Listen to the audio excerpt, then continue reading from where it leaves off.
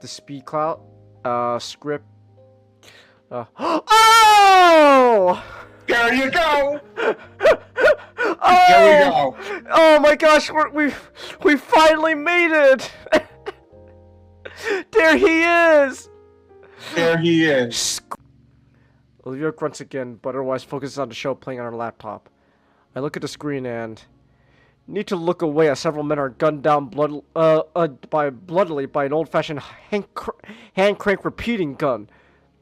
Oh my god, is Inko fucking sensitive to violence? Gosh, What is a pussy in this I timeline? know! Holy shit!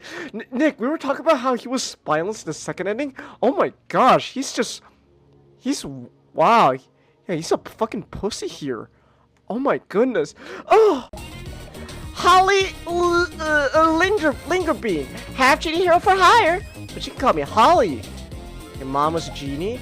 That's right. My dad was a stage magician, so I'm more magical than any other half genie by far. These don't work that way. It's true. She stole my nose and removed her own thumb while I watched. Oh. So the townspeople are just stupid.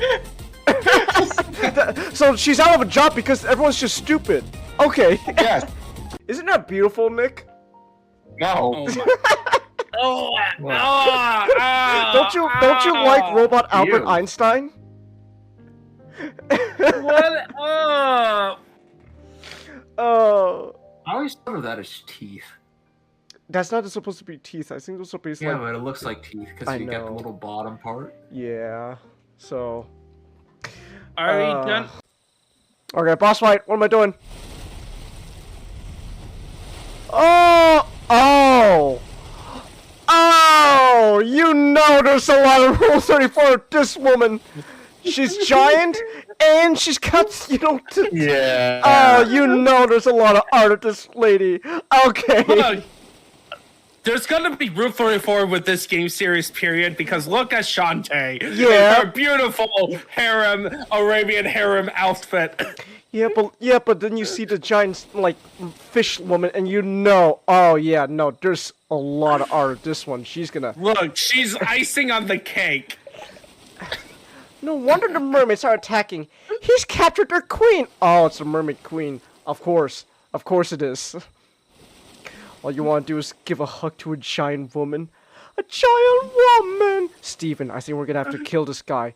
Damn. Fake happy attitude trying to get his attention is annoying. Stop it. I just want to have a good night with Damien. If it matters so much, why don't you get a room already? In fact, get two, so you can suck him off in one and I'm over if you're so fucking thirsty. Wow.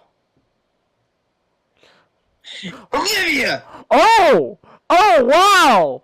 I think this is the first time I've ever seen Damien actually mad, man. Holy shit. Wow. I'm over the edge of the paper! Ha ha ha ha ha. Meta joke. Ha ha ha.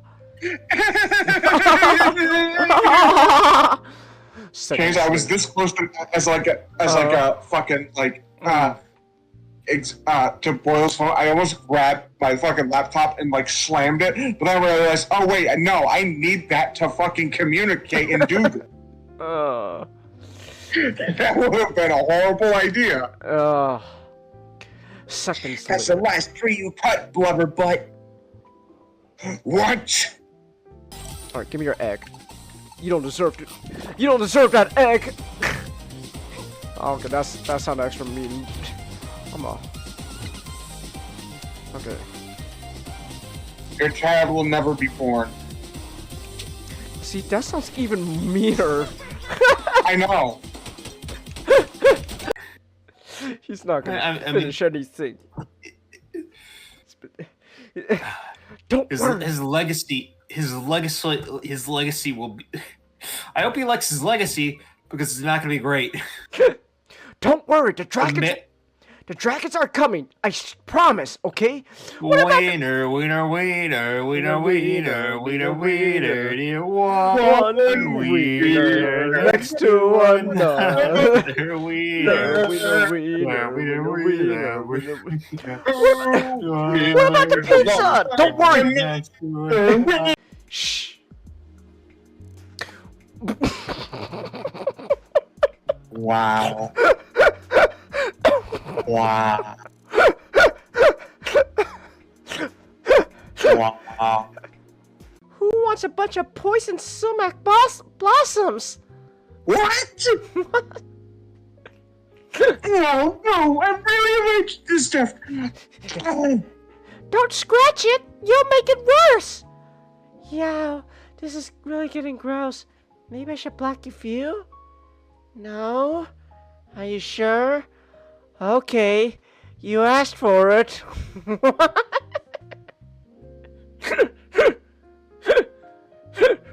Oh. Oh, I don't feel very good. Swollen Sonic. By the way, that's a real Sonic character, by the way. You know what I think of every time I see the slime girl, Nick? Oh my gosh, it's the blob! Look out! It's right behind you! I'll save you! I'll save you! You get my vision, slime lady best friend. How did you get... Chelsea, how did you get a Family Guy joke and make it about slime girl hentai? Is there something you want to tell me, Chelsea? Chelsea, you want to tell me something? Eat needle burgers, pepperoni needle pizza, chicken needle soup. Oh, for crying out loud! It has nothing to always do with needles. You know. Here you go, some delicious berries from the needleberry.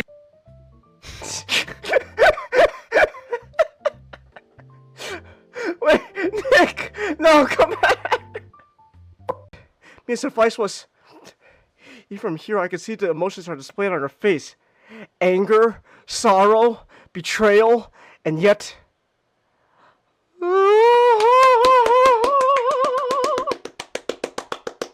Oh. Gosh.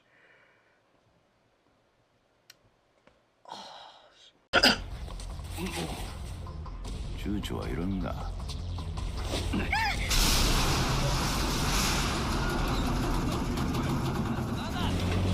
Oh, let's go! Our load shark is forklift certified! Hell yeah! てめえら生命保険もかけてねえ人間勝手に殺すんじゃねえよ Let's go!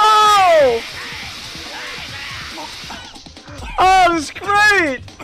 おいシャダ逃げるぞおい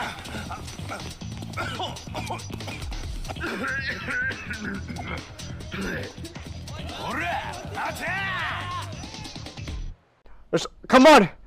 Okay, there's only one thing left to do! The message is clear. Hug me, Gator Girl, won't work this all out. It's happening! The message goes ignored as she tries to maneuver around me. I step in her way and lean closer, my hands finally landing on her. It's animated! Oh my gosh!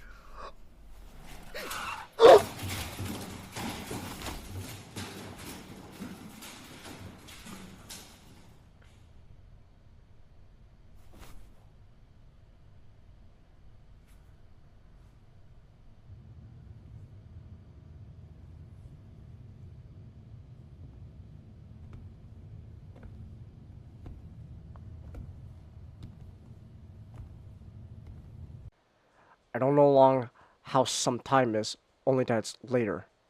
I'm not in the convention center anymore. I haven't been in ages. She's still alive! Oh my gosh, I was right! Oh my gosh!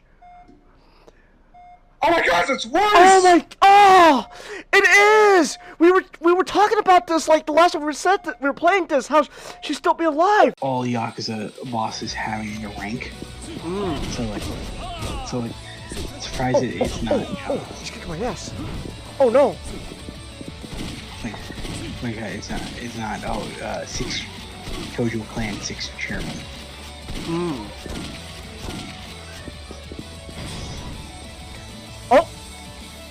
Oh, let's go! Gun!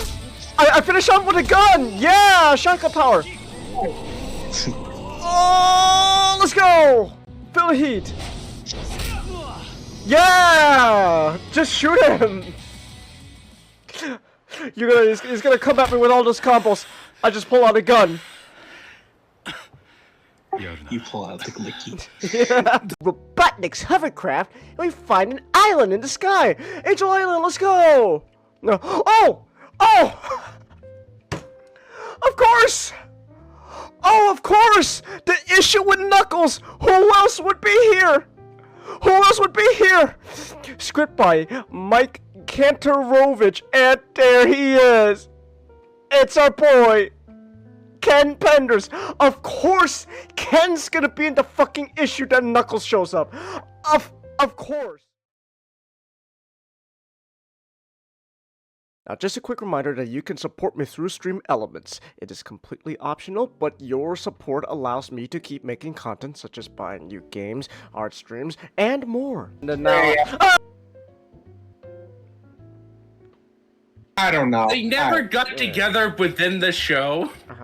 Oh, I know that. Hold on, wait, not Zero. Just screwed up the system. I gotta change everyone's PNG size. We're doing live! Just wait till everybody shows up. Wait, this is my fault. I forgot to apply the new PNG. Oh. It's alright, I got a question. Okay. We'll do it live! We'll do it live! Fuck it! I have a question. Do you know of any good places where I can find a good place to play Alien vs. Predator, the arcade game?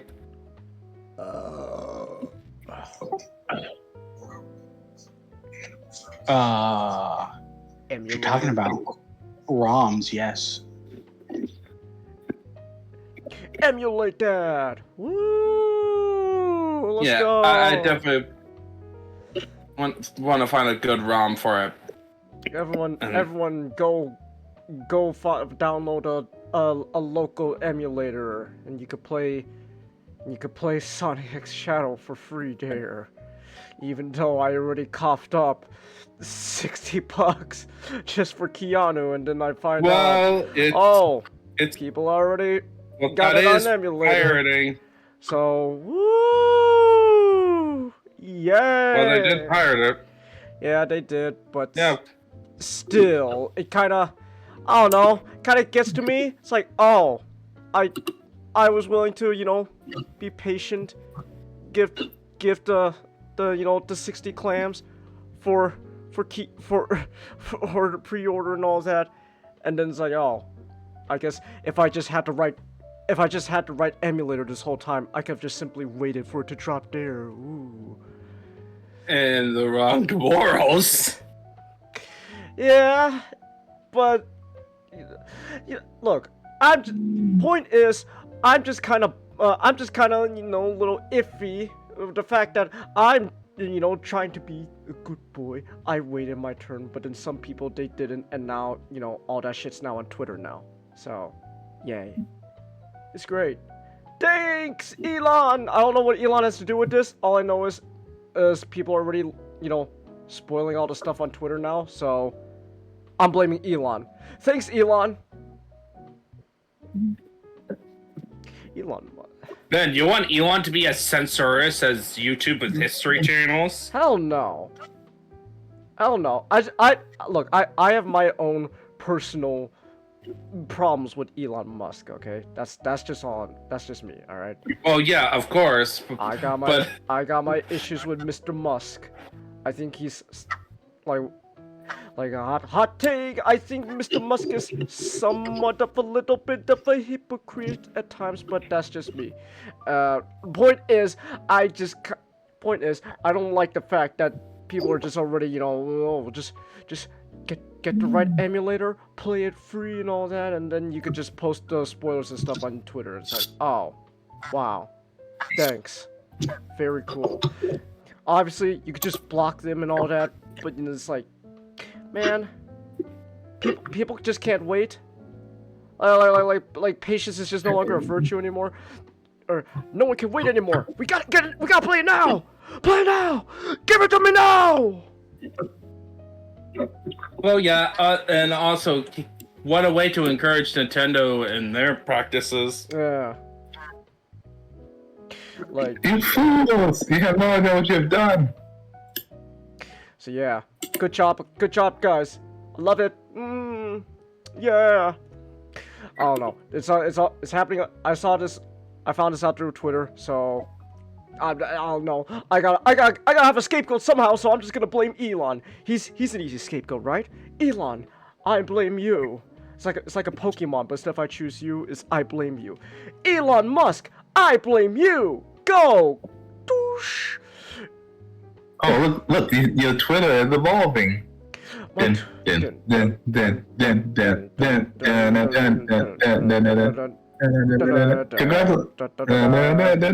Congratulations!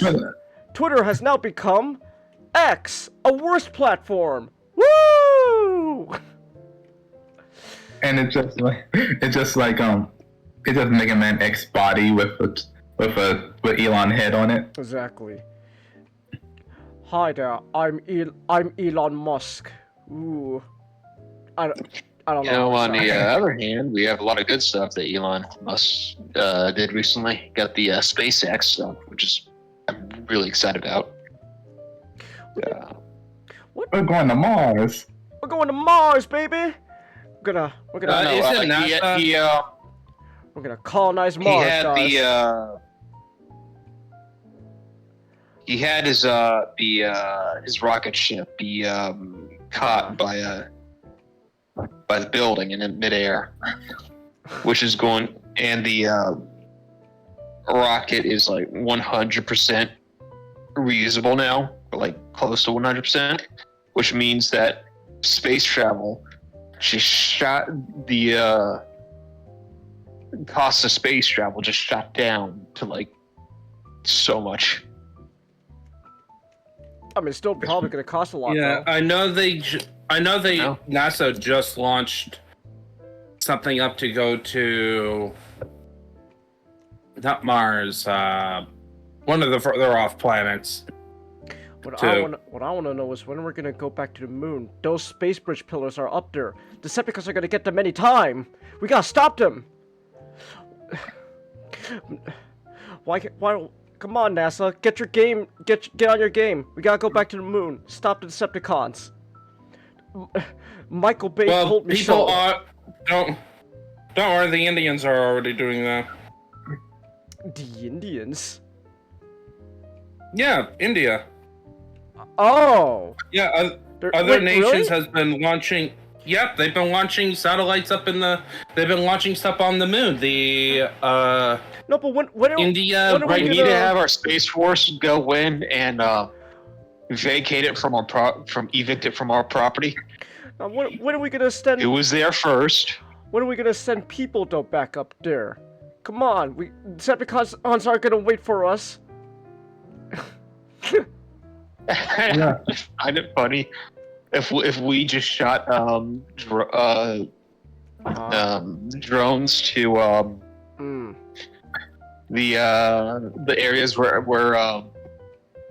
other nations' rovers are on the moon, just to destroy the You want us rovers. to drone strike other nations on the moon? What are you? Or on our property. It was our flag on there in the first place. Are you?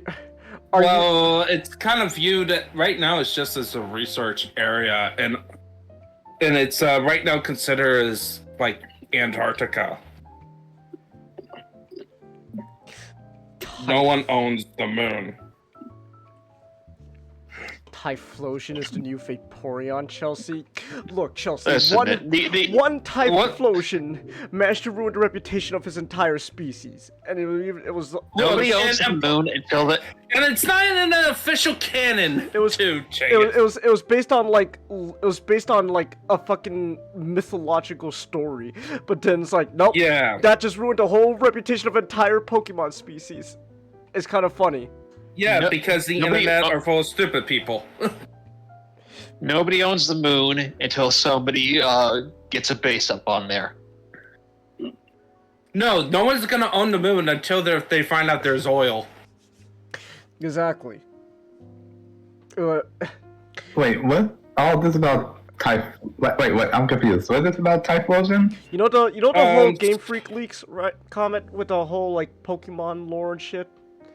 They're like, you know, like there's some like non-canon like lore they wrote, which is all based off like mythology stuff, and then basically one of them was like a story of a Typhlosion doing something with a little girl against her consent. It's not canon, but then that one little mythological story ruined the whole entire reputation of its species. It's wonderful. It's actually pretty funny. It's like I remember I saw this memes it's like an old Typhlosion with like a walker, and it's just younger Typhlosion like, what the fuck, Grandpa? What the hell was that for? Huh? What'd you say, Sonny?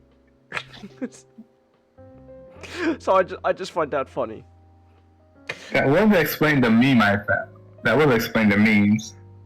Yeah. I mean, Yeah. Because I thought that was the one meme I saw, like, you know that hanging meme? Hanging me? Like the one where it's like, you know, like first time. Oh, yeah, first time. Yeah, it's like it's Vaporeon saying first time. Yeah, Vaporeon. The whole copy pasta. Ooh. I'm worried. Sometimes I worry about the Pokemon fandom. I haven't paid attention to it's Pokemon. it's also the normies. Normies? What do you have against normies? Are you racist, Nijato? Oh my gosh, Nijato's racist towards normies. No, he's not racist. He's a gatekeeper. I can't believe it. Nijato's racist towards normies. Nick, we gotta get out of here. I watch Monster High. I will not tolerate racism. Next thing you know, you're gonna fucking publicly execute one of us here. Gosh. If you haven't guessed yet, that movie was surprisingly fucking fun. That was really fun. Oh my gosh. Where's Cal? I hope he pops up later. I tried calling him earlier. I didn't get an answer. He's the one who paid us to watch it. So. What's it called? Monster High? Why would I execute you when I could just send you to the camps?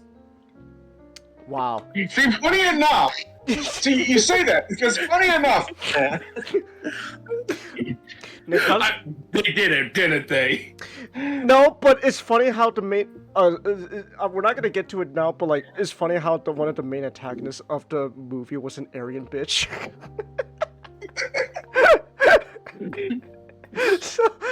Look, it's clear propaganda, okay? It is propaganda. It's propaganda. It's propaganda.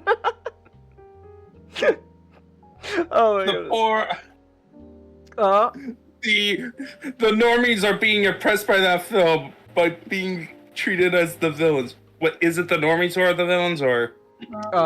No. The Monster High surprisingly took a nuanced take where it said both sides are equally shit. So. Well, anyways, are you a normie for liking Pokemon, Chelsea? No. Yes. No, not Yes. that type of normie. No, you gotta understand. Normies are the people who calls everything a transformer. Normies are the ones who don't care about Whoa. any franchises. I have how many toys of that red and blue robot that turns into a truck? Is that a Gundam? No. Or they do say it's a Gundam, but they call every mobile suit a Gundam. Even though you explain to them multiple times, the term is mobile suit. Whoa! It's another Gundam from the 1 Year War that just dies and never gets brought up ever again. Woo! Isn't that Like the Lightning Zaku? the what? The Lightning Zaku? Comet, I didn't actually mean for you to start bringing up 1 Year War mobile suits that never get to be brought up ever again, because now you're gonna make me kind of. I wouldn't say angry, but let's just say I'm not a particularly Like the Atlas Gundam? Atlas Gundam.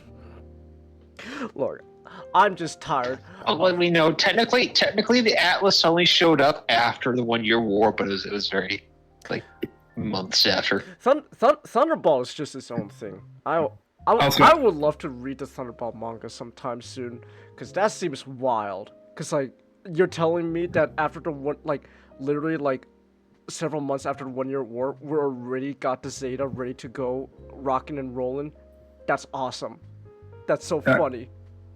I wish they made another Gunderbolt. I said Gunderbolt. You said gun? Yeah. Thunderbolt anime. Oh man, my favorite anime, Gundam Gunderbolt. Alright, Comet, you're saying? Oh no, I was saying. Sorry, I used the wrong name. You saw this. It's called the Zaku Speed. You know, you saw it way back. The Zaku It's that- Speed? It's the Transformer mobile suit that appeared in the 1 Year War. Why do we have transforming mobile suits in the 1 Year War? That's stupid. Fuck that. No, fuck that. That's stupid. That's dumb. That's dumb. We are creatively bankrupt. That is very dumb. I will choose to ignore that shit comment. Don't ever bring that shit up again. Until it's relevant when we get to the topic. Okay. I won't also bring up the Gundam GT4. Fuck it. We'll get to that. Well, we could talk about all the 1 Year War suits that just miraculously disappeared when we get to that topic. But, I'll bring up a list. Oh my gosh, no, don't. I actually don't want you to. Please, I'm not strong enough. Please, I'm not strong enough. Plus we got like 6 topics to go to tonight. We already spent like almost 30 minutes just talking about normies and shit. We need to get this show on a roll. So. Okay, let's go. We're gonna get the show on a roll. So. All right. So real quick. All right, kind of. On a real quick, just real quick reminder as usual. Convention fund goal. Big number, I know. We got 5 months, but we could do it. We could get to reach that number in 5 months. I believe we can. And then again, we're gonna make content out of that whole experience. So there we go. Also, we are accepting donation for reviews and stuff that we will talk about on the podcast, like the last topic of tonight.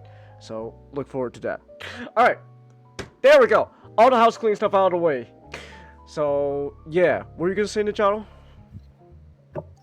Oh, I was just gonna make a pun up with puppets. What's wrong with puppets? What do puppets ever do to you? Nothing actually. They are very nice until cynicism takes over. Cynicism? Is that how you describe this game? Cynicism? No, actually, this is a awesome game. So okay. So the basic premise, all right, just for people to get up to speed, is that it takes place in an alternate world. Okay. Like, where you have like a modern city. This is like late 80s, early 90s. All right. Oh, okay. And the game begins with a news broadcast of like an interview that gets interrupted by this defunct show called My Friendly Neighborhood. And you are a repair guy, a handyman, who got tasked by your company to go to this tower to turn off the antenna. And their main character, Gordon, is a very soured individual. Oh. All right. Like if he had one more screw up, he's gonna get fired. Type thing. Not very pleasant to be around, like that type of person. Well, so he goes in to like turn off the power, and all of a sudden, a puppet shows up, and it's suddenly the voice of Aro. Aro, the YouTuber. Speaks. And yes, he voices this character named Ricky, and he does like an intro as if it's the beginning of the show, and then you get a key card, and then you find out quickly that the puppets are alive and walking. Ooh. And they're insane, and they want to push you to death. Oh, that's lovely. Yeah, and also they are quoting like lines from their show while they're insane. Like they are insane. Oh, okay.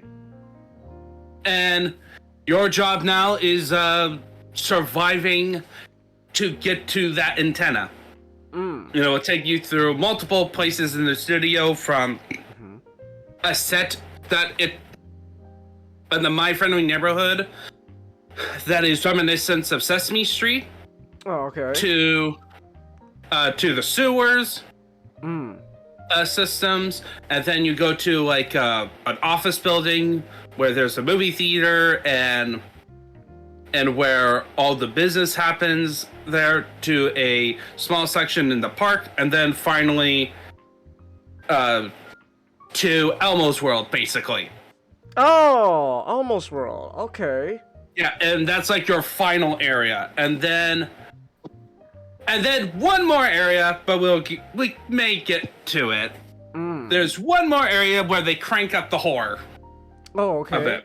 They crank up the horror. All right. Yeah. So this game, and then what do you do in the gameplay? Well, you have a gun, which is not a regular gun. It's a letter gun. It's letter gun. It's like It's F. It's F for fuck you. Press F. it's like Stenographer, I think it's called. Remember to. No, it's based. It's essentially it's a gun that allows you to shoot letters onto the wall. Okay. Yeah, it's called the Stenographer. All right. So you shoot letters. That's your arsenal. Yep, you shoot letters, and you got a wrench, and at some point you get. You will be finding a shotgun that just shoots rolls of paper. Okay. Letters. And there's no blood in this game. All right. Like the intention of the game was to bring back the classic horror. Oh, okay. And the way they do it is that you have guns, but you have limited ammo throughout the entire game. There is a limit.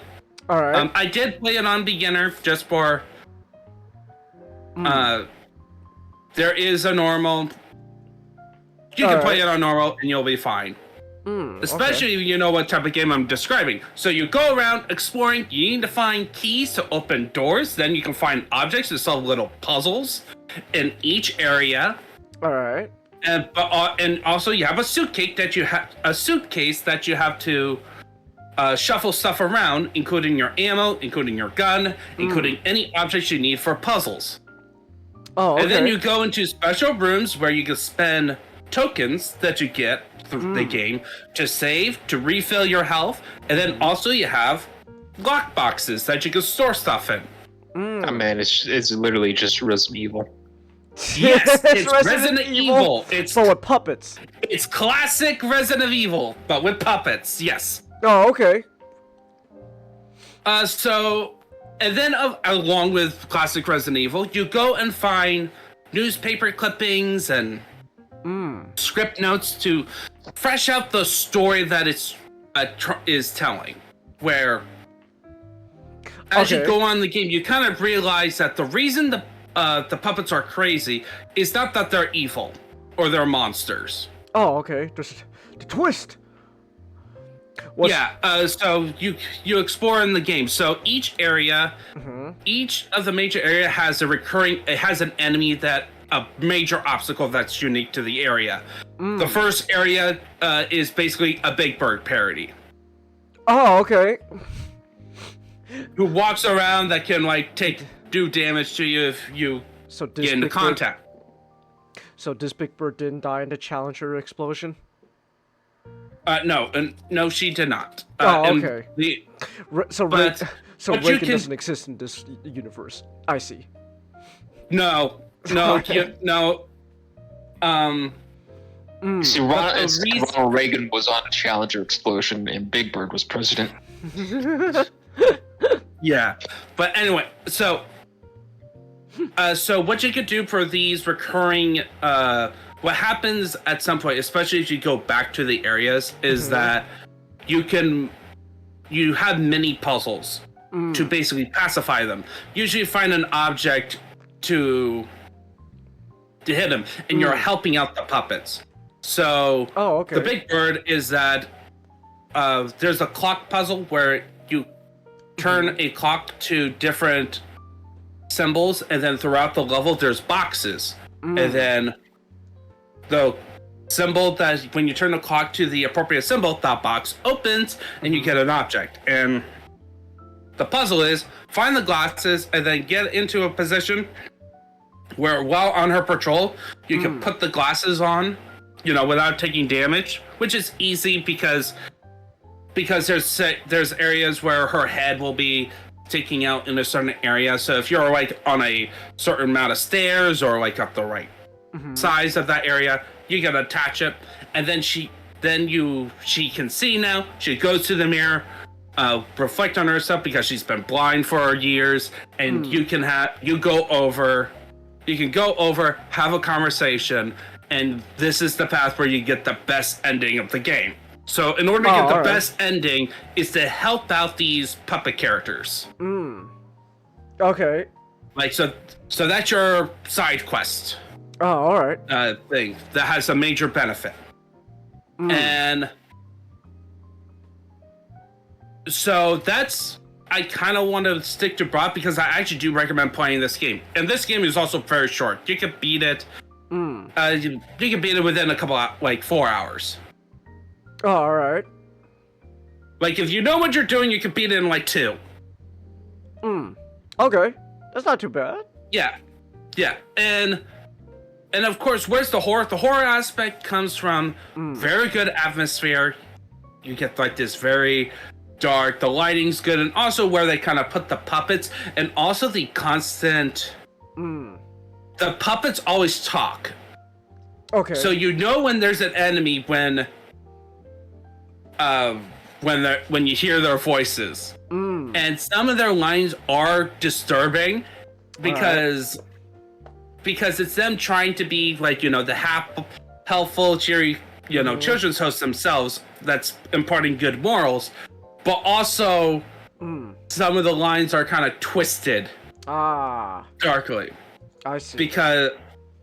So what you find out in the clippings that you find, the story is that My Friendly Neighborhood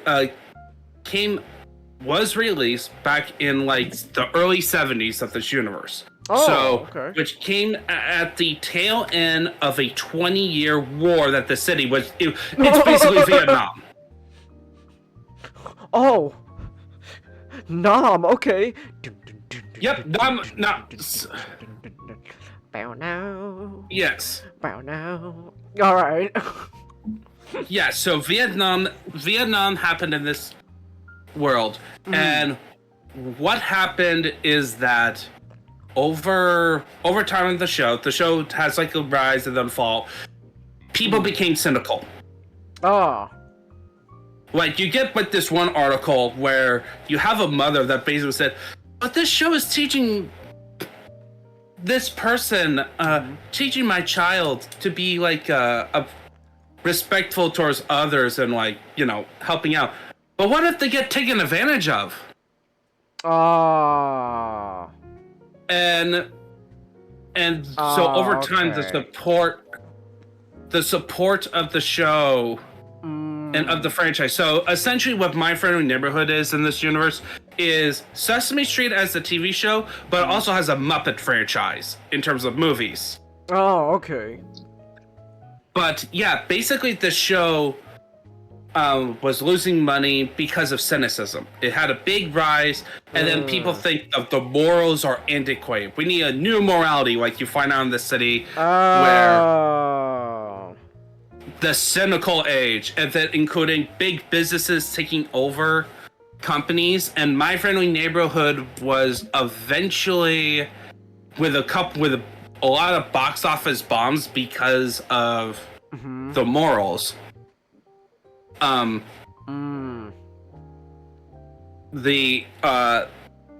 the company that ended up owning My Friendly Neighborhood turned off the season and took over the studio, basically left it abandoned. Okay. So the thing about this universe, that the only lore inconsistency you can say is that, or it could, where you have the puppets treated as a real thing. Like they're real beings, because you get that impression in the sewer level, but it could be me not understanding it or me misreading it, but there was an implied that there was voice actors for some of the characters in one of the clippings, so it could be me misunderstanding. But what happened is that studio shut down, all the humans left, including the staff that was maintaining the building. So the puppets didn't know what to do. So you find out at the end, when you finally turn off the power, lightning strikes and you fall down to the very bottom of the facility. You were safe because of garbage. Oh, okay. So you're safe. Unfortunately, you went to the ultra basement, where you learned that what the puppets did, they turned on TV to figure out why people were not watching their program. And what you learn, what happened is that as people were not watching My Friendly Neighborhood, they were showing their kids the cynical, more darker programming. Alright. Adult stuff. A bit more adult TV. And they were horrified. Because they were never actually shown TV before the studio got shut down, because it was a part that they were easily influenced. And what happened was that some of them got traumatized pretty hard at learning the news, learning about the war, and learning about everything. And so that's why they were kind of pushing you as the character, and they're basically having a big psychotic breakdown. Because they were abandoned essentially. Okay. And it's not their fault. The other half grew teeth and became zombies. Oh. They went ultra insane. Oh, okay. Let's go. Just as I feared, gentlemen. Zombies. Yeah, and so those puppets were in the sub-basement, dubbed the Unfriendly Neighborhood. Huh. I get it. They're unfriendly. And what had happened, so what happens once you beat the game, finish that segment, you do unlock a horde mode. Oh, there's a horde mode. Okay. Yeah, but you unlock it after the campaign. But at the end of the game, Gordon, which, by the way, Gordon is actually a reference to Sesame Street. Oh, okay. One of the human characters, you know how Sesame Street has a human character that helps? Gordon is actually the name of one of the characters. Oh, okay. During a time when I was growing up.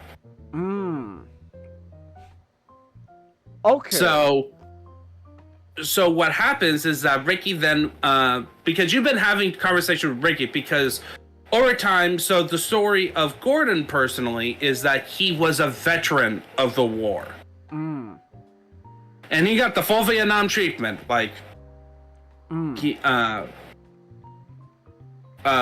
he returned home, he left home as a hero, returned home as a war criminal.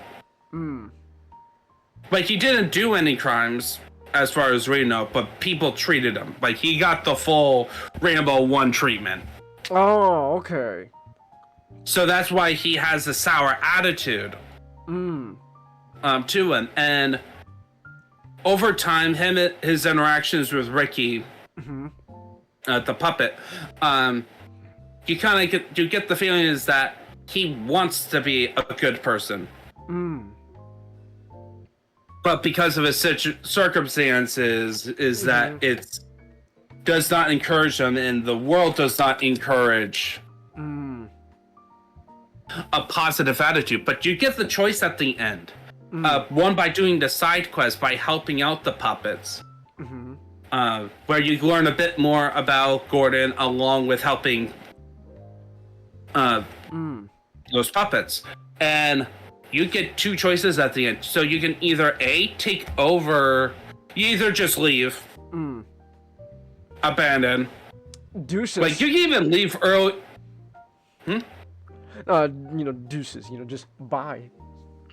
Yeah, it's like, I'm not dealing with you anymore. Heck, you can even do it early in the game and Gordon gets fired, so. Oh, okay. Yeah, you can just do, okay, I'm out. Okay. So you could do that. You could do, I'm not playing this game ending. But the good ending really depends if you did all the side quests. You either have Gordon attempts and fails to get the show renewed, or if you helped out, Gordon ends up getting fired from his job, but he manages to have My Friendly Neighborhood be shown on a later time slot, but then be on all 3 channels for an entire new season. So, like, that's the whole plot. Everything to talk about. This is just a fun game and a really heartwarming story about overcoming personal cynicism.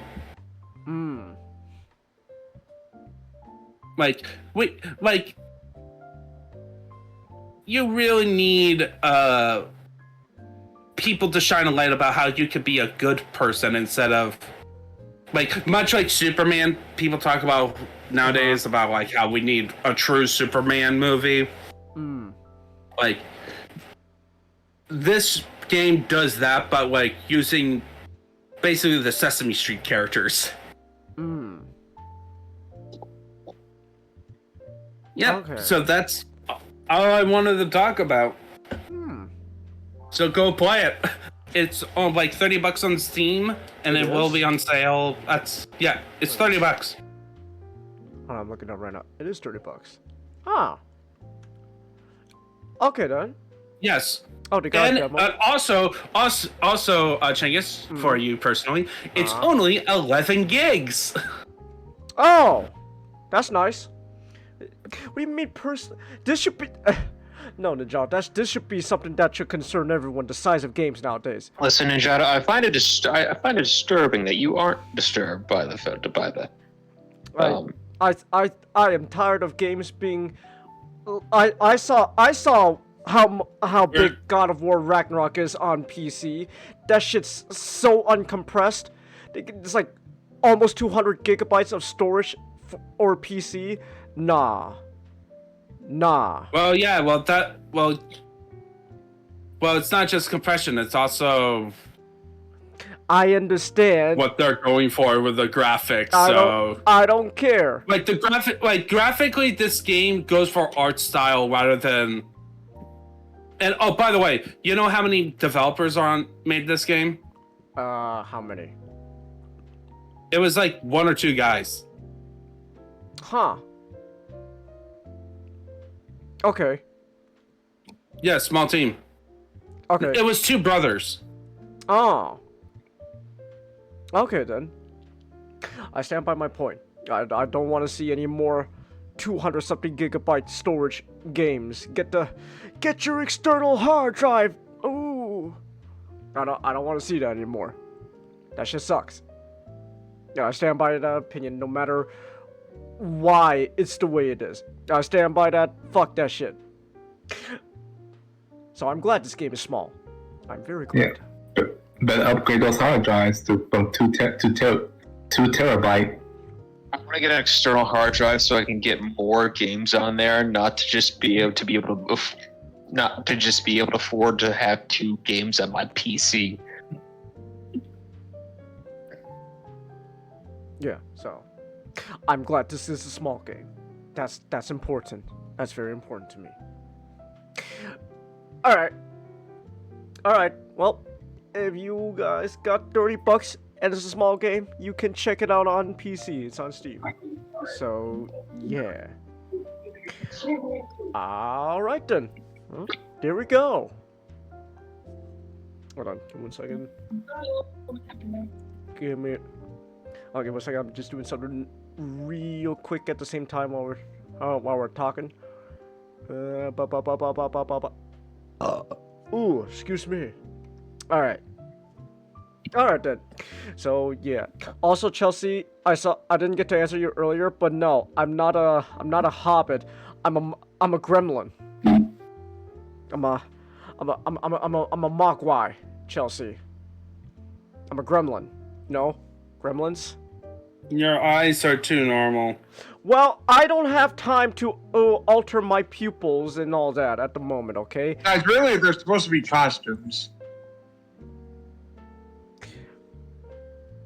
Well, I didn't have time. It was a rush job. You're gonna have to deal with it. All right. Anyways, Says the book size, the size. They're supposed to be more like costumes than like we're actually, the thing. all right. Yeah. So. Yeah. it's why he not just has his head like a goldfish bowl. Yeah. All right. So, with that said, then. Is he not becoming one of the presidents in Futurama? No, he's a goldfish in a No, bowl. he's a goldfish in a bowl. That's not Richard Nixon at the moment. So he's the fish guy from Chicken Little. Sort of. I see it more as like a reference to Sandy in the SpongeBob, in like the Halloween SpongeBob episode. In general, it's just I wanted it to be a goldfish. What are you supposed to be? I'm a goldfish. Squid, the silence from Squidward. It's great. Oh my goodness. All right. Let's All right. So Yeah. RahXephon. Yeah. What is this matchstick? It was a fun anime. Is it like a mecha? Yeah. Okay. RahXephon is it was made back in the 2000s and is primarily inspired by, it's kind of like a reconstruction of Evangelion combined with Brave Raiden. Oh, right on. Okay. I don't know crap about Brave Raiden. Isn't that So I cannot. I've heard that. I heard that it takes a lot from Brave Raiden, but I don't know anything about Brave Raiden. So this will be the only comment about that. So that's one of like those old like super robot animes? Was it? yeah. 70s one, I think. Wasn't that another Tomino robot anime? No, he worked on it. But Oh, he worked on it. Okay. Hey, Probably not enough death. Probably not enough death in the anime to consider it a Tomino work. Yeah, but Brave Raiden was used for Shogun Warriors. Remember? Oh yeah, Shogun Warriors. Yeah. That was the thing. But this is made by Studio Bones, so the animation is I think it's pretty average for the time, but the art design is really unique. Here. Yeah, I can see the mech. The mech looks like an angel, like a literal. Yeah. Here's it takes from Raiden, from the fact that I'll be back. All right. the robot is not entirely mechanical. I'm gonna just be honest with you guys. It's a golem. Oh. Oh, okay. Oh. Huh. Yeah. Yeah. Okay. Interesting. Oh. Alright. So they're golems. So what's the Yeah. It's the backstory is a bit.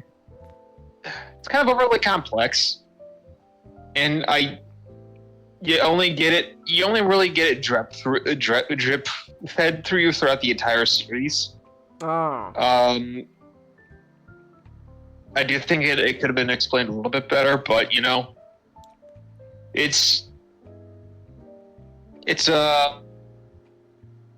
not the worst thing in the world.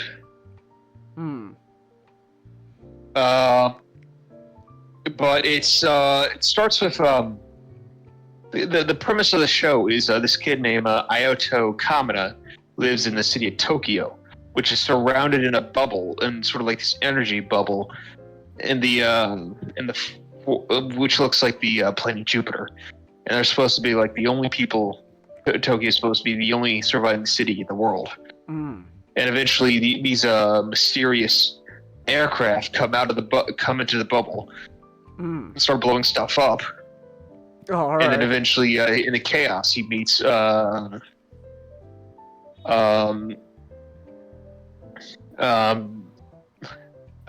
woman named Haruka, who is just Misato.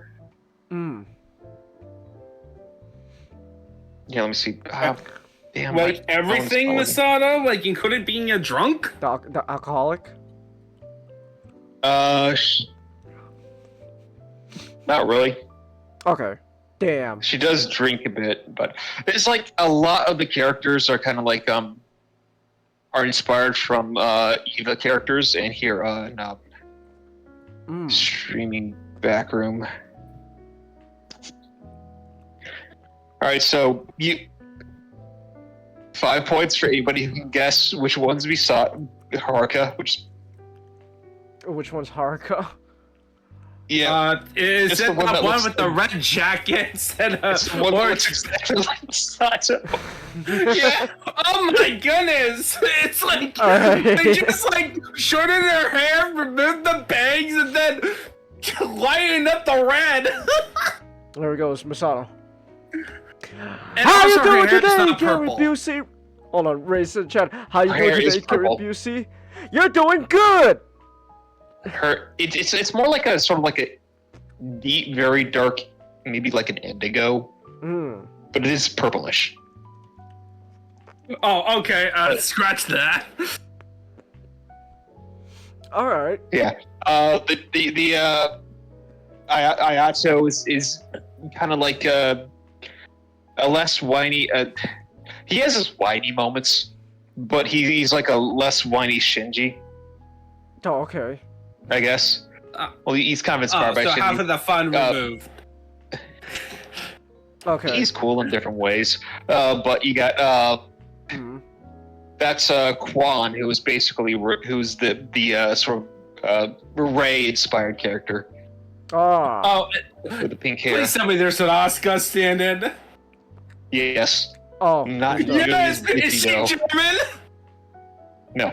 No? Damn. Ah. 0 out of 10. It's the Masato stand-in's little sister. Oh, okay. Oh no. And okay, here's. I'm sorry. No, continue. Which one does he is attracted to? The main character. They kind of do a will you won't. But they kind of split it up between like a few different characters throughout this series. But he does definitively end up with one of them by the end. Oh, okay. All Oh, right. so they found her. So they actually resolved the harem problem. Okay. The harem problem has been resolved. All right. Order restored. At last, there is no more harem. We've won. All right. I do think it is the funniest one that they could have chosen. But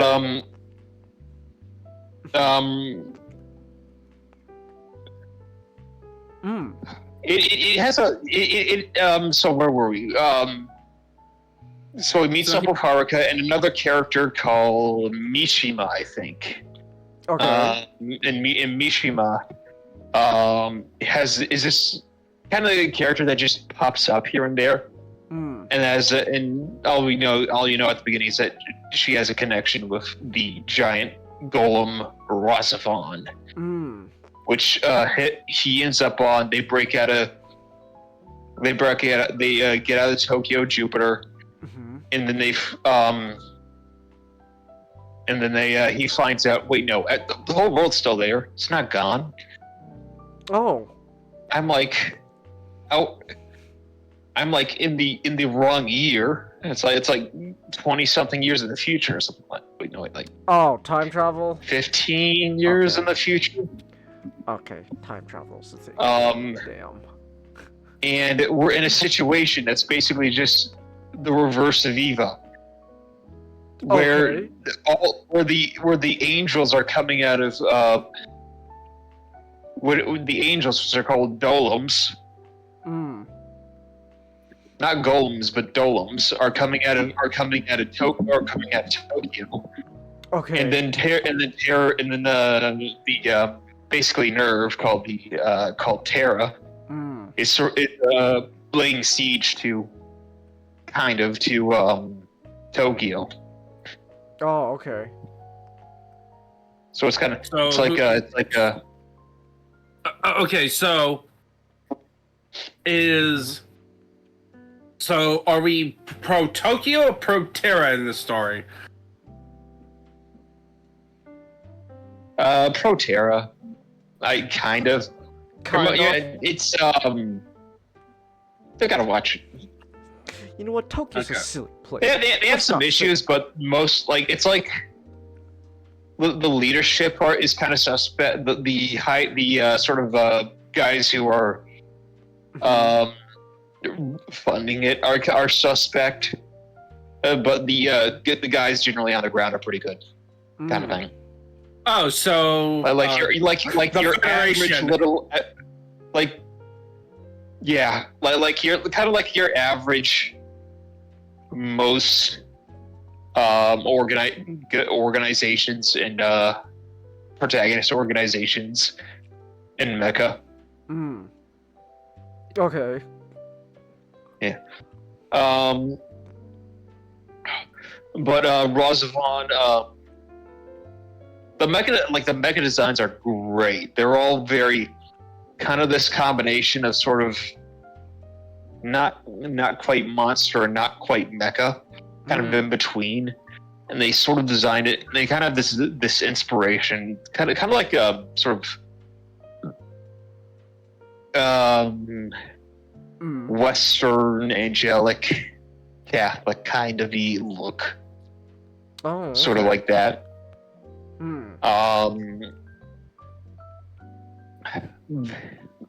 It's really quite unique. The characters are all fun. Like you got a favorite character?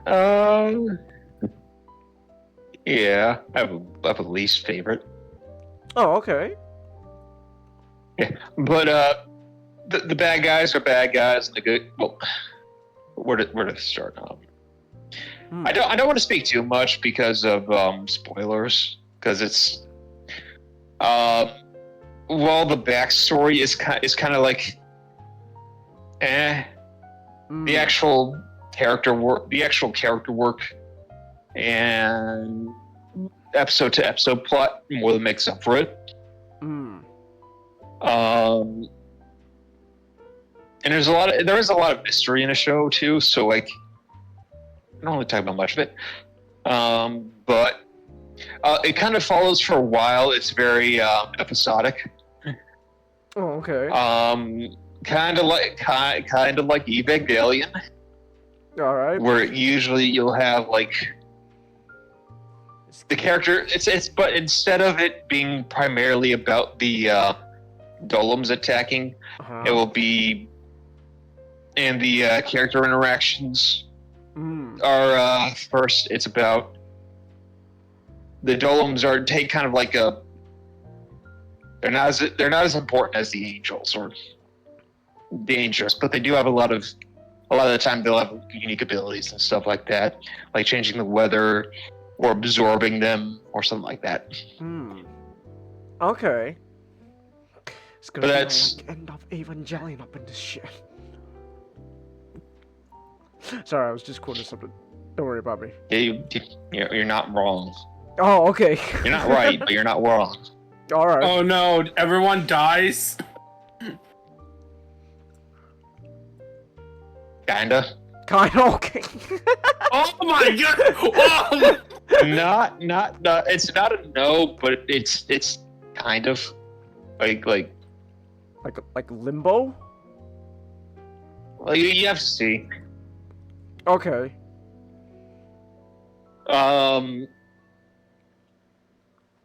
But they if you do watch it, you'll pick up on a lot of the Evangelion stuff immediately, and you'll be like, from what I know, like websites just like dedicated to the comparisons between Eva and RahXephon. Oh, all right. Yeah, okay. I'm assuming there'd be websites that'd be able to have like comparisons between that and Brave Rider, but I haven't seen Brave Rider, so I wouldn't know. The music is I can't. The music is pretty alright. The opening track is very good. It has Yoko Kanno in it, so Touch of Midas. It's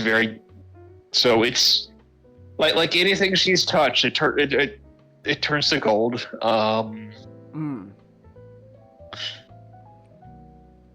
What else could I talk about? What about the how's the I do think. how's like the action? Continue. Like the Oh, golem, it's the very golem good. match. It's kind of like the average mecha action from the that era of the early 2000s, late 90s, early 2000s. It's nothing special, but it is, comparing it to modern stuff, it's leagues above that. But it's kind of average for at least Studio Bones. The themes are very optimistic and very sort of like kind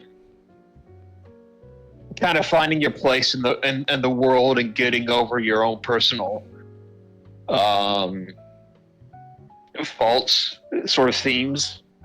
Okay. Unlike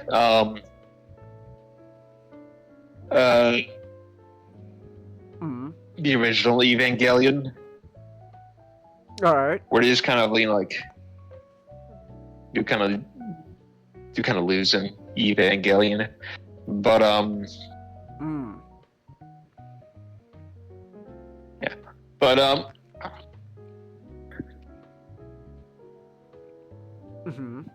I do like it. It's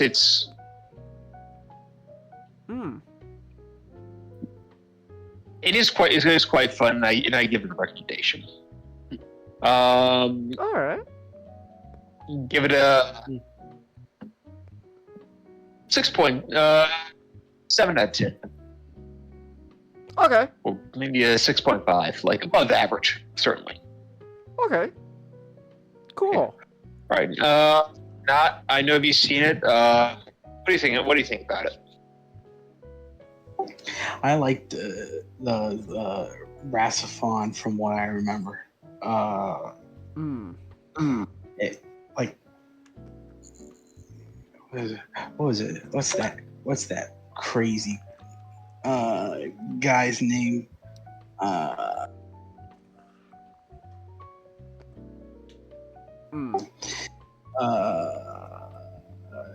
Yutaka Izubuchi. He was part of Headgear, so he was closely involved in Pat labor. Like he was so he's one of Mamoru Oshii's closest friends. And he set out to do RahXephon. All right. Set out to do RahXephon because he wanted to create something unique for the industry. Well, at the same time, kind of bringing back that the familiarness of 70s and 80s shows like Riding the Brave.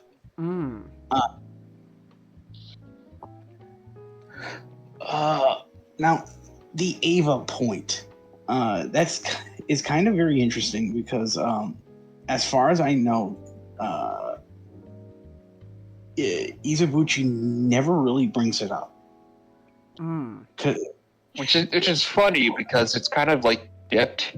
The entire series is kind of dipped in evenness. It seems like the Eva comparisons have all came from, because even Japanese reviewers never really mentioned Eva. It kind of came out of a lot of American publications. To be fair, isn't like never mind. Eva was a big thing in Japan. Yeah, Eva was a big thing in Japan. So like, I was like, Eva was like one of those things that was just big in the states. But I was like, no, Eva was pretty big in Japan too. So they would be. I think we got RahXephon. Like, I'm trying to remember. I think we got RahXephon like 2004, 2003. Yeah, I think it was 2000. I think it was like 2004. Like, so Evangelion came out came to the States not too long ago. So it kind of seems like there is the sense of there is a sense of familiarity bias. Oh, okay. Because a lot of funny you mentioned the music, Matchstick. A lot of RahXephon, like kind of the main idea behind RahXephon was its music. It was sort of the idea of music playing its part to shape the world. Ooh. So like that's why it is fun. Like a lot of the music from what I remember in the show, it was a mixture of a lot of things. Not only just rock, but like ambience and jazz and like a lot of piano works. Like, creating this very very wide net of influences to bring in music in general, and also like a lot of the elements in the show are also references to music, like the doilums. The doilums are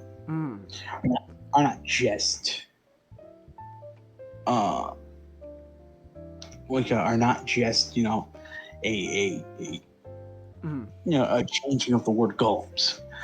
They're intentionally Doing music reference? Well, it's intentionally the do re mi. Okay. Huh. And a lot of the mechs themselves are named after musical notions. So like Allegretto, falsetto. Okay. I wonder if it's called the RahXephon. It's probably not right, but I wonder if it's called the RahXephon because do, re, mi, ra.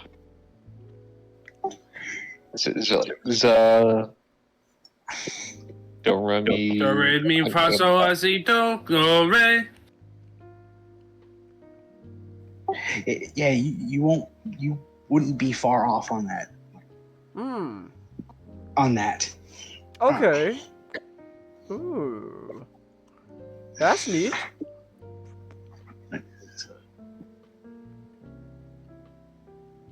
So, Hmm. and like Matchstick, I kind of struggle comprehending the show Ah. because it is like it's not a show that is like completely oblique. Hmm. Where it's kind of lost in translation. Mhm. It's a show that really encourages you to try to Hmm. like it really encourages you to take something away from it. Hmm. I came away from it confused. And yeah, that is something. The one thing I do want to mention, the movie, which I didn't get to see yet. Oh, there's a movie. I haven't seen it either. It is essentially an adaptation. So okay. Okay, I wonder if is it like Escaflowne the movie? sort of. Sort of. Yeah, like it is. It is sort of like Escaflowne, or it is telling the plot of the show in the form of a movie. But remixing it. Hmm. Like in fact they kind of the director kind of said, oh, this isn't just like, this isn't just it's a new set, it's an encore, to bring it back to the musical. Oh, okay. Hmm. So it's not a replacement as much as it is just It's supplemental. supplemental. Yeah. Okay. Yeah, but I wonder if the but Mm-hmm. like it does seem very. Oh, that was good. What was I saying? What are you trying to say? I forgot it. Okay.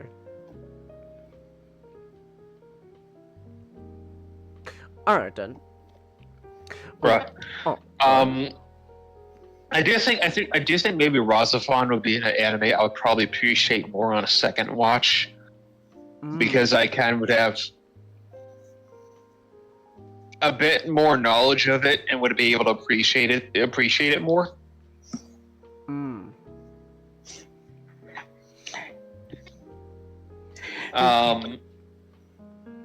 No, you're just gonna say.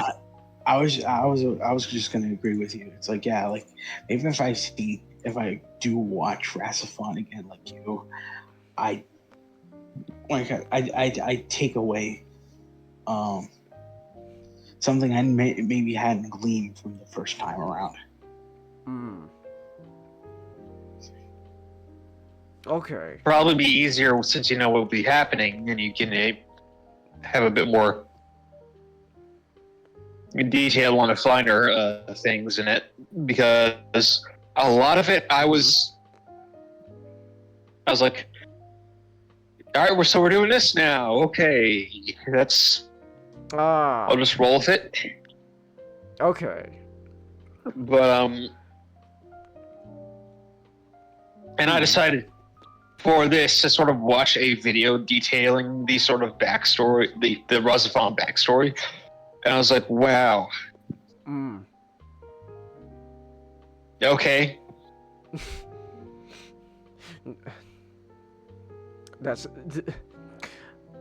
was so like watching it, like is the reaction just, well, that just happened? Is that what's going on? It's like, oh. It's at points. I'm generally like that, but I did like the I did like the character work in this. I think it was quite good.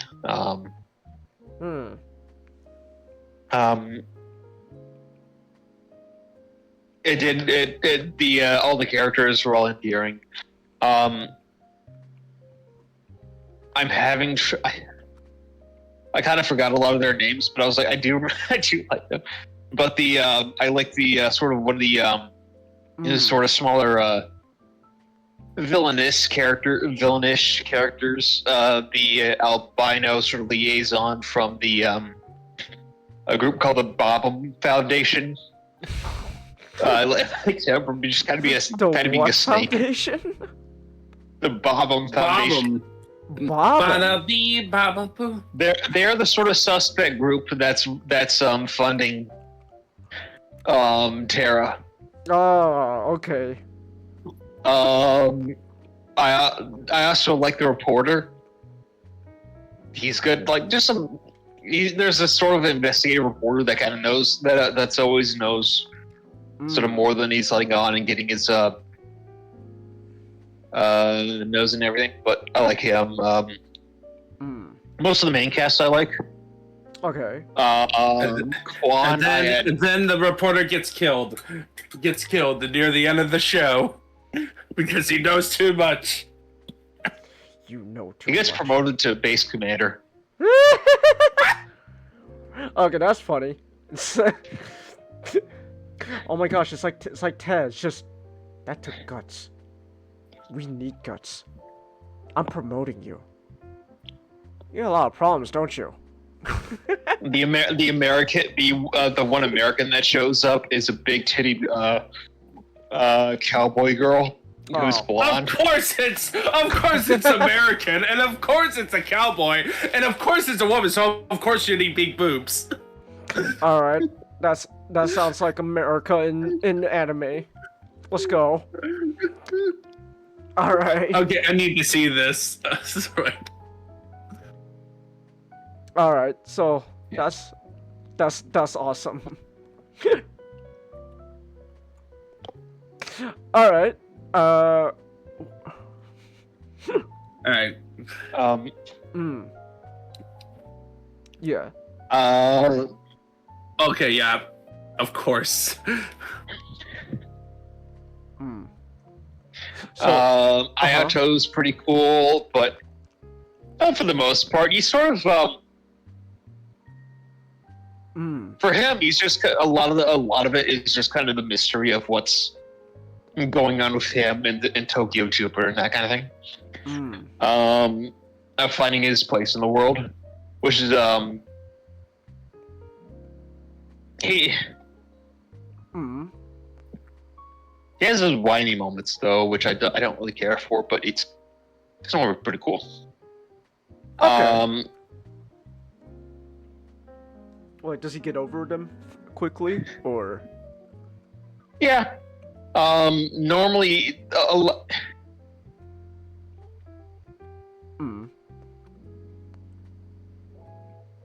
of the time he has an upbeat attitude, sort of upbeat attitude when he's people he's trust, but when he's with on good terms with people, but he's just kind of an asshole to be. Just like kind of like a.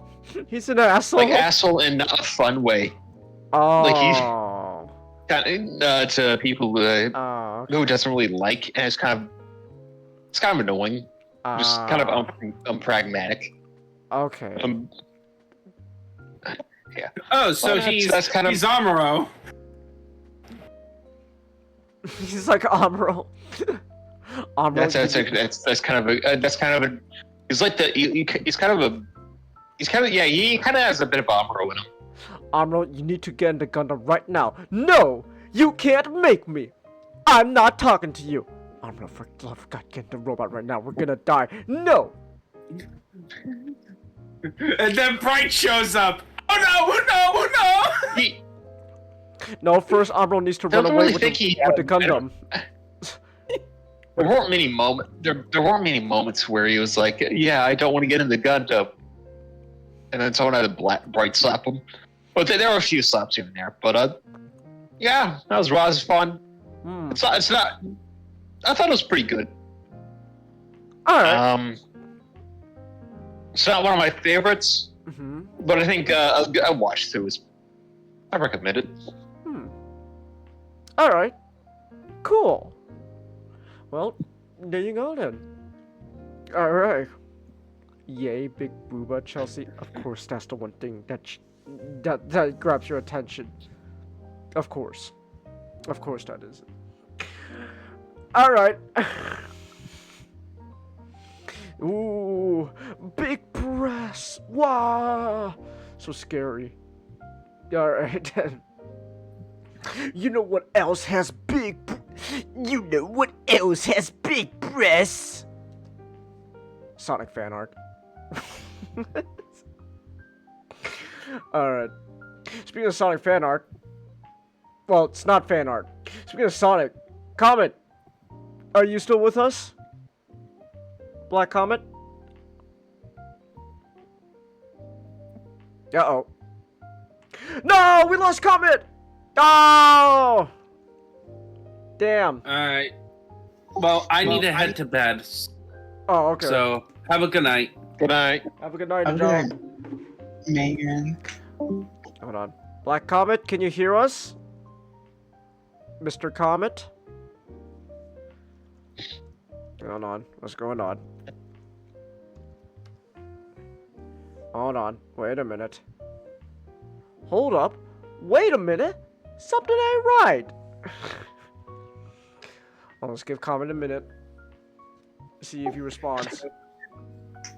While we wait for comment, let me tell the audience and you guys a story. So, I yesterday I finally got the chance to watch Terrifier 3. I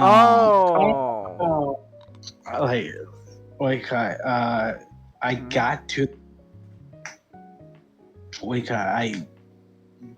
I got to the I got inside, the theater. I was, sitting down, relaxing, chillaxing, as it were.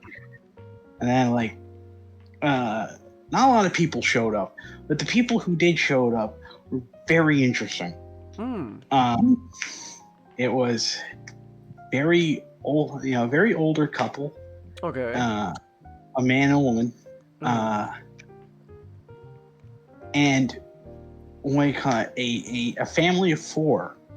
Huh. How young were the kids? Okay. Of course. Watch Terrifier 3. Good for the kids. Good for the kids, for the children. Yeah. You could take them to watch, a more appropriate movie. But yeah, let's take them to watch. Let's take Transformers and the Wild Robot are right there. But yeah, let's take them to watch Terrifier 3. You get the moment. I don't know what Terrifier 3 is, but you get the gruesome kill, and the baby goes like. You get the liquid nitrogen. The liquid nitrogen scene, and then the children both in the back just clap. They clapped when they saw it. All right, so that's. I'm like, look, I was thinking to myself, one of these two groups, they're probably gonna leave until they realize what movie this is. Actually, the entire movie, no one left. That's beautiful. And Terrifier 3, has a lot of squeamish moments. So I'm surprised no one just up and left. All right. So. I'm gonna have some technical difficulties. Oh, Comet, you're alive. Yeah. Oh, hold on. I want to wait for. I want to let Nod finish his story. So there's just a family of four, and this all like no one leaves. They're just there. Okay. Oh. That's it. Like did the kids at least clap? The kids did not clap. That Oh. would have been amazing. They were having a good time though. That much I knew. Mm. I just found it incredibly weird. Mm. It was like stepping through the Twilight Zone. All right. What about the elderly couple that were watching? Did they clap? No. No. I almost didn't like. If I didn't see them, walking inside the theater, Mm. I would have I would have completely not even recognized they were there. They were just Wow. having the just relaxed watching the movie where this clown does Mortal Kombat fatalities on people. Wow. Was the movie at least good? Yeah, it was really good. Oh, okay. Better than Joker 2? Yeah, so way better than Joker 2. Oh, okay. That's nice to know.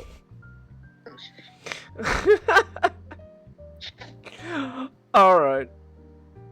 Wow. That's amazing to hear. That's great. All right. Okay. Well, in that case, Comet, you are with us now, so you're ready to talk Yeah. about. You ready to talk about Sonic? He can move. He can really move. Sonic. He got an attitude. Sonic. He's the Okay, fastest okay. thing alive. Alright. He's the fact. Yeah. He gotta run. He gotta run for his life. Oh, okay. What happened? He got affected by the metal virus. Oh, metal virus. Alright. So what is the stuff that is that's Sala. in so you're reading the volume collection, right? So you're on volume 3. So what issues were in this collection? Oh, issue. Oh, here it is. Issues. Ah, dang it. 6 through. Wait, 6. 6. Oh, wait, I'm sorry. Read the wrong thing. How was it be like issue 6? You're that far behind? That doesn't sound right. 21 to 32. Okay. And some specials in between. Okay. So just to help me out here. So this whole volume 3 was the metal virus arc? Yes. Okay. Yeah, this whole issue is like the metal virus. I was like, oof. Alright, what you think? Oh, well, I like how Starline's slowly realizing that Eggman is not what he thought it was. He's a genius, but he doesn't do things the way he should. What? Especially the part where he's like, that's crazy talk. Starlight doesn't know what he's saying. and I like the part where he's like, that's Eggman, let's get that vaccine. And Eggman's like, vaccine? Oh, I didn't make a vaccine. You didn't make a vaccine? Well, why would he? That's... Is Starline stupid? Why would you need a vaccine for a virus? That's dumb. I gotta find like, then what do we do if we get infected? Don't get touched, duh. Don't you know? Dr. Eggman doesn't believe in vaccines. He's an anti-vaxxer. Yeah, exactly. What do you think I'm gonna make a vaccine, Starline? I don't want autism. Wait. And I just like how like his all this arrogance to the bandit, especially when he tried to. I forgot what they're called. The Zeti. The Zeti? Yeah. Is that what? That's the Connie's name, but they also know it's like something 6. The they're in Sonic colors. No, I know what you're talking about. Something 6. Damn it! I was like, Where's Nick when you need him? He knows what he would answer this in a heartbeat, but Nick's not here. That bastard! Oh my goodness! I swear. That's like he had all this plan, this perfectly thought out plan. Just one slight problem. What's that? His lungs are very strong for the current. No. Oh no. Essentially, there's a conch that allows a person who rode the controller as long to keep blowing.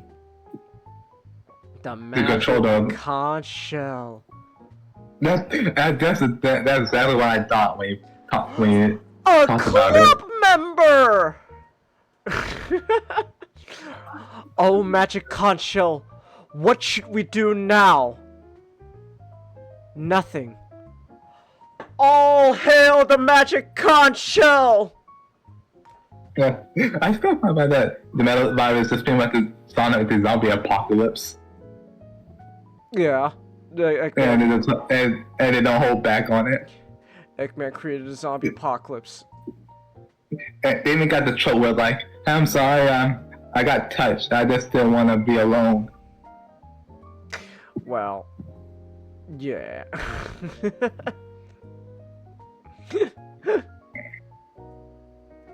Yeah, man, it's like after each of the issues, they didn't get so close and something happens and they all get bopped back to square one. To find a killer like Tails lost the day because his lab got overrun. Sonic had to fight, destroying his monitoring device that also contained data that needed to be cured. Alright. Yeah, but and I bet they're being the man as always. And by like you can see this face. Alright. Oh, when Charmy got affected, he went in and tried to save him. Oh, well, Charmy's gonna be Charmy. Yeah, but you know, also there's this one scene I really like when you know Cream, right? Like the sweet. What about Cream? Sweet. When when mother got affected, Cream was all unhappy. Sonic saw this and and he told him what happened. There's this like look on his face, and you see it's like you see the look based on the look of his face that you can see that for a split second. But for a split second, he probably considered killing Eggman. Well, I mean, he was angry, man. Yeah. You're like, you can release the Metal Sonic, but no one takes away the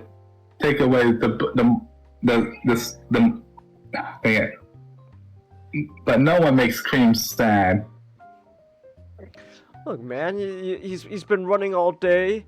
He's tired. He's just kind of done with this shit, man. So. Yeah. Yeah. And you know, Eggman being Eggman, And like one thing I like about this whole thing is like, man, Sonic's lucky they got Eggman as a nemesis and not Starline. Hmm. Because like, Uh-huh. well, because Eggman want to do things the right way. He wants to lord his superiority over you, Uh-huh. over him. Yeah. Starline just get to the point. Hmm. Yeah. Yeah, but that's why we like Eggman. Yeah. He's fun. That's what Oh, makes of him course. fun. I just find it funny, and I just like how strained their relationship keep going throughout the issues. Hmm. Yeah, but no. So do you have a favorite issue from this collection, Comet? Well, I like the big. There's like this side story with Big. Now you can see him like traveling, trying to find Froggy throughout these issues. I like that one too. That was really And fun. then like, oh, he's affected. Yeah, Oh, but Big. but still, Yeah. it's fun. And I just like how, like I don't know how to feel that Big is nice. Uh-huh. Really nice, but he's not the sharpest tool in the shed. Hmm. He's like, aw. Alright. At least he got Froggy, and this is shiny Froggy. Oh no. Ah. Well. Oh well. Sucks to be him, I guess. Yeah. Sucks to be you, Big. Yeah. Ha! In your face. Alright. You got Although right now, I really like all the Zombot designs for the main cast. well, you just Especially, make them silver and shiny, and then give them and Spikes. give them the red eyes and stuff, and then bada boom. And don't forget the Spikes. Exactly. That's what I like. I like Tangle's Zombot design. Yeah, Tangles is fun. I like her Zombot design. Mm. Honestly. Uh-huh. Especially with this. Yeah, it's just let's see. Mm-hmm. Yeah, also there's some side story stuff in here, like show what happens, like how Joel got infected. Oh. Yeah, because the kids thought it was a good idea to test the silver stuff, the liquid silver stuff. And Yeah. I'm like, don't you kids know about mercury? No. They don't. Was there? Alright. I guess was there anything though you? I guess I guess I could ask. Was there anything that you were like question, like that made you like raise an eyebrow? Oh, when reading like, oh, hold on, wait a minute. Oh, you know what? Now you mention it, you just remind me of something. There's this like comic. There's one issue there was no words Okay. with Metal Sonic. Oh, I know It that just one. I like that one. yeah, he's just reflecting. Then go up to like a vat of the metal virus, Yeah. touched it, and that it was- just like came was- off his hand. It's like Yeah, that was really good. I like that. he's just having like his own little existential crisis. Yeah, I like that. I like that a lot. And it's like, I'm not Sonic. Or am I? Ooh. Yeah. I wonder if there ever be an issue where Metal Sonic is like, just take a page out of Terminator and just just become I'll be back. a summoner organism covered in an organic shell. I don't know. I don't think they'd ever go. I don't think they'll ever do that. It's, Yeah. I feel like that kind of defeats the point of Metal Sonic, covering up with skin. I think that defeats the whole point of him. Yeah, true. So It does be funny, die. Like, he just gets so existential, he just goes that far. I don't think they'll ever do that. That doesn't sound like Metal Sonic. Plus, then it's not that recognizable. It's like, ooh. True. I just get that scene like that Metal Sonic just get all burned up, and you just see like this half. Yeah, I get what you're saying. I just don't think. Well, first of all, what you're asking for, I think that's a little. I don't think they could get away with that with Sonic. First of all, I think there's a little, Yeah. But I don't know if they'll ever show that in something that's intended for children.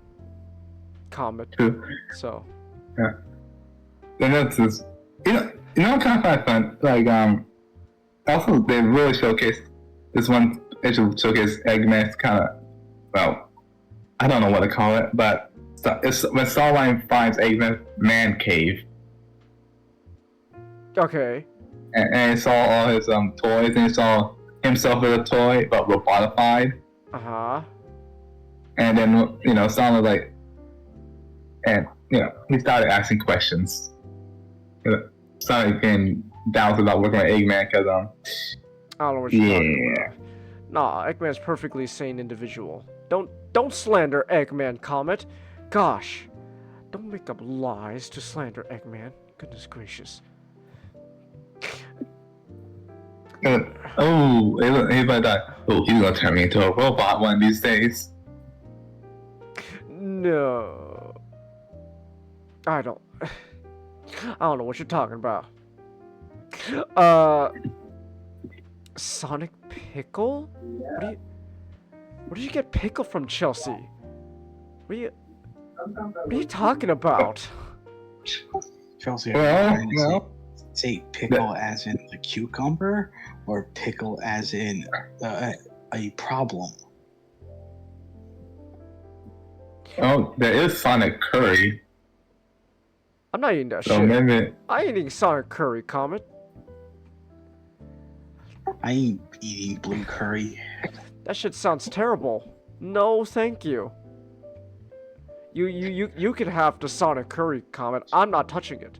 Why would you want Sonic curry when you can have Shadow curry? Exactly. it's kind of funny. It's probably just regular curry with blue dye. I don't care. Is it like blueberry flavored or something?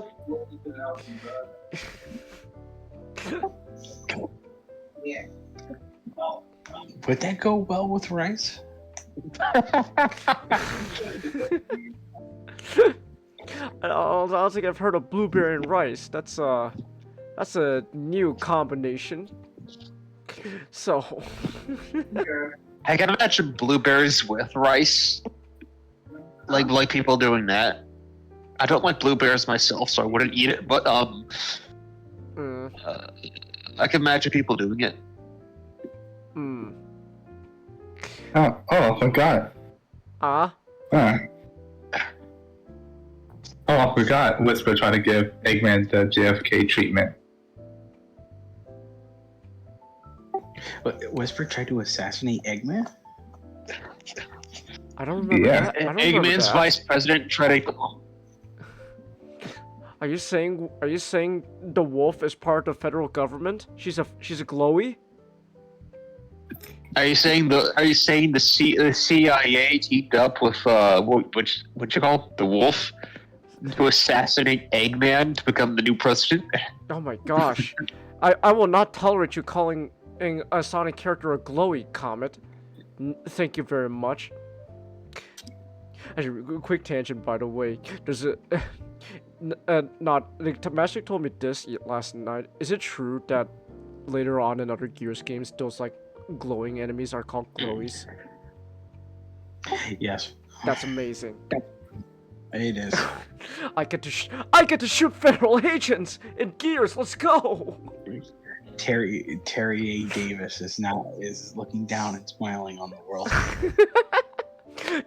That's his name. That's the guy who came up with Glowies. Thank you for reminding me, Terry. No. You gotta love Eggman when he played mind games with Sonic. Sonic. This is bull. I don't know what I was gonna say there. I was about to say something, but then it left my mind. It's just so diabolical. Yeah. So all this running around you've been doing, Sonic, how much have you spread the virus by merely touching the grass? Like, he's so petty. Yeah, I like it. Alright. So, oh, go ahead. Oh no, go ahead. Well, I was gonna say, is there anything else you want to talk about with the collection? Or the collection? Like any other moments that stand out to you? No. I do like the I do like the fights they did with when they had to split up to get the Chaos Emeralds from the Zeddy. Mm. You know. Alright. and outside that, you know, at the end, so the Wizard guys spend a little more time with Sonic losing his memory at the end. What was that? Oh, at the end when Sonic lost his memory. Oh, the whole Sonic losing his memory thing. Yeah. Wait, how? Hold on, I have to. It's been a. I just want to say, I love that in Terry A. Davis Manic episodes, God declared for him to include a flight simulator into Temple OS. Hey, if Jesus says we need a fight simulator, you install a fight. You make sure there's a fight simulator. Changus, Terry one day recognized that God's favorite animal was an elephant, and it was purple. And he moved 15 purple elephants into Temple OS like yesterday. It's great. Outside of that, emo guy is really weird. Changus. Emo? The emo Zeddy. Oh, honestly, I don't really. Honest opinion and comment. I don't really know that much about the Zeddy other than what I read in the comics, and they're okay, at best. They're not gonna be something that I'm gonna remember. Like, oh, you know, oh man, I love the emo guy. It's like, yeah, who? I was saying that it's. Yeah, I meant they're kind of. Well, Well, they're kind of to be honest. They're okay. Yeah, they don't really stand out to me. Except for the big red one. Well, the leader? Most of them, yeah. Mostly because he's a voice actor. What about his voice actor? I don't know, there's something familiar about it. You know, code and calculate and all that. I've never played Sonic Colors. Comment. I don't know who his voice actor is.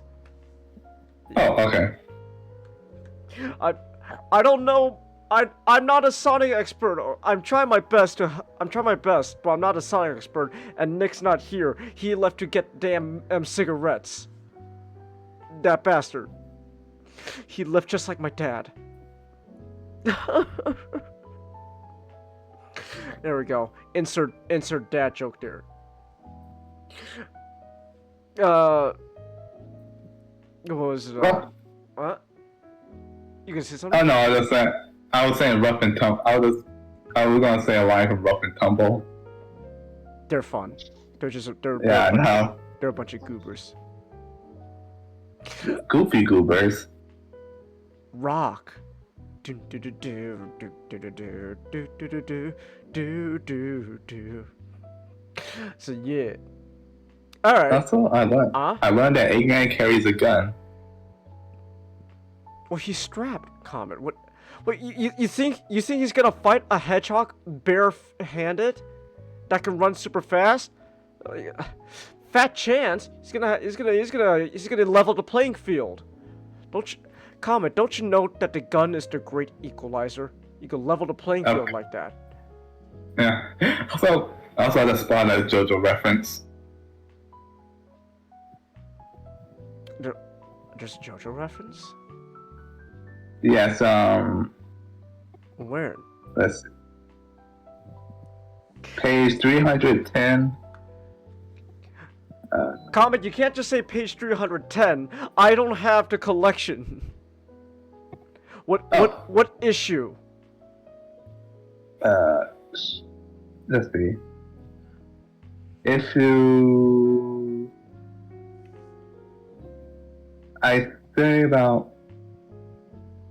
Doesn't the collection have don't they tell you when a new issue starts, or no? Do they just continue as one big story? I think issue 32. 32? Okay. Yeah, it's that classic. You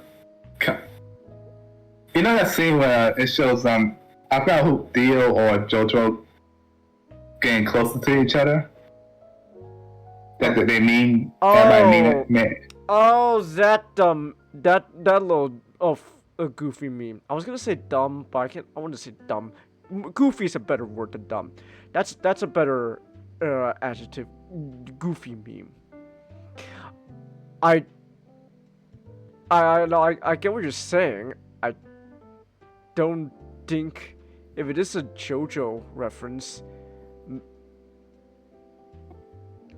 I mean, is it like a big page? Is it just like a little tiny panel? Oh no! I missed it the first time. I was going through the comment like, oh, huh. Can you take a screenshot so I can see what you're talking about?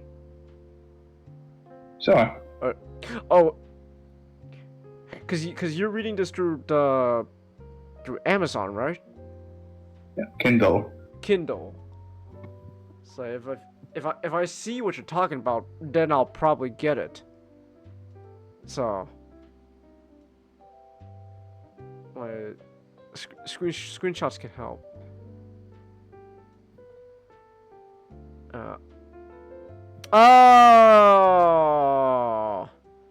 Okay. That's a little fun, goofy little meme reference there. That's fun. Okay. Yeah. He says, "Come a little closer. We'll go another round." He didn't just say, "Come closer. Come a little closer. I can't hit you if I don't come closer." But overall, I like this collection. It's nice seeing, design. I like it. I like how they showcase the desperation they have because everything keeps going wrong. And I imagine that it's just like issue by. If I read this issue by issue instead of reading it one big collection, it'd be a lot more. It'd be. I couldn't wait for the next issue. Oh, okay. So far, I like the Sonic. The Zeddy part was a little meh, mostly because the Zeddy just don't seem that interesting. All right. Yeah. Okay. Cool. Yeah, but cool. Oh, were you can see something else? No, I said cool. Oh, okay. All right. Anything else you wanna say about Sonic? He plays a mean guitar. He plays some mean guitar. Okay. Yeah. Alright then. Okay. So, how much is this on Kindle? I got to do the Comixology Unlimited. Comixology. Okay. What is that? It's like it's a subscription-based service. You know, you get certain comics are free to read when you have the subscription. Oh, okay. Wait, how much are you paying for it? Oh, I got the trial, but afterwards it's like $3 something a month. $3 something a month? Okay, hold on. I'm trying to look up like again how much like. Wait, is this included with Prime or? Oh no, here we go. Comixology Unlimited. What is this?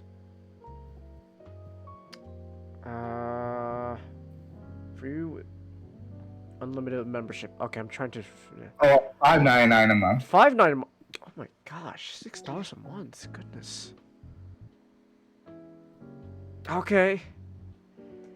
Whew, that's not a small number. Well, I mean, okay, $6 a month sounds like a small number, right? Like it sounds like a small number, but it, that shit adds up. That shit along with all your other subscription services, it adds up. So I don't know. It could be worse. You could be Max with their $17 a month. 17. Yeah. Max is charging you $17 a month for ad-free Comet. You just... Forget that. At least with Comixology, you get like a bunch of comics, be able to read a bunch of comics for free. But you could also. But $17. But you could also get ultimate ad-free though for $21 because you could stream on 4 devices at once, 4K quality, the Dolby Atmos immersive audio, and 100 downloads to watch on the go. Ooh. Forget that. Exactly. Fuck that. Shoot, it might as well get cable at that point. But that's the beauty though, Comet. It's cable, but worse. I love you, subscription models. Give me more. Yay! I love you. I'll cash out so much money for it. Ooh. I don't like the subscription service stuff. So yeah. Alright. So what was it? So yeah. Alright. I guess if you wanna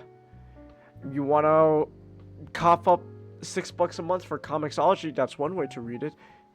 Now obviously, of course, there's there's another way you can read comics for free, but obviously, we can't recommend it. Ooh, oh my gosh. Yeah, that's of course. Who would do such a dastardly thing like that? Oh my goodness. Wowzers. Ooh. Yeah, now, we can't recommend it the best manga series of all time. One Piece. Wink, wink, nudge, nudge. I still have not seen One Piece. I've not sat down to either watch or read One Piece whatsoever, so far. So, yeah. I still remember when we did like the calculation of how long it would take to marathon to One Piece at that point in time, and we came up to like a week of non-stop, no breaks. It's a commitment. It's a huge commitment to watch all that. So yeah. Let me double check. How many episodes are there in One Piece? It's over 100, right? Definitely more than 100 at this point. It's gotta be 1,122.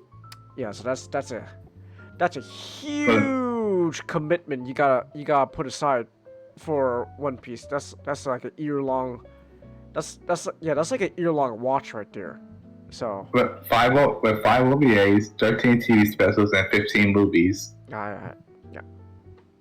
That's a huge commitment there. Like that's gotta be something like you gotta sit down and only watch that for a while. You must eat. To catch up. You must eat, breathe, Well, drink obviously, One Piece. that's why I'm saying like just watching. If you're gonna watch One Piece, like just to be reasonable, still, it's gonna take a while. It's a huge commitment. So. I know. I just gotta find the image in my head. It'll be like 50 years later and One Piece still going on. And I mean, it's popular. yeah. People like the One Piece, man. One Piece is real. Ooh. And like 1,000 years later, when archaeologists find like this hidden library, it'd be like the equivalent of the Odyssey. One Piece is the Odyssey. Is the modern day Odyssey. We should have seen this coming. Ooh. Wait, was it the Odyssey that like was super long, or was that Beowulf? I forgot which one. I was trying to remember which popular tale was like super long. I think it was Odyssey. Yeah, it was Odyssey. Okay. But yeah. All right then. All right. Speaking of year-long commitment. Oh. Yeah. Speaking of year-long commitment, you can wage war for 1 year and lose. And lose that shit hard. All right, here we go. 2 hours in to this, like more than 2 hours in the show, and now we're finally talking about Gundam. Sorry. Gundam. Sorry. Yeah. Something just possessed me over there. It's like a ghost. A Gundam ghost. Ooh. Watch Shoppy the Hog on YouTube. He's great. I love him. Alright. Gundam! Oh! Alright. So yeah. Not you with us? Yes. Alright. So, not 2 hours in, and now we can finally talk about that there's a new Gundam show out now. Ooh. So, I just wanted to say I blame the failed Earth invasion entirely on Kube. on Kube. Oh, okay. He should have gave Rumble all his DOMs. He should have gave Rumble all his DOMs. That asshole. Alright. So actually funny enough, I actually did start watching this show. I'm like halfway through. It's a fast show, not. I'm like halfway through already. It is. It is a. How long is it? It's like 6 episodes. Okay. Six episodes at a rate of 24 minutes. Yeah, so Oh, like a mini series, like I guess like a what's it? War in a Pocket. kind of. So yeah, but yeah, I'm halfway through already. But you were the one who wanted to talk about this show, so not. Tell me, in your eyes, is this show good? I think the question here is whether or not the show is good. It's like, should you watch it? And that's a question I'm still trying to come up with an answer for. Oh, okay. Because there's nothing bad about Requiem for Vengeance. But like I told you and Nick last night, there's nothing really that stands out about Requiem for Vengeance. Mm. It's like generic Gundam show number 45 kind of thing. Is that right? in a way, yes. Like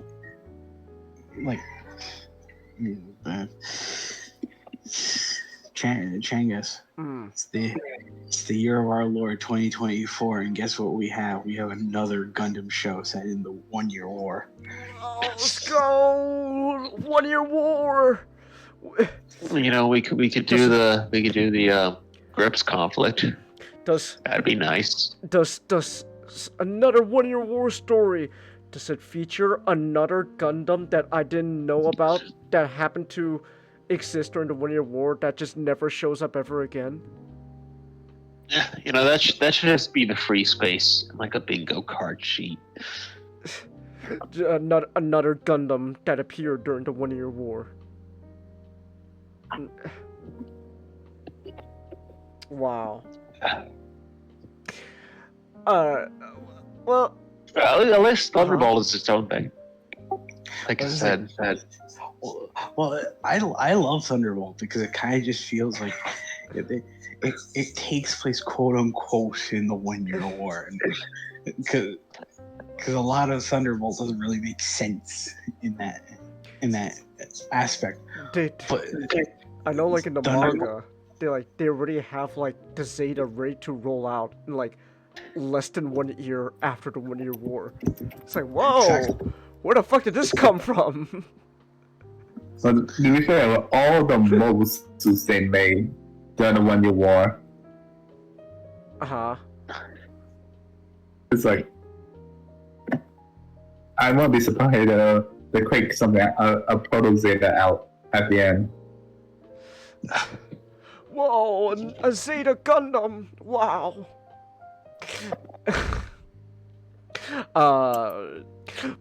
But we could talk about that.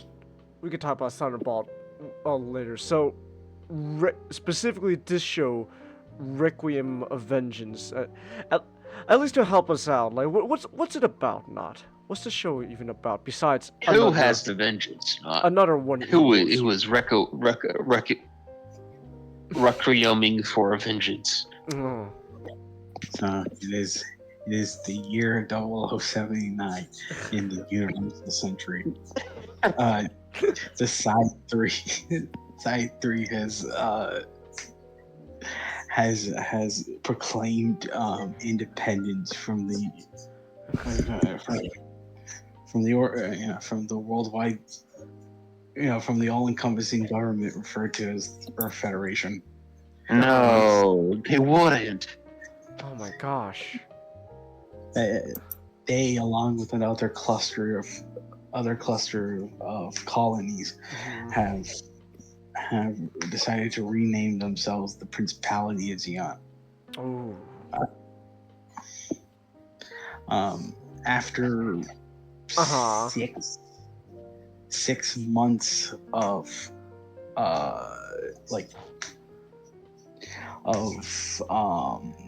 full frontal assault, they're Oh, welcome back. Yeah. All right.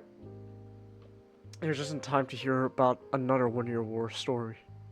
Oh, great.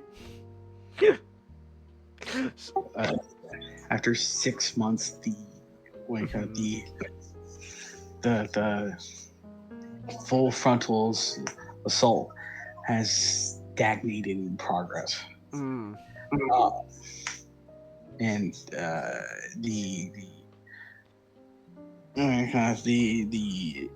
Zeon will now have to face their enemy on a level playing field. Oh. The story follows a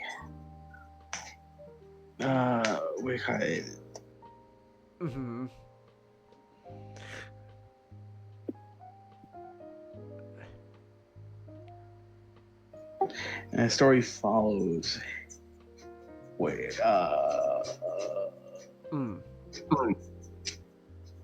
My bad. Oh. Story follows a concert violinist turned mobile suit pilot, Ira Solari, who might have been burned because she has a nasty accident where half of her hair seems to be missing. I will never like a haircut. like if they're insistent on doing hair like that, they just go full Ellen Ripley. Just shave it off. Yeah. Just shave that shit. My problem always with the haircut is like it's like if you're gonna do a shave, at least make it do some symmetry. Well, it's just ugly. It's just not a good aesthetic. Oh, that's what I'm saying. It's uneven. Like to me, it's ugly because it's uneven. Either shave it all off or shave the other side, but don't. Yeah, I don't like it. The half changes. The half shade is what I imagine the repulse that people get whenever they mention mullets. Oh. Oh, okay. I've never seen a haircut exist that fundamentally looks bad. But this is not about a haircut. This is about robots. So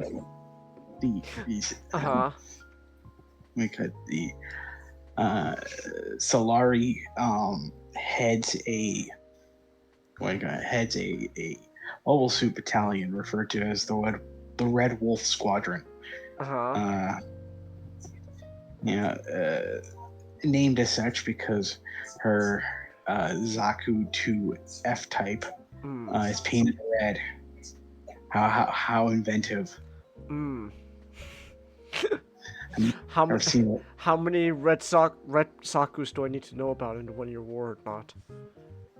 How many crumbs of bread have you eaten in your life?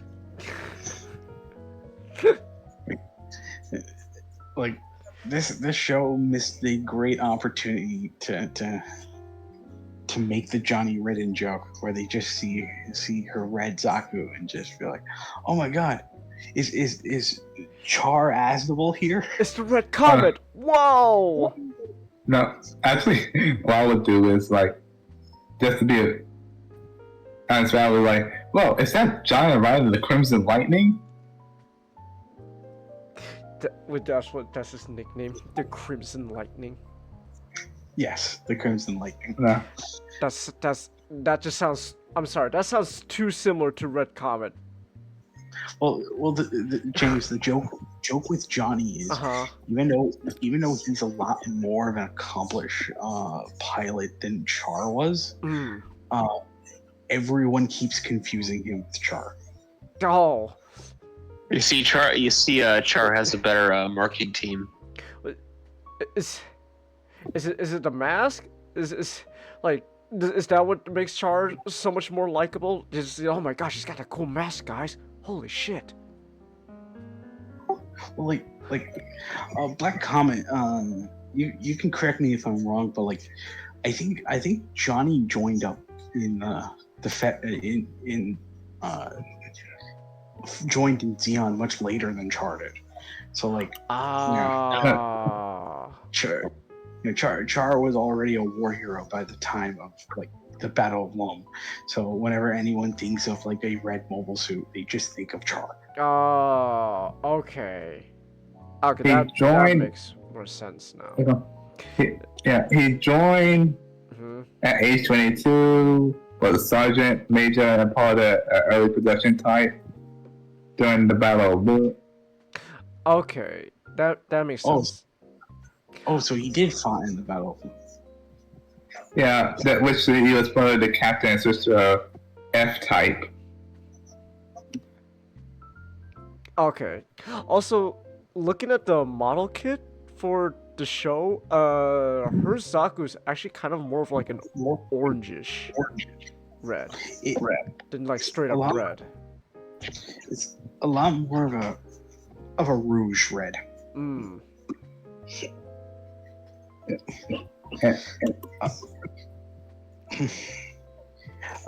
And it's like the Red Wolf Squadron gets its second name from the fact that specifically her command, her like they specified that her Zaku is a captain type instead of the standard commander types we constantly, from the fact that she has two fins on the side of her head, like kind of like ears from a wolf. Instead of the one fin that commander types usually have. Okay.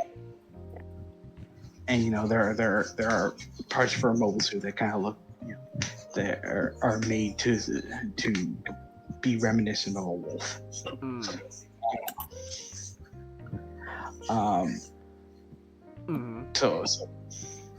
So in Romania, the one of the many Eastern European countries that God forsaken.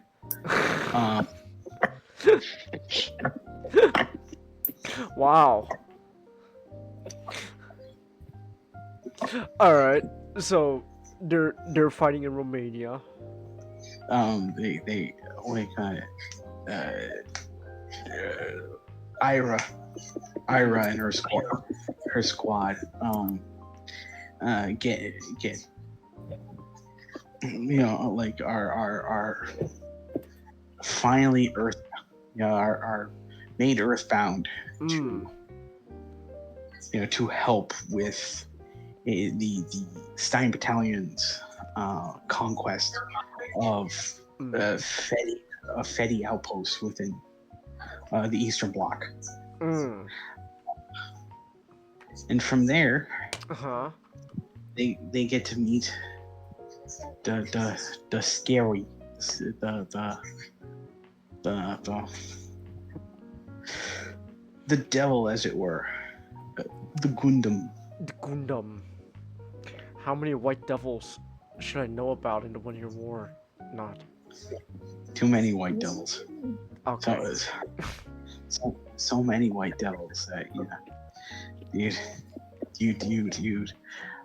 choke the earth 5 times over. Wow. All right then. I hate that. I'm not gonna lie. I don't like that. It really just makes the Amro's Gundam just less special now.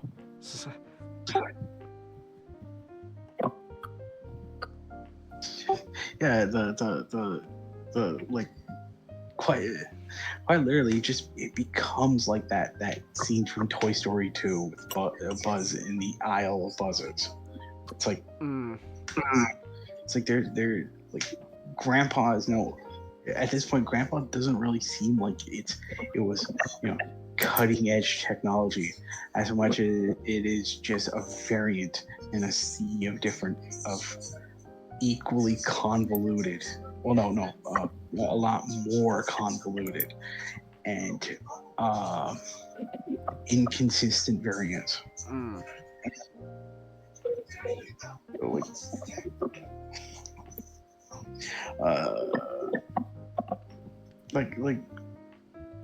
O8th MS Team, which it's very apt to bring up O8th MS Team. In O8th MS Team, all the Gundam ground types, they came from the same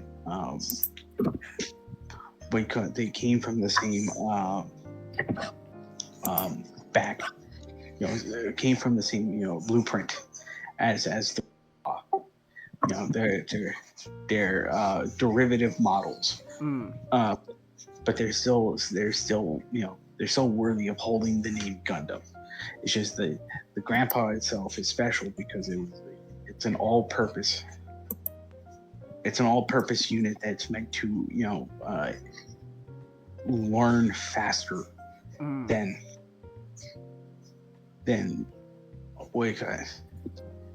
enemy suits, and also, you know, all that other good fun stuff. I'll also add the G4 and the G5. That's true. Because you can tell it's the Gundam G4. What's a Gundam G4?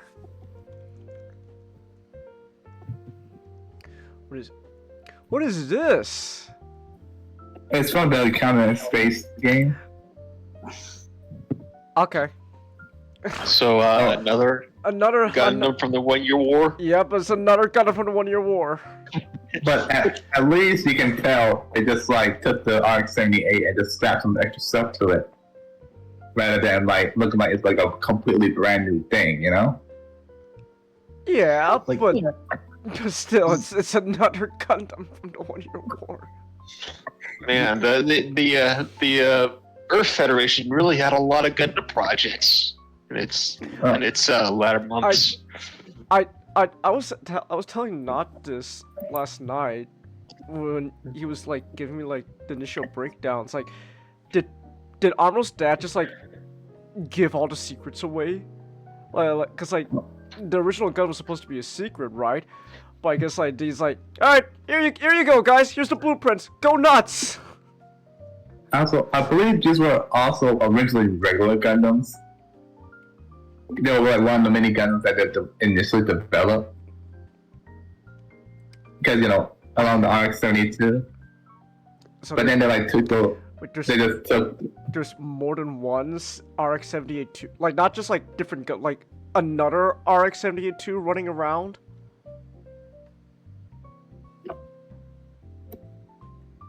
I don't like your silence, Comet. That's bullshit. Fuck. Oh, no, I'm saying they just took the initial Gundams and let's see if we can modify them more and upgrade them. Okay. Yeah. But, yeah, if I understand, these two were made to test out new weapons.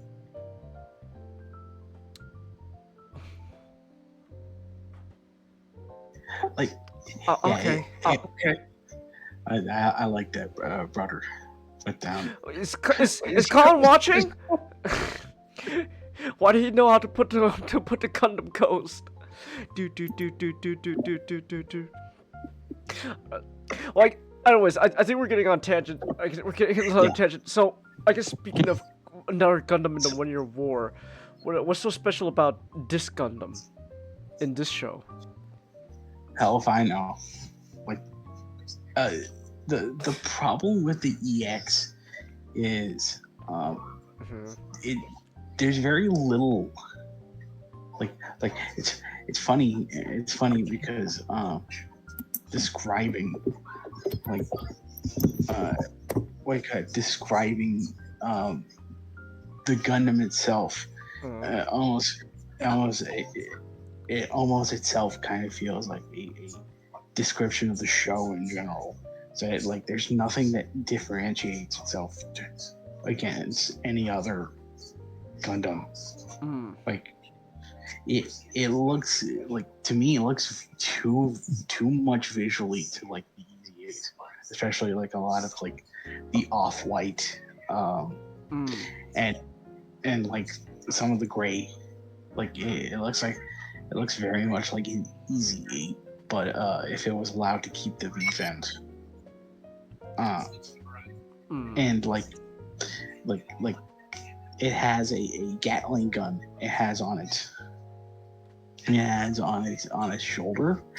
But that reminds me too much of the Origin Gundam, where special thing about that is like the bazooka is it just permanently attached to the shoulder, so like it's Amuro can could just crane the bazooka forward to use it without having to physically carry it. Like, Okay. and there's in general there's just nothing unique. Like the only unique thing about it is that there's sort of a mystery behind it. And what I mean by that is we never really get to see the pilot. So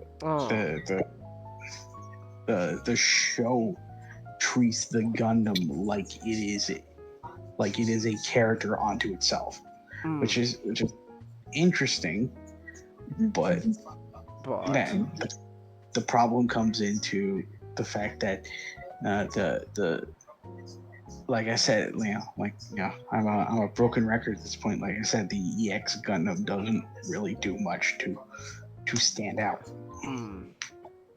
There's no gimmick to it that specifically makes it seem like all that special, like Chang's.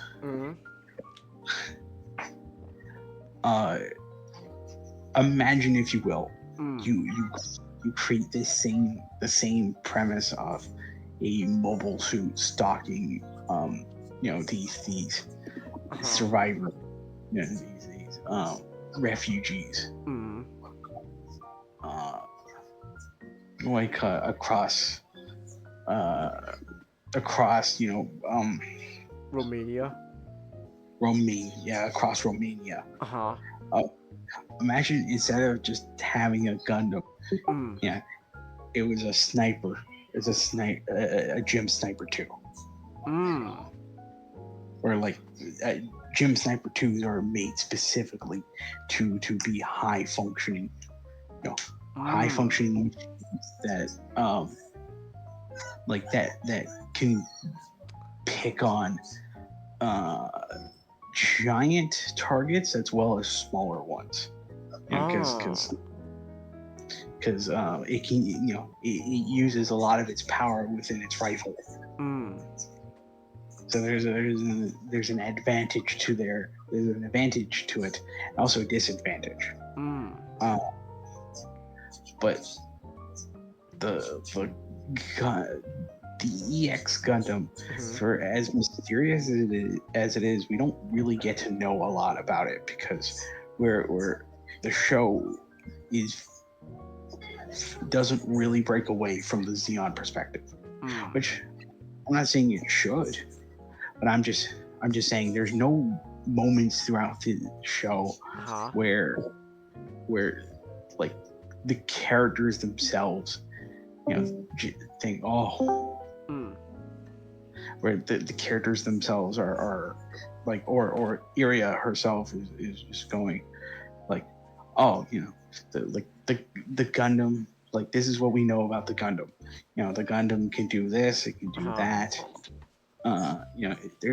There's no attempt from her to try to figure out its weaknesses.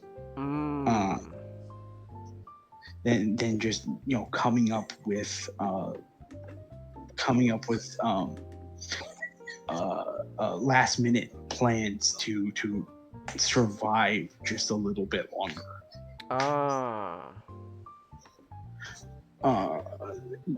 Like there's a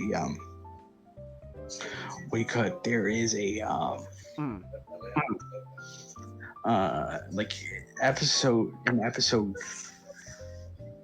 3 and 4, they get to a junkyard. It's been turned into like the post. A Zeon. I'm on episode 5 right now. Like a Zeon outpost. And Iria, she gets a little twinkle, a little inclination. Genghis, I bet you can guess, what's causing that twinkle.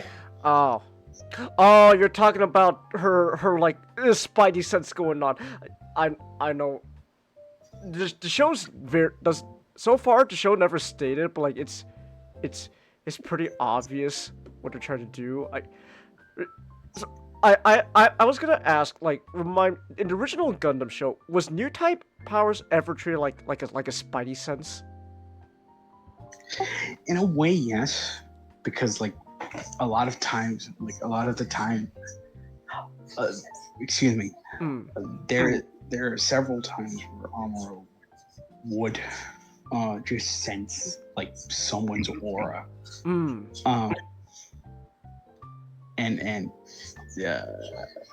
like a spidey sense. Okay. So that's not out of line to how new type using new type powers. Okay. Would feel. It's just it's kind of funny how limiting of a new type she seems to be. Okay. Because like I understand, like, she's like her powers just came to her very recently. It might be tied to like maybe the emotions that are within the pocket watch she carries, and that reminds her of her child. But like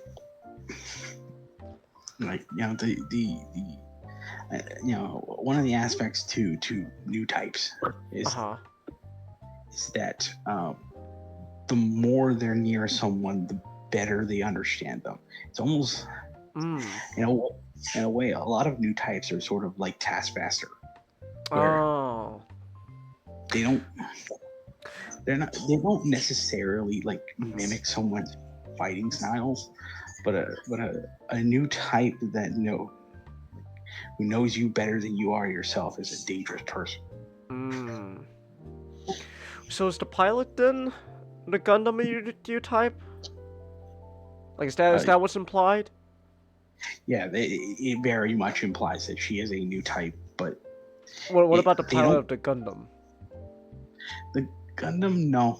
No? Because like I said, Chingus, you never get to see who the pilot is. So like for all we know, an AI could be piloting. Oh, okay. Like the. Oh, you were gonna say something, Black Comet? Oh no, I was gonna ask you something about the design of the Gundam. Oh, go ahead. Someone mentioned this before on Twitter, but they kind of feel like that the Gundam was like a banner that said, okay, what do Westerners like in their robots?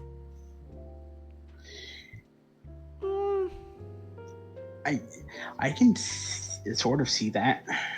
Yeah. I think they kind of compared it like when they try to redesign Dante and try to design something they think Westerners like. Alright, you mentioned Devil May Cry. I'm not familiar with that, so that comparison's flying over my head. I'll show you. There's a reboot that they made, and it was shit. I know about the reboot. I just don't know what Dante looked like. Yeah, that's it. Oh, here. Let me see. What's reboot Dante? Dante.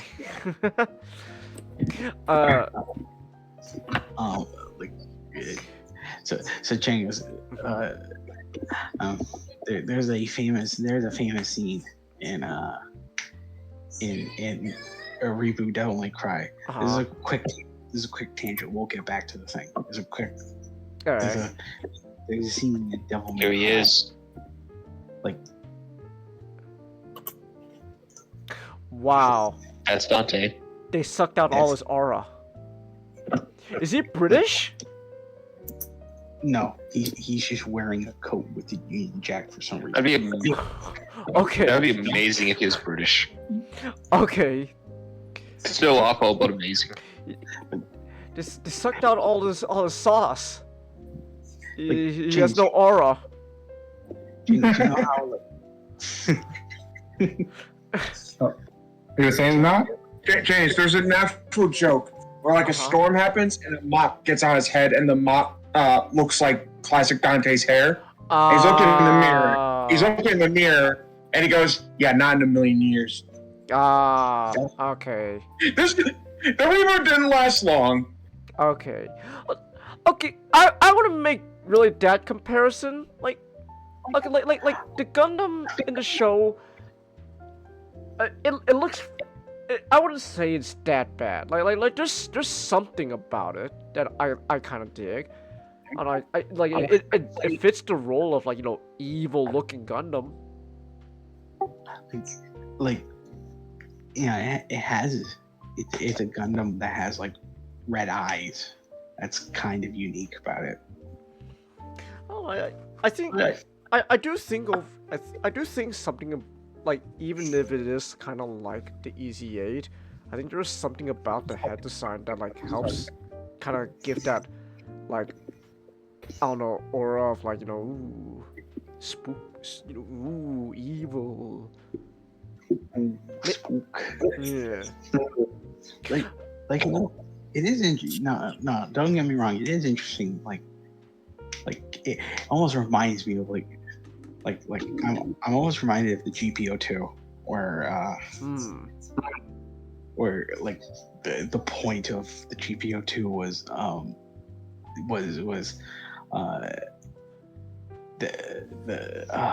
what's his name?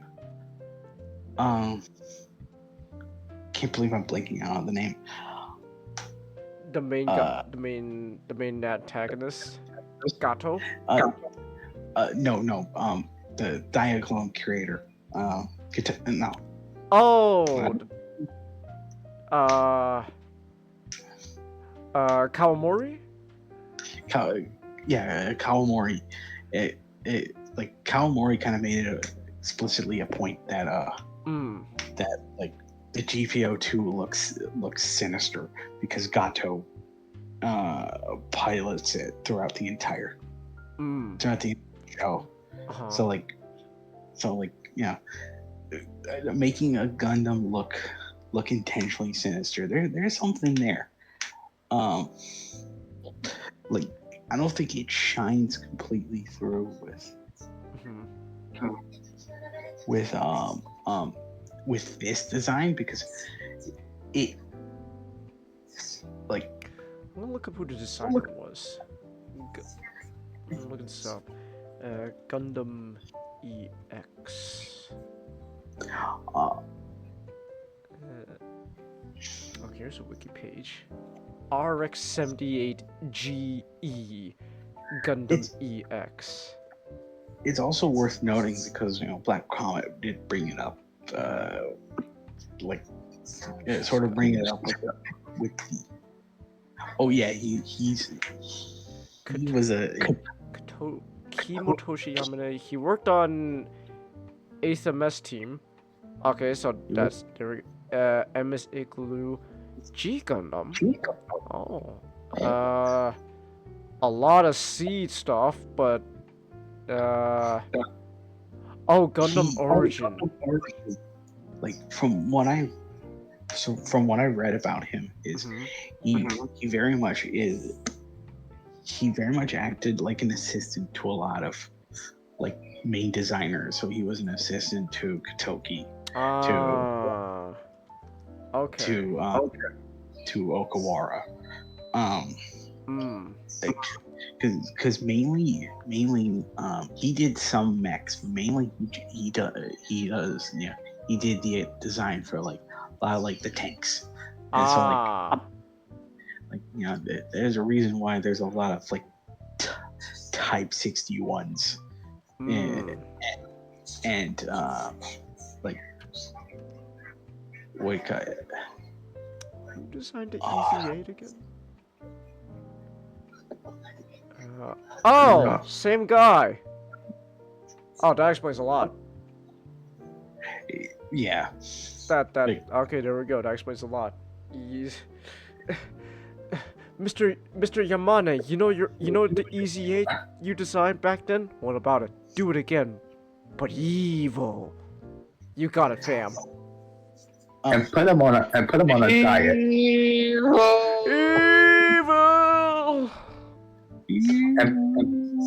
And So, we're talking a lot about just like the mobile suit stuff. So I guess to help bring things around, I want to ask, because I haven't finished the show yet, but so far, I want to ask Not, would the show change if you replace this Gundam with just like the grandpa? Like for some reason Amuro's in Romania.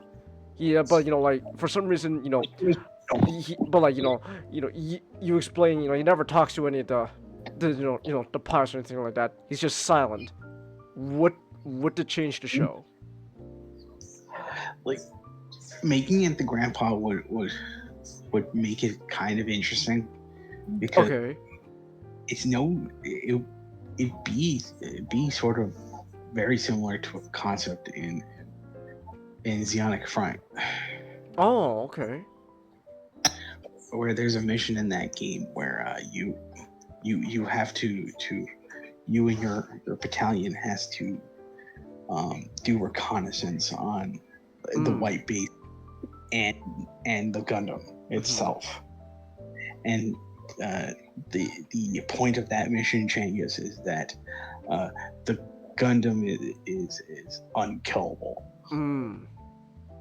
Like you're supposed to not get spotted by it because if you or any of your ships get spotted, Amuro quickly destroys. It's almost that entire sequence is almost played off sort of like as a survival horror sequence. Okay.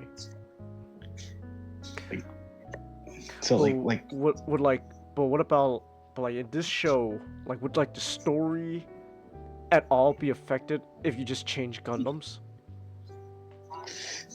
Not really, because like the problem with the story is that we know very little of the Gundam as much as we do know about our characters. This Gundam and like this series does suffer from the fact that like it's short and it feels like a tech demo. It wouldn't even be hard to do. Put it in a timeline too. That he was in Romania. He fought in Odessa, and that's very close. That's very close to Romania. Like, yeah, exactly. If because the show takes place during November 8th, so it's like a week really before Amuro actually gets into the Gundam. And, I didn't know that. Wait, so wow. Wait, so they just had a Gundam walking around before Amuro even got into his Gundam? Yeah. Okay. I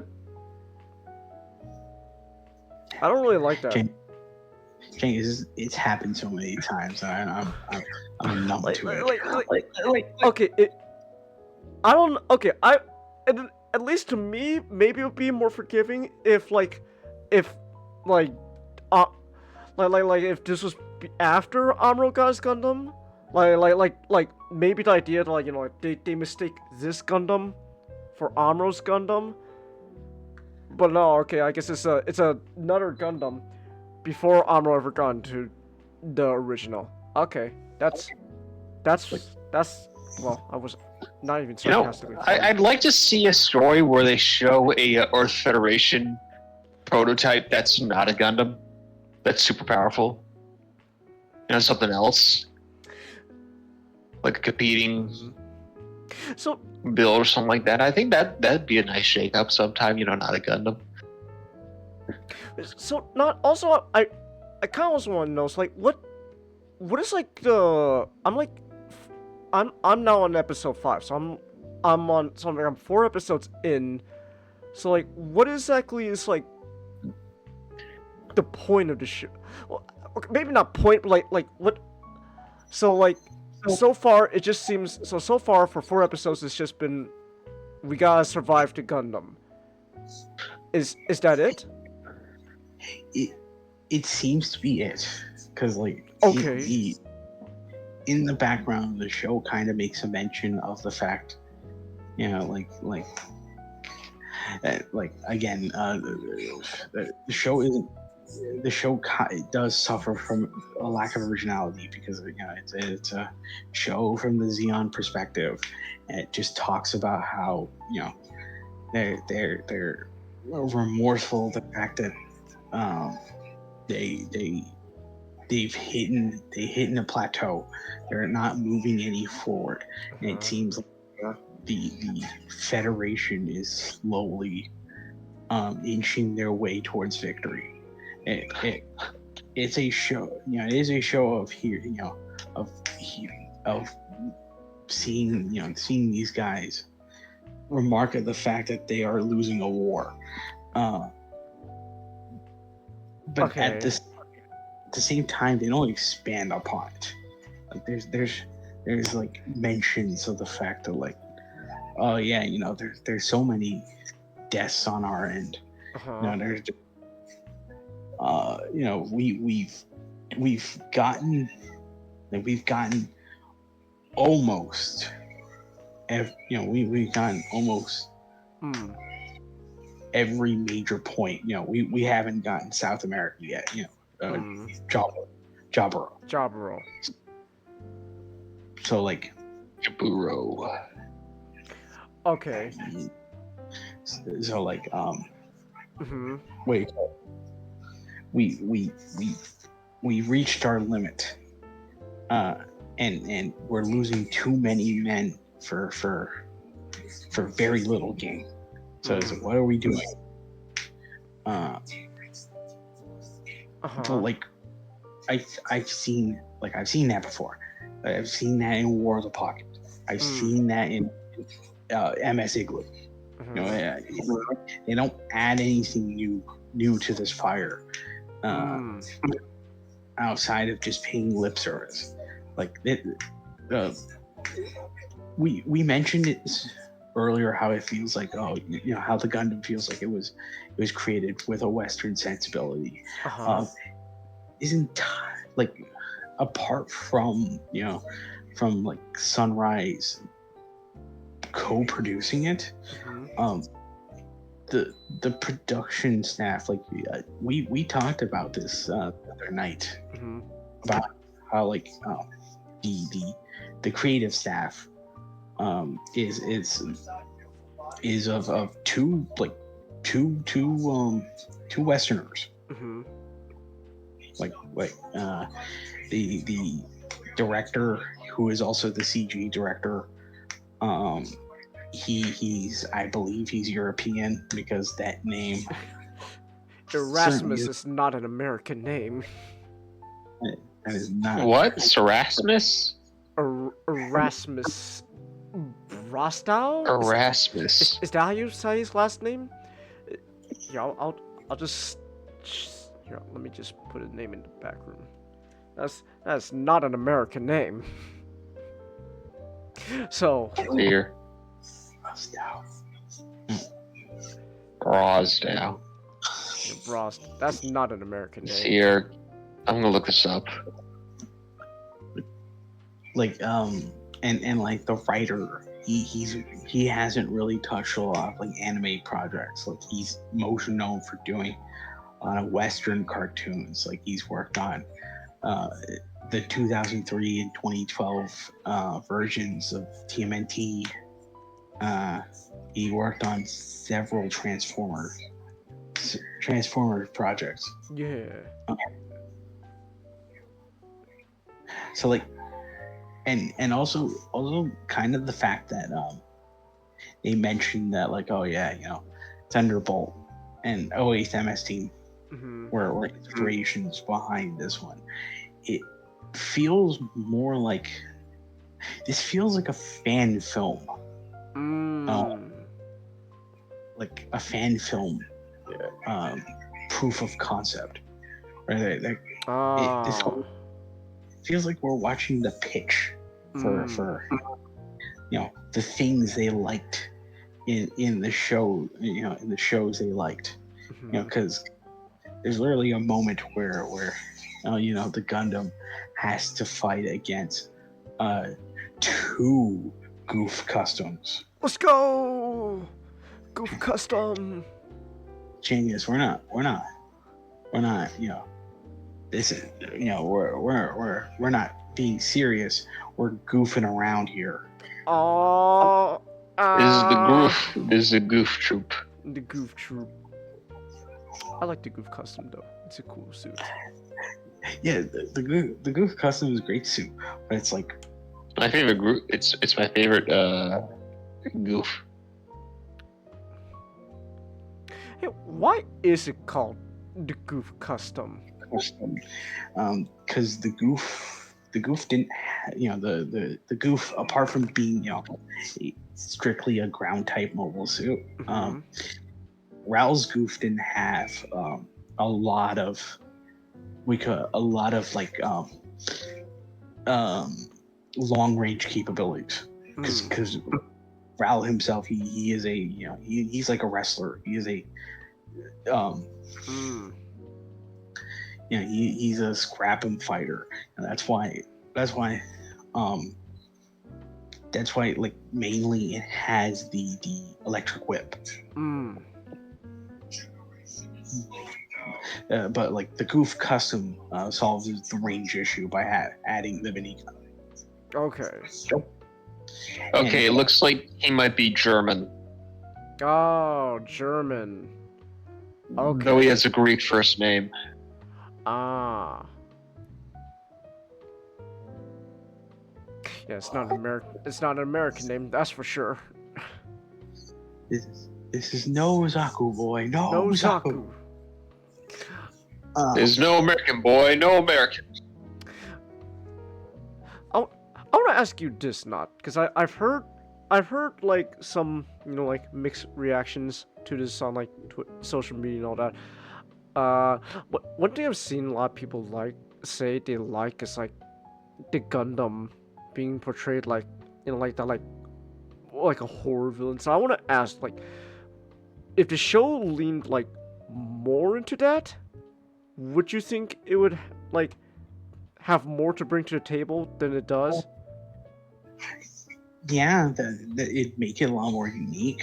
The idea of having this story, having an actual story of survival, like quite literally, if this, like I thought of a perfect example. If this Gundam was inspired by, say, Predator, it could have something unique. Because being inspired by like another Gundam show is well and good. You're taking inspiration from what came before, but like at parts it feels like like I said, it feels like a fan film.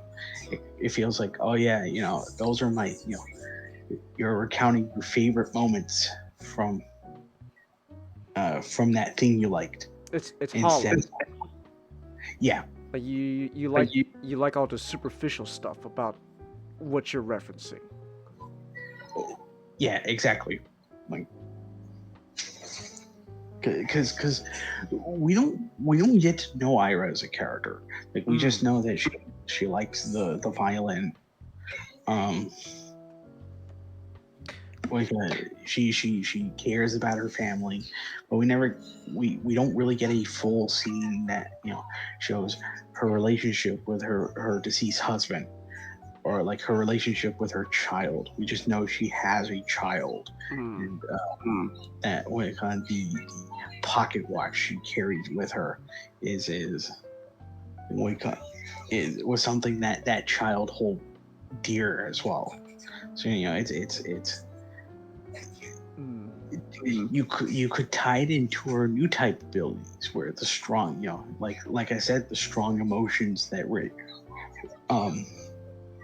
resonates off of the pocket watch is giving her the courage, or like the will. It's what awakens her new type stuff. Yes, yeah, exactly.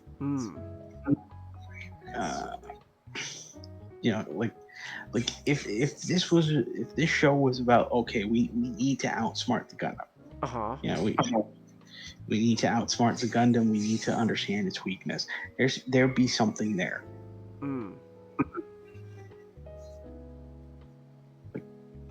But overall, like the show has nothing new to say. It looks wonderful. Like, don't get me wrong. Like, it looks very impressive. Like it was animated entirely on Unreal 5. Well, I think the animation when it comes to the action is really good. I think some of the moments though where everyone's just kind of standing around can be a little stiff. Exactly. Like I agree with you, Chinggis. It looks stiffer than a Yakuza conversation. Hey, come on. I like the stiffness in Yakuza conversations. I do too. But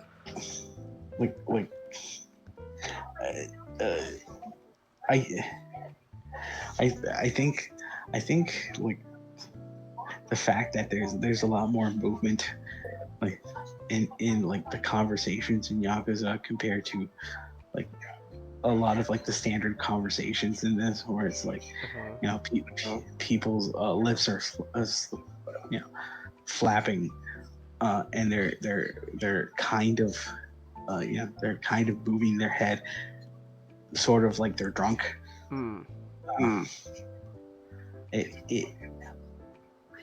You could tell like all the money went into the fight scenes, and like they were told, oh, we don't need to be that impressive when it comes to just like the standard talkie scenes. You can just source film them just standing there and having a conversation. But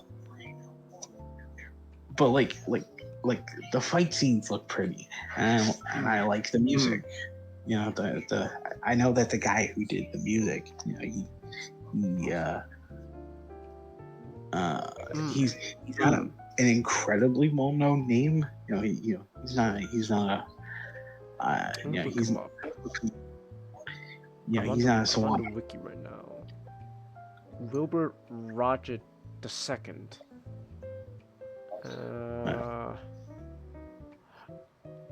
Oh, you did some. Oh, a lot of video game music stuff. Mortal Kombat, Call of Duty World War 2. There's I don't know that Warcraft game. Oh, Helldivers. Okay, that makes sense. Yeah.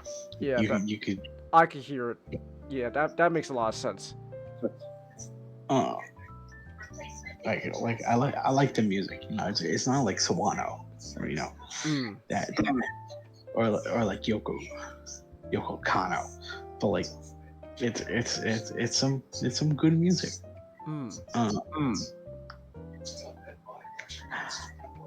But if like even now I struggle to come up with things to talk about it because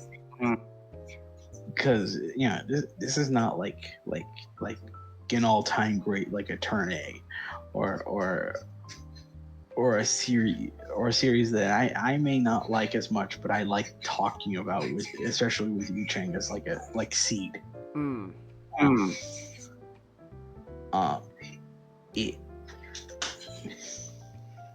Seed's Okay. goofy. Seed is goofy.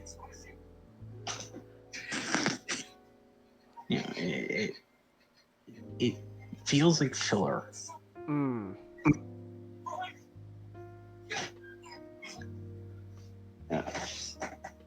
Yeah, you I'm gonna go to sleep. You guys have a good night. All right, have a good night, Master. Oh, there he goes. You mentioned that the other night, like just waiting for the next big Gundam thing. Yeah, because we don't like. There's not, because Witch Mercury's been over for like what, a year. Yeah. But people still talk about it. Yeah, but there it's probably gonna be like a few years before we're gonna get the next show. The second Hathaway film hasn't announced its release date, so and I think like the new quote unquote thing that may be coming out. I'm not sure entirely about it, but it's IBO Horde Hunt. Isn't that a mobile game? I think it is. I just know Iron Blood reference. Uder Hunt. Yeah, it's a mobile game. Wait. Oh wait, November 7th. Wait, what year is November 7th though? It just says on the wiki November 7th. It was revealed that Uder Hunt animation was in development. So I guess they're gonna make like some animated content based off of the mobile game. I guess. Like,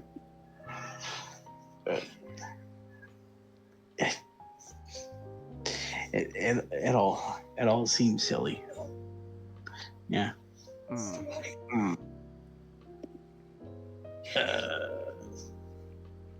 It's. I mean, I should be thankful. I should be blessed because Gundam still gets things released about it.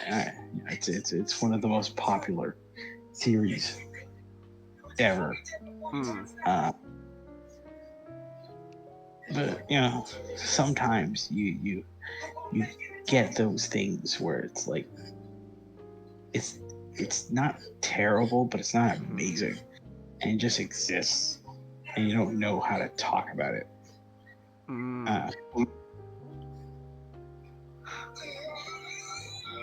I hope the co-developers, I think they're called Open Door. I hope they get the chance to do another project, and they're given the opportunity to go much more wilder than it seems like they had here. If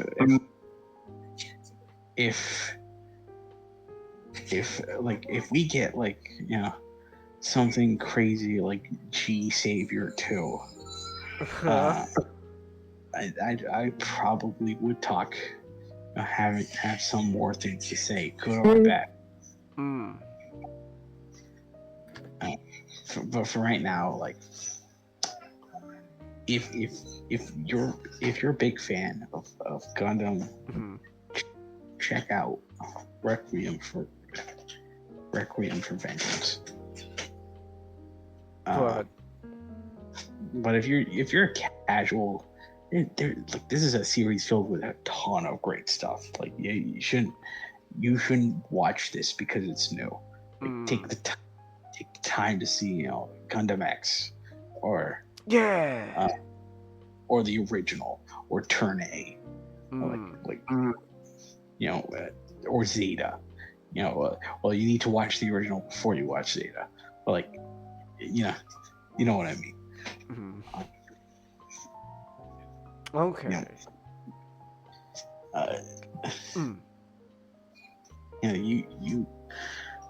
You can leave this. You can leave this if you don't have anything else to watch.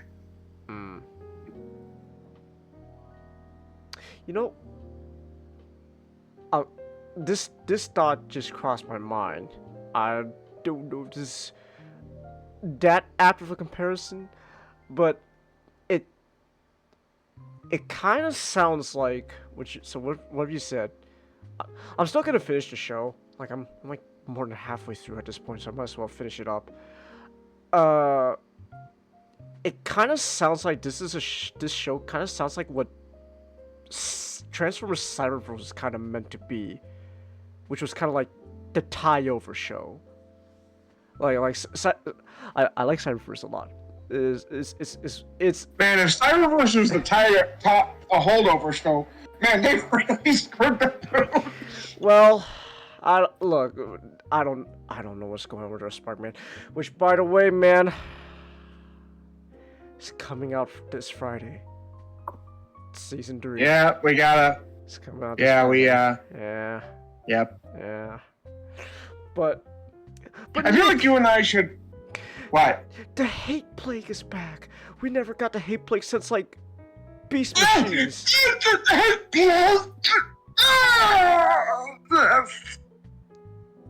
What the fuck was that? That's my impression of those kinds of fans. Oh, okay. Well, we can talk about Transformers fans in a bit. but Right. I'm sorry, but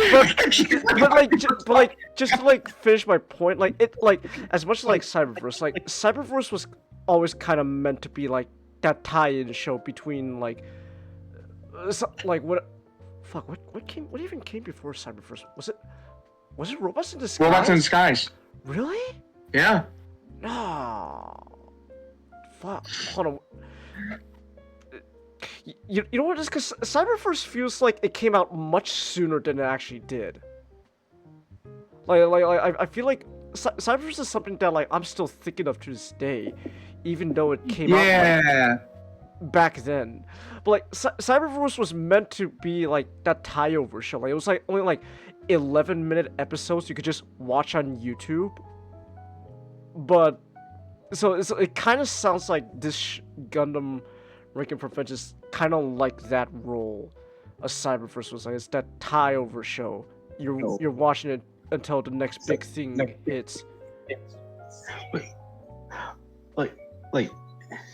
I get where you're coming from, but I think you and Nick could find a lot of more memorable things within Cyberverse than I could within Requiem for Vengeance. Brad, we love Cyberverse. And that is true. But I feel like Cyberverse. We respect Cyberverse in this house. What were you saying, Donut? Cyberverse was meant to be a tie-over for the next big project, like you said. But there was still some uniqueness to it, there's the animation style, and then there's the fun tone it had. You guys weren't watching Cyberverse, and you weren't watching some fans low rent prime fan fiction. I'm not saying this to be dismissive towards it. I'm just saying this as a comparison. It's Cyberverse isn't made out to be just a derivative of another show, of another much better show. You know, it's not. It's not like a greatest hits of Rescue Bots.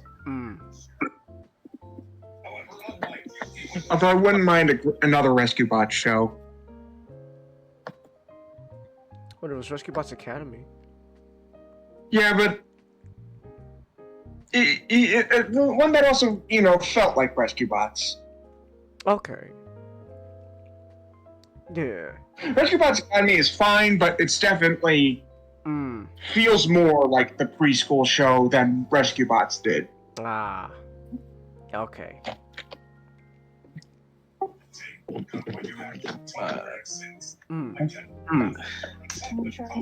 So like. Oh. Nick, did you say something? If you hear anyone, it's my sister. Sorry. Oh. Hey, Nick's sister. Hello, Nick's sister. Yeah. Yes, we did it again. Yeah. Just went goodbye. Oh. No, not even a hey like last time, just bye. Oh, damn. So she did say hey, but it was like quiet because she's like, hey. Oh, Goodbye. okay.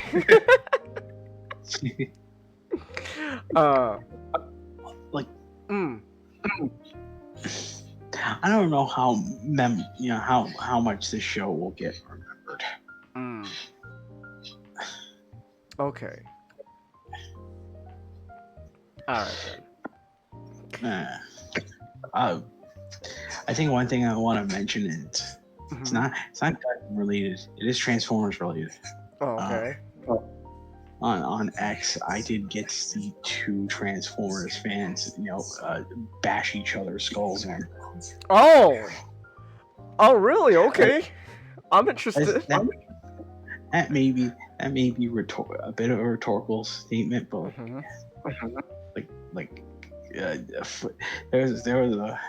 there was a someone going off, like there was a Beast Force fan going off on animated, talking about how No, Beast Force fans, don't be like that. I like quoting this. Beast Force fans pulled a G1er. I like quoting this meme. They act like two goats can't coexist. Exactly.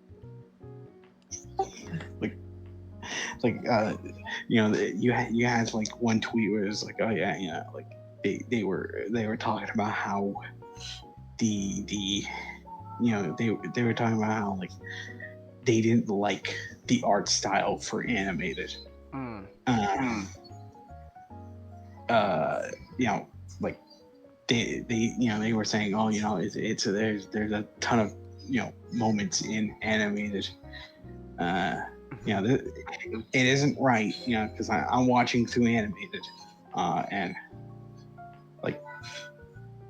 like I can't, I do not agree. Like they were saying, oh yeah, everything just feels off modeled all the time. And in the same tweet, they were also just talking about how much they loved Beast Wars. So like someone quote retweeted them.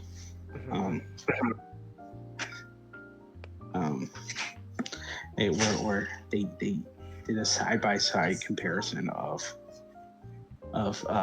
animated and Beast Wars, and they're like,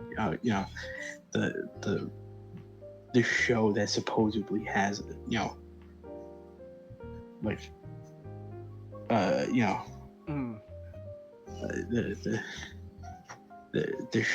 show that has supposedly bad animation. It's a still of Optimus's face. Just a random still of like Optimus's face, and then it's like, and then the supposed greatest show in the franchise, and it's just a still of Primal. Look off in the distance. Oh, all right. look, I say this with love, guys. Mhm. I don't know how I can stand to be a Transformers fan because I already don't like to be a Gundam fan. Oh. Well, not if it helps. Here's my secret. I don't like being a Transformers fan either. So yeah. Don't fuck with us fans. We hate the very thing we're fans of. We hate the thing we're fans of. I feel like that could just apply to like a lot of like fandoms and stuff. Just don't fuck with us fandoms. We hate the very thing we're fans of. Oh my goodness. Actually, you know, I think that's somewhat of a good segue. Somewhat.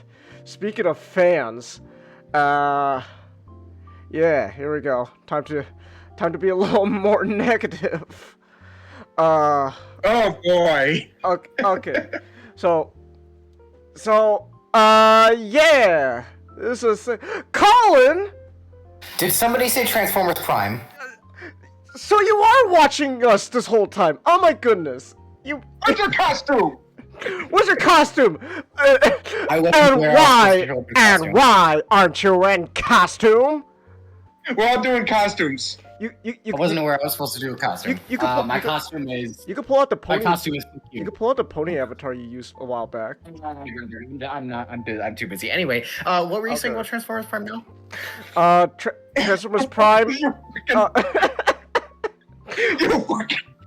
Oh my goodness. Hold on here. Hold on real quick. Let me just some stuff real quick. Colin, if you were planning on like crashing the stream, you could have just told me about like what you wanted your avatar to be. Oh.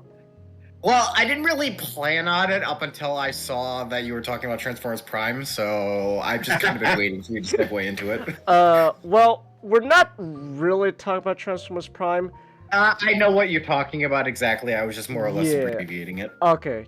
Well, if you want to know my opinion on Transformers Prime, You should hear what last. Your opinion. Should have been here a couple nights ago when we were talking about this specific thing. And at the end, near the end, I'm like, I hate Transformers Prime fans. don't fuck with us fans. We hate other fans. Exactly. Yeah. Sounds about right. Yeah. Sounds about right. But if you want to know my thought, I guess real quick though, if anyone wants to know my thoughts on Transformers Prime, it's a good show. I think it's a little overrated. Well, specifically with how some people talk about it. I think it's a little. I think there's some stuff. Looking back at now, they're like, not too big on that. Not too big on it, but overall though, it's a fine show. I like Transformers Prime. I've begun to refer to Transformers Prime as Transformers the Bible. Well, it would have been Transformers the Bible if everyone in the line continuity fucking talked to each other. Oh, line continuity. Never do that again. Yeah, but actually though, this is relevant. So Transformers Prime, right? That was a Transformers show that was part of the whole line continuity. We talked about the whole line continuity stuff a while back. Actually, not even a while back, like quite a while now. This Prime came out. What was like? It aired like year or two after Revenge of the Fallen. It aired in 2012, if I'm not mistaken. 2012. So an year after Dark of the Moon. Hold on, Probably, yes. Transformers Prime released in 2010. 2010. Okay, there we go. Why is No, you know what? I remember because when I watched Transformers Prime for the very first time, it was actually the day it aired, which I believe they were celebrating the 40th anniversary of the series. Oh, wow. We're celebrating the 40th this year. Wait, you had the Hub channel on your TV? Your time. I did, yes. Oh, Colin, I Wow. know you're a Doctor Who fan, but you gotta stop, man. Your time travel is fucking your brain up. I'm trying to remember. Maybe it was the 35th anniversary of the series. If you were to ask me, it'd probably be if Transformers Prime actually aired a few years before the 35th anniversary. would it be, like, 25th? Actually, a little bit before the 30th, actually. Oh, 25th. Maybe, yeah. Because I specifically remember when watching the episode 1, 2010 the minus logo on 1980. the hub logo changed to be the Decepticon symbol, and it said something years of Transformers. Hold on. Calculator app. 2010 minus 1984. 26. Hey guys, I have to I head was to bed. close. I was close. Alright. Are you gonna call it a night, I was Comet? very close. Calling it. Good night, guys. Alright, have a good night, Comet. Night. Alright. So, Transformers Prime, it came out in 2010. It was a really popular Yeah. show. Look, as much as I kind of like been shitting on it recently, it's a good show. It's been called a good show for a good reason. People like it a lot. Yeah. It's garnered a lot, and to this day, it is considered like one of the best Transformers shows out there. Don't watch Predacons Rising. On how quality should be. Don't watch Predacons People, Rising. we are never going to get something like Transformers Prime again. Let it go. Also, don't watch. Yeah. Don't watch Predacons Rising. Predacons Rising is kind of poo poo. I didn't mind Predacons Rising. I don't mind Predacons Rising, but listen, Colin, me and Nick watched. Was it last night or was it the night before? We watched another TV movie for another show that's supposed to sell toys, and that's a much better, more enjoyable TV movie than Predacons Are Rising. you talking Oh about my the God, Nick is Colin, not next- you're not going to believe it. Is this about the movie? Is this about the thing Nick is going to talk about? Yes, it is actually surprisingly. It is. So we got paid to watch it. I owe somebody $20 now. Shit. Who do you owe? Who do you? I can't believe it. One of Nick's friends tipped us $10 to review and watch the Monster High movie because he said there was a race war. I have a friend who's obsessed with Monster High, and he made me watch a couple movies of them, and I'm sitting here like, oh my god, why am I doing this? Okay, but this one though we watched is actually really fun. Do you think that after this we should sit Colin down and make him watch it again? Dear God. Sure, why not? Fuck it, dude. Well, We actually really liked it. Look, I believe you. Okay, trust me when I Alright. say my friend has talked to me to death about Monster High. Get ready, man. You're not gonna believe how good this actually is. Spoiler alert. We actually liked it so much. It's actually Holy really fun. shit. It's actually really fun. But anyways, getting off track though, bring it all back. Not a really fun TV movie was Predacons Rising, which was the series finale for Transformers Prime, and yes, not that great. It's kind of poo poo. But the point is that Transformers Prime is like well beloved, right? Like everyone loves Transformers Prime. Like, oh my gosh, it's one of the best Transformers show. And so, what's gonna inevitably happen is, well, if you're a fan of Transformers Prime, eventually you want to make something to show your love for the show. So, okay, here we go. Now we're getting to kind of okay. So I guess to help like give context. So, earlier this week, I was on YouTube, cause lately I've been in kind of a Beast Wars mood. So I'm in a Beast Wars mood. Fair. So there's that. I can tell why I'm in a Beast Wars mood later. But I've been in a Beast Wars mood all week long, And on YouTube, eventually, I got recommended, oh, here's something called Transformers Prime Galvatron's Revenge. And I was like, what is this? It's like, obviously... Wait, hold on. You didn't know about Galvatron's Revenge up until that? Yes. He did not, and that's what's That's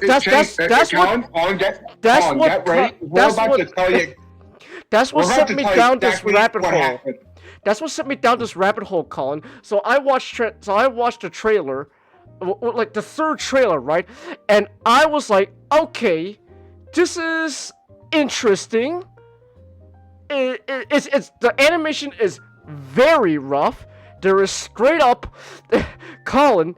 There is straight up a stock fire footage you can literally rip off of YouTube and just go into Premiere Pro and green screen it out.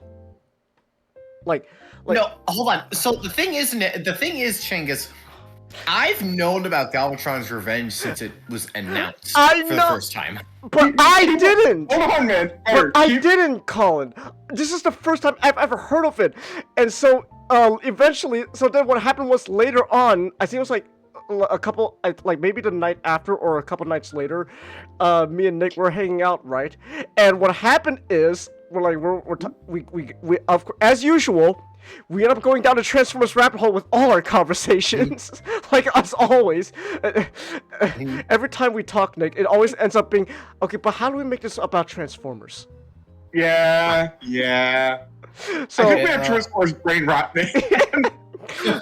so like, how do we make this about Transformers? And eventually, I was like, oh, by the way, Nick. All right, I think it's time. I think my teleportation device is working. I just gotta test it out. Sludge! No! Ah! I'm a monster! But what happened was, I was like, oh, you know, Nick, I just got reminded of something, and I was telling him about, watching the trailer for Galvatron's Revenge. It's like this fan project I saw. It's interesting. I was telling you, like, you know, the animation is rough.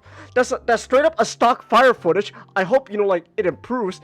And then Nick Trump... I don't understand. Why didn't she just kill the Gosling? You would save us so much time. But then Nick dropped a bombshell on me that made me fucking go down a rabbit hole, Colin. Where it's like, where he's like, oh, I know about this. I was like, oh, you do? Yeah, they've been working for years. Years? What? Damn, I wish I was there then. What? Years. Yeah. And I was like, and so that led me to a whole rabbit, like, hold up, no. Years? Wait, years?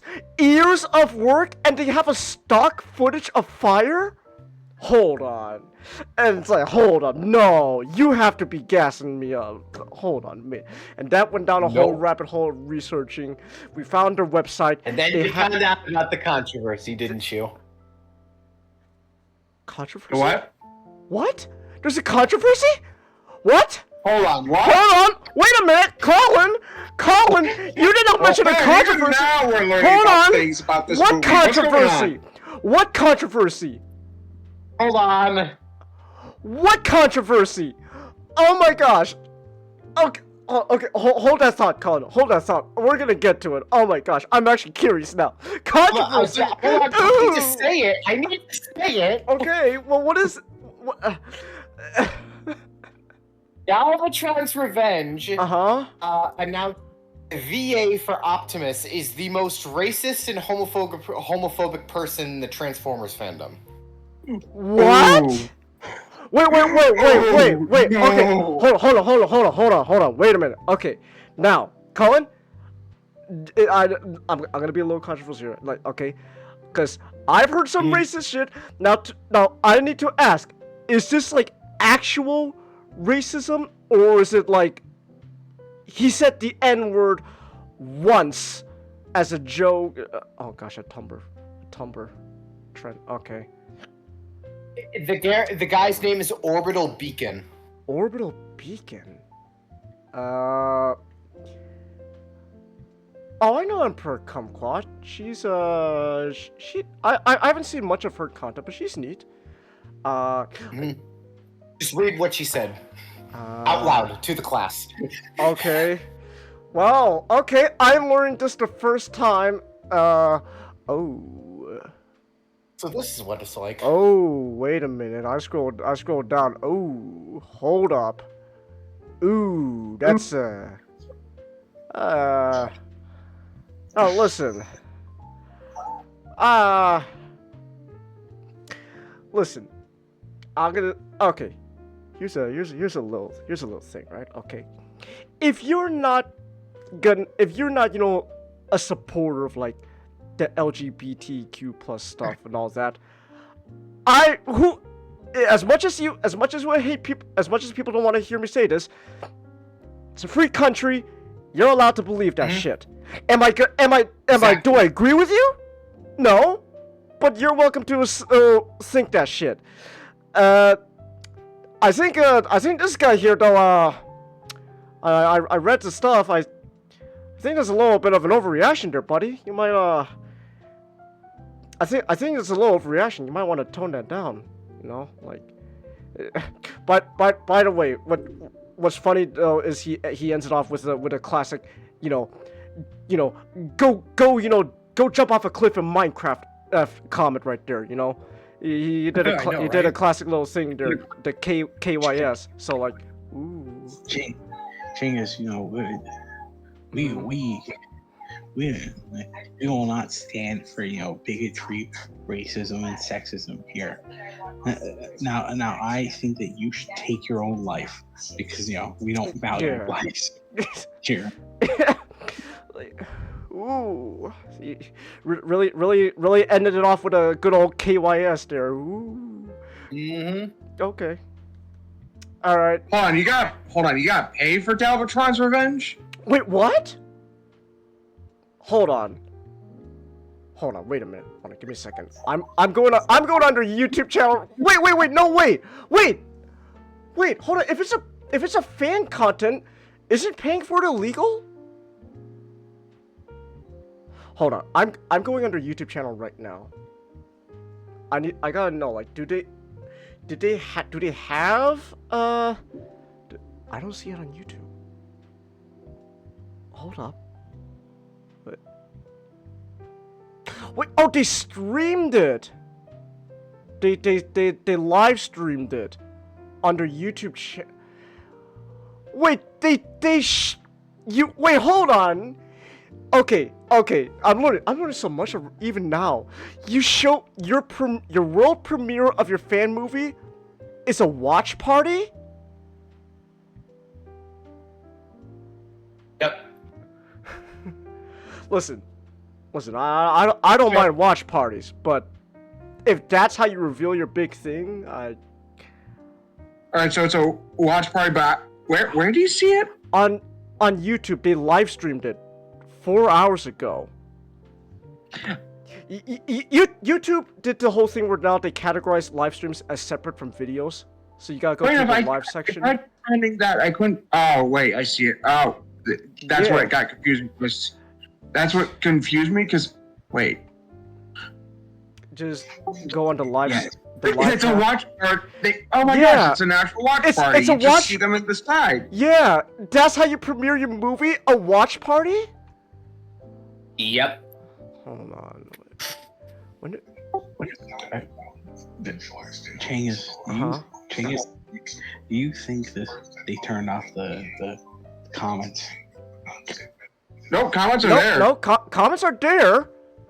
But it's but the comments are all just this one big circle jerk though. Oh my gosh, this is the best thing I've ever seen.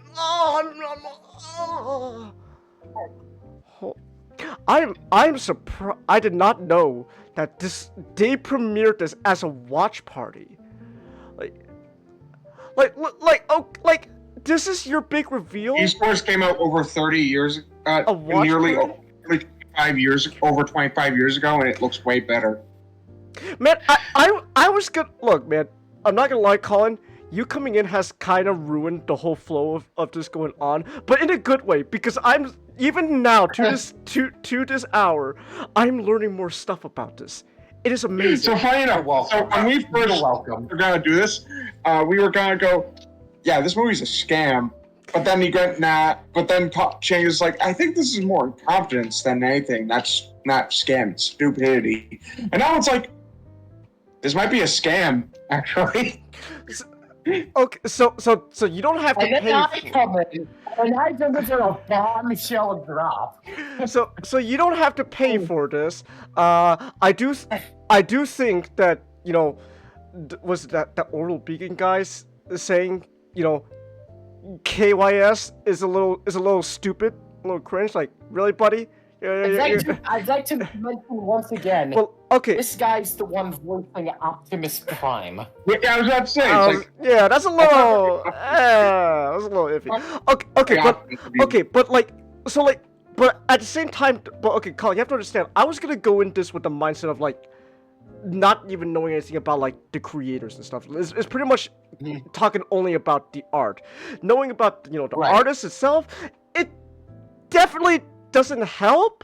But I think my opinion overall still hasn't changed, even with the context of these guys. So like But so like to get back what I was saying though, like I was going down with me and Nick, we ended up like going down a rabbit hole because again, I didn't know this was like years in the making. I was like, what do you mean years, Nick? How long has this been in production? What are you talking about years? I was flabbergasted. What do you mean years? Bullshit.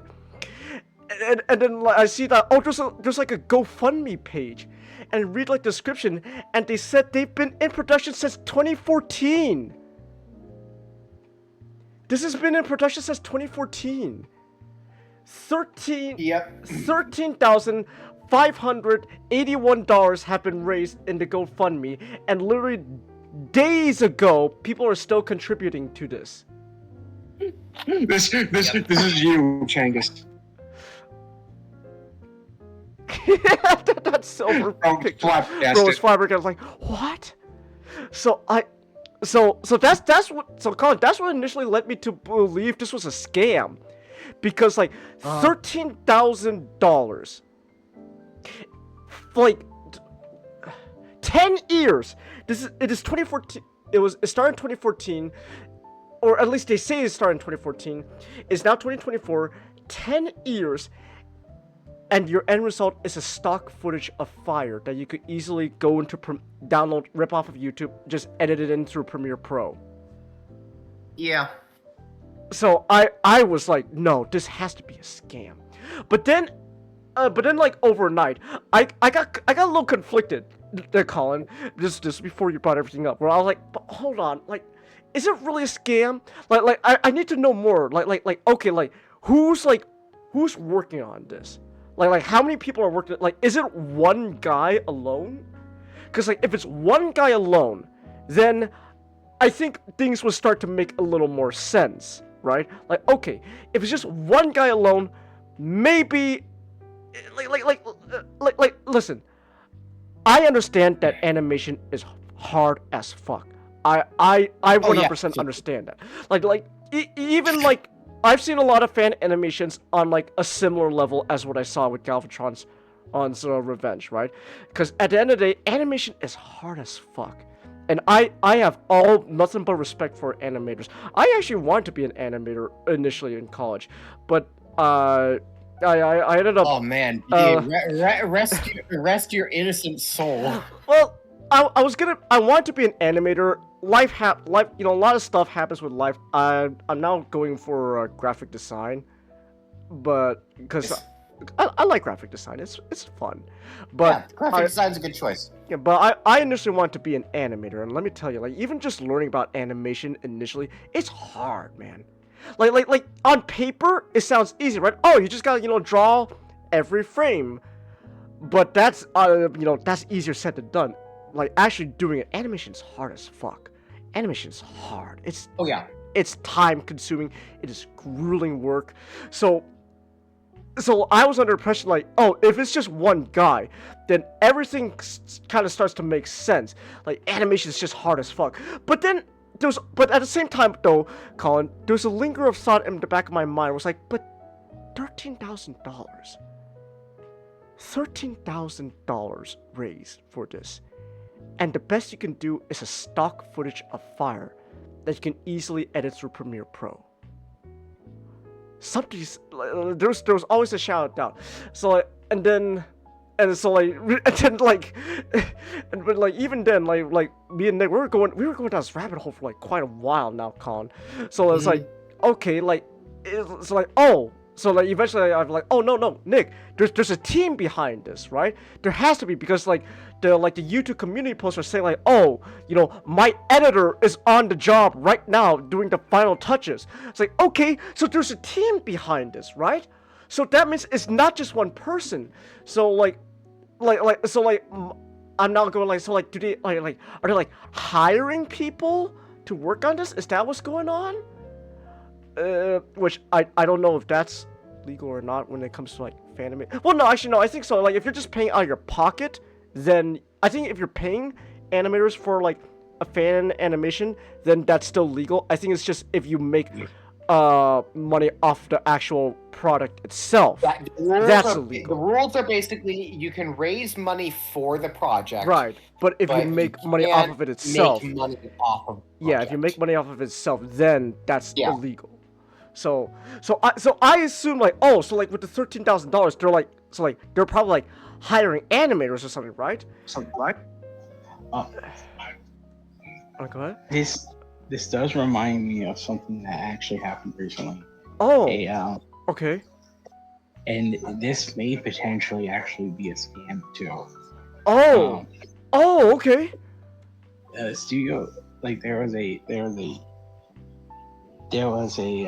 animation group called Studio Eclipse, and they were supposedly going to make a full independent animation based on the Black Swordsman arc for Berserk. Oh yeah, that's right. I was watching Colin, don't get the wrong idea. There's just a YouTuber I follow. His username is just the Almighty Lowly. I know it sounds weird, but he's actually a cool guy. Almighty what? Almighty Lowly. I know it sounds weird, right? But he's actually a cool guy. But I was watching. I was weirder. Yeah, so I was watching Lowly. He mentioned that like the people behind that Berserk image, they just ran off with the money. I'm sorry. It's just the fact that you had to say I was watching Lolly and. Yes, that's why I said bear with me, Colin. You got bear with me. But like but he mentioned like those guys behind they like took off with the money. It potentially took off the money. Because what happened was that they were kind of DACM by I don't know if they were by Studio Gaga or maybe Young Animal, because they were advertising that they were trying to make a project, a Berserk project, and part of their advertising was based on asking people to support them on Patreon as a way to fund the project. And something like a story, unverified story came out that claimed that they did this previously with another project. I can't remember. They might have okay. Previously with another project. I think it was for could be wrong on this, but I think it was for Digimon. Oh, okay. So like Space Digimon are the champions. Okay. I didn't know that. That's like regardless of what your opinions are on him, Wooly from best Two Best Friends Play. Former Two Best Friends Play. The best friends have been playing for years. Like Wooly said it best, where it's like usually when they advertise a project and they always advertise Mm. But they always advertise, oh, donations, quote unquote, donations as a form of budget. Mm-hmm. It's always kind of like seen as a thrifty sign, and it's like he said, oh no, if a studio just be quiet, just shuts up, just does their thing, it's usually much better than the studio that's constantly saying, oh, this is how much progress we've gotten done, because they're it almost seems like they're trying to trying to update so often to hide the fact that the money might not be going where it's going. Okay.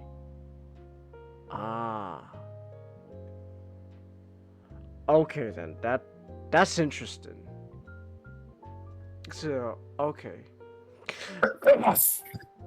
Whoa, you alright? Yeah, sorry, I have a bit of a cold. Okay, that's understandable.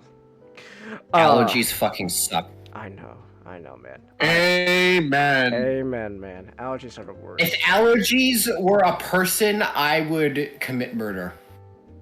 In Minecraft. Amen. In Minecraft. Wait, hold on, wait, I forgot. We can't just say Minecraft anymore. FBI agent auto. In Roblox, FBI agent. In Roblox. Don't arrest us. In Roblox. My dad works for Mojang. He'll ban your Roblox account. Exactly. Don't arrest Colin. You'll get banned. So like, I just want to know, like, oh my gosh, is this a scam? Because, listen, again, like I said, I know animation's hard. That was like the point I was going on. Animation is hard, but stock footage fire effect for $13,000. I was telling Nick, I can only pray that what I saw is not like the final product, right? Actually, you know what? Hold on. Okay, I know this is gonna be technically giving them views through YouTube, but I just gotta know, like, if I can find if I can find that scene, like, I'm gonna skim through, because it's like they're like a watch party. I don't know. I'm gonna skim through, like, if I can find the exact same like shot of the stock footage, fire footage. Hold on, wait. Okay, this seems like a similar background. Oh, let's go! Final finished product. Found it already? I'm skimming through it. Oh my gosh! Stock footage! Oh, it's the final product. They got stock footage of fire that you could just rip off of YouTube. At long last, my life is complete. I know for a fact that they kept the fucking shitty stock fire footage in. Oh, let's go. Hold on. I'm gonna take a screenshot. Let me show you. On Shangus busts a nut for no goddamn reason. Hold on, I'm taking a screenshot. Let me show you, Colin. Let me show you. I'm putting this in the back room.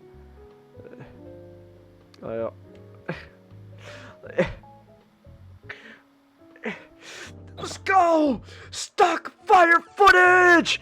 Yes! That is the stock fire. Yeah, It that is! is the stock fire. Yes! That's from the movie. That's the actual movie. Final finished product! Stock fire footage!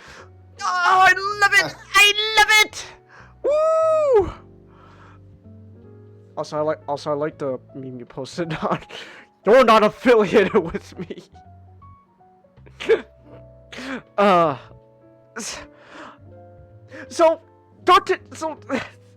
Colin, $13,000 went to that stock fire footage. The shadows aren't even touching RC's, aren't even connected with RC's body. Yeah. Look, I know I keep saying this, right? It's not. I'm not saying this as an excuse. I'm saying this to prove a point. Animation is hard as fuck. Okay, I understand animation is hard as fuck, but like I've seen, but like $13,000 for More stock interested to know fire what footage. the fucking plot is. I don't know. Something about Galvatron. So that means that. Okay, but that's the thing. Is Galvatron Megatron, or is Galvatron No. a separate entity entirely, like in IDW? It has to be a completely separate entity. In fact, this whole. Oh my gosh! I just realized. If this. Okay, so actually, I don't know. Hold on. I gotta know. Like, do they have like a basic like a premise about what Synopsis? this season? Yeah, a synopsis. Did they even gonna show me what this is even about? Like, Let me find out if there's like a yeah, cause plot synopsis. yeah, I want to know if there's like even a basic synopsis behind what this is. Here, even hold about. on. There's a Wikipedia for it. The plot is set 5 years after Predacons Rising movie. 5 in years? Which the Decepticons disband. Oh, so it's a. Guys, you know what that means? Somehow, Unicron has returned. Okay, anyway, in which the Autobots, the Decepticons disbanded, the Autobots are living peacefully on their homeworld of Cybertron. The movie states that there are other Autobots stationed on Earth, presumably Ratchet among them. Ultra Magnus has assumed leadership over the Autobots following Optimus' sacrifice. Okay. And the Autobots are soon pushed back into action when the titular antagonist Galvatron invades Cybertron on a mission to liberate his master Unicron so that they may complete their long-awaited mission, the destruction of Primus. Somehow Unicron. Well, okay, it's not exactly. Star Destroyers. Okay. It's not 100%. Somehow Unicron has returned, but like, it sounds similar enough. Somehow, it's similar enough. It's more. It's not somehow Unicron has returned. Is somehow we have to make Unicron return. Because of course.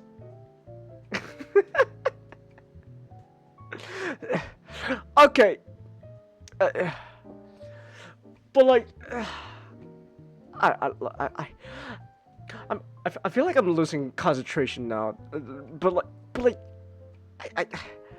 I know like I'm really hammering home in the whole $13,000 point.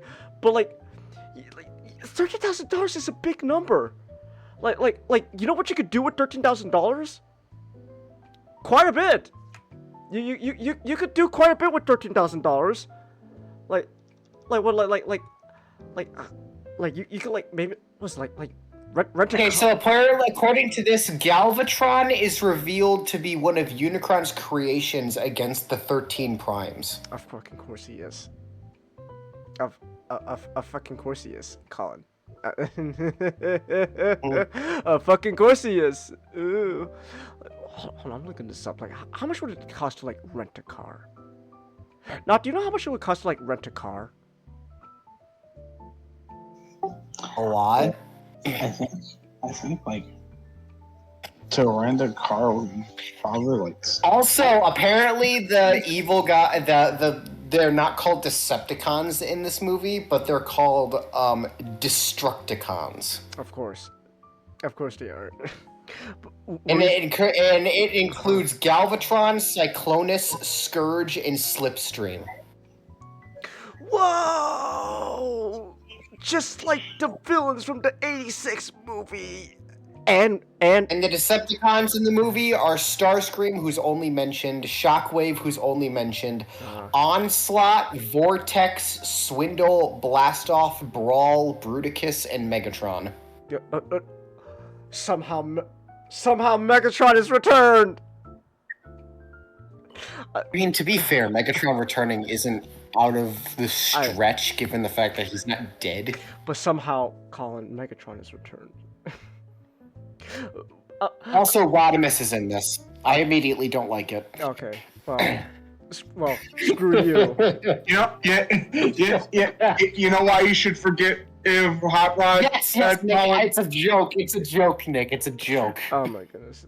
Because Optimus would. Yeah, I know. Fucking stupid Mr. Rogers. Excuse God, fucking.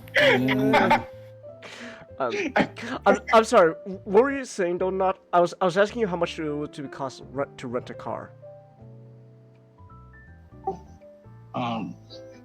Roughly like you can rent a car for as cheap as $7, but as expensive as fuck? That's for like impossible. 2 days. Oh, okay. Yeah. You know what? You know what? As somebody who would like, sorry, let me rephrase. You know what they could have also done with that money? What? Rather than make this an animated movie, they could have very well made a stop motion movie. Stop motion, I think, would be a little more difficult, and probably a little more time consuming. But then again, it's been like 10 years. Some fucking amazing Transformer True. stop motion movies. That is true. And $13,000 could get you one hell of a good budget for stop motion. $13,000 in general should be okay. To be fair, I'm not gonna pretend to know like how much animation truly costs. I know animation itself is actually pretty expensive, so I'm not gonna pretend. But I'm just saying, I'm not asking for like top tier animation, but I'm just saying with $13,000, I'm pretty sure you could do more than just a stock fire footage. I'm just saying. Like, you would think with that amount of money, you could do more than what I just saw. Okay. Like, people give a lot of shit to Beast Wars animation. And to be fair, okay, I love Beast Wars. It is my baby. But I will not argue that its animation is a little dated. All right. Now I understand why the animation is. Now I understand. mention the humans. I understand why the animation is dated. All right. Like I know that at the time, Beast Wars was revolutionary. Like alongside what was Mainframe's other big show again? Reboot. I know like alongside Reboot, like those were like super important when it comes to 3D animation. Nowadays, by our current day standards, of course it's gonna look kind of meh, right? But at the time, it was revolutionary. You know what I just realized? What? This Galvatron's Revenge movie, if they're so cheap that they're going to be, is it easy to say? And this is a bold stretch. So, with them using fucking fires, the cropped fire thing, Yeah. stock footage, is Galvatron's Revenge worse than Transformers Energon? I don't know. Because Transformers Energon, I think Energon's worse. Energon's worse. Hold on. Wait a minute. Like, let's actually think this through. Hold on. Wait a minute. That's actually interesting. Like, Energon is filled with stock footage, right? Let's not. Not only that, there are scenes where there's fucking unfinished like storyboards still on the on the board. Okay, that's okay. That is pretty bad actually. That's pretty bad. Like, But- hold on. I specifically even mentioned this in my first ever YouTube video. If I can find it, hold on. Oh, okay. That is pretty bad actually.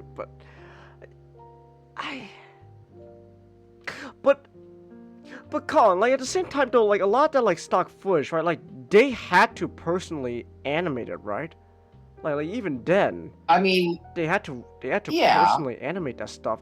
I'm talking about like they just straight up, these guys straight up just went to YouTube and typed them.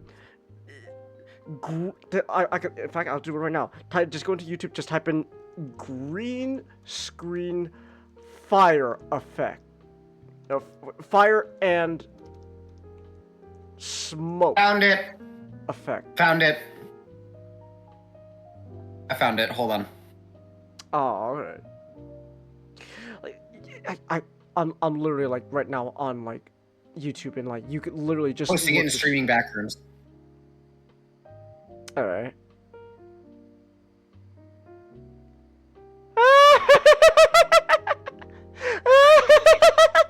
Okay, that's funny. That is funny. That's funny.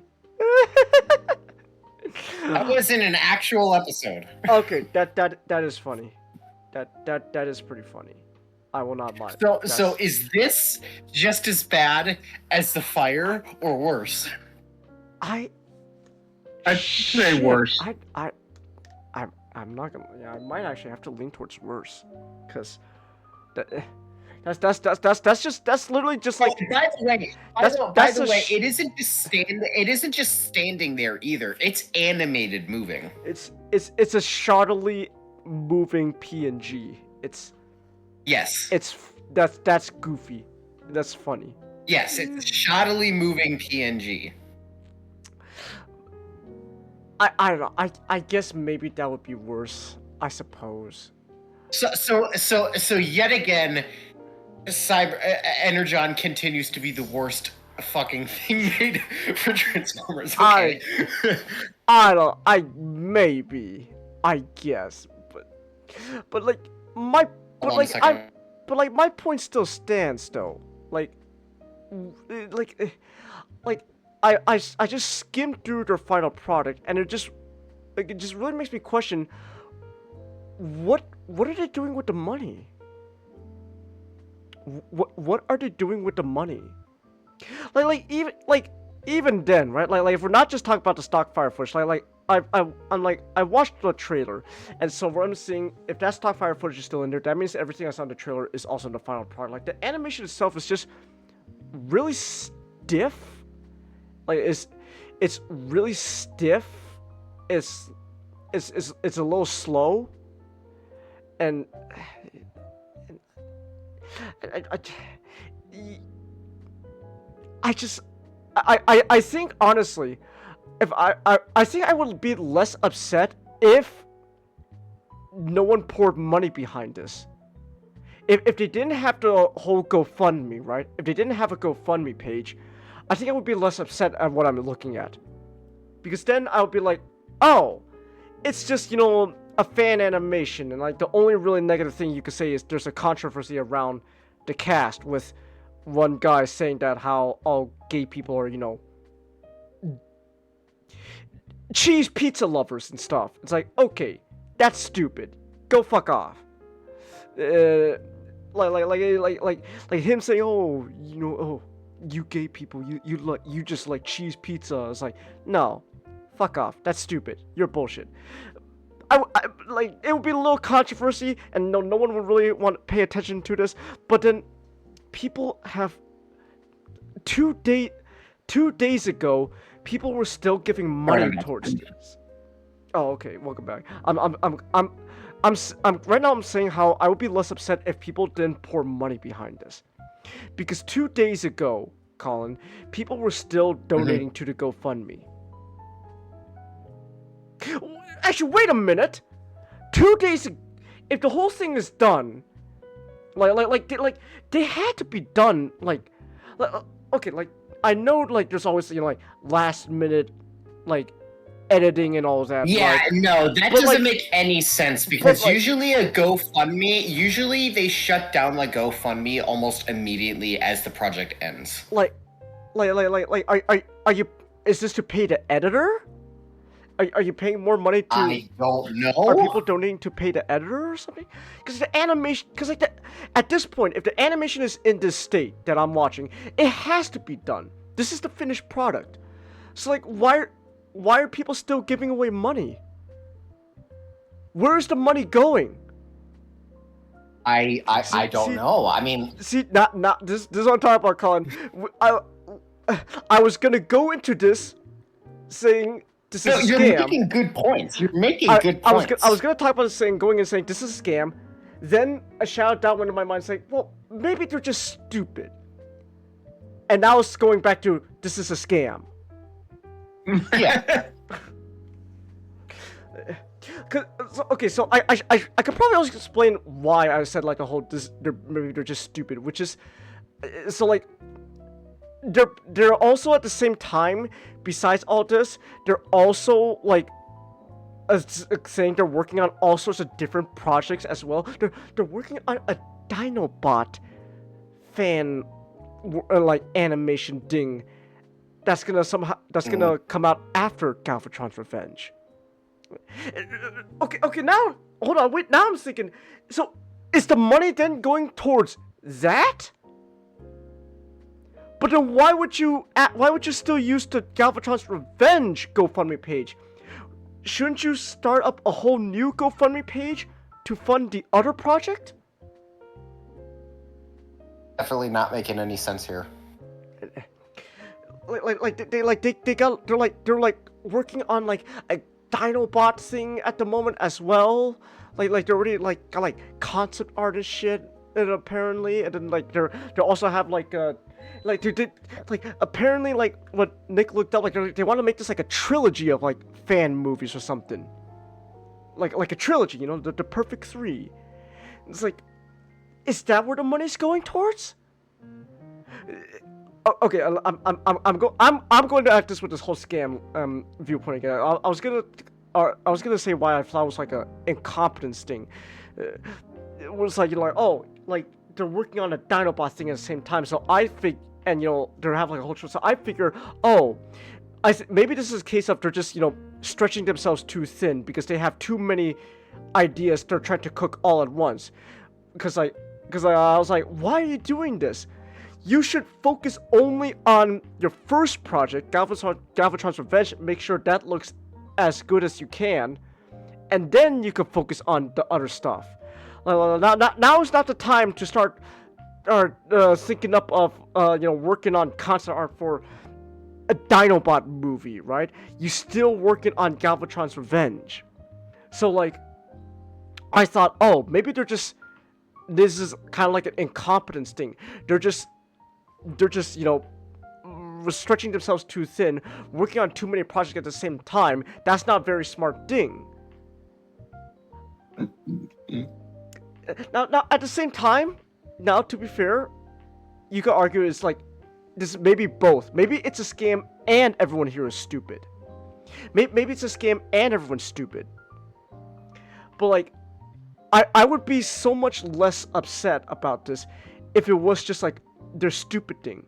But when people start supporting this financially, then I start getting less, you know, then I'm not as you know, as forgiving, because like people are giving you money to make this look good. Oh my god. What? Okay, I'm doing more research about this. The movie not only premiered as a part of a lengthy Q&A with the Prime Animations production team, and not on its own. So,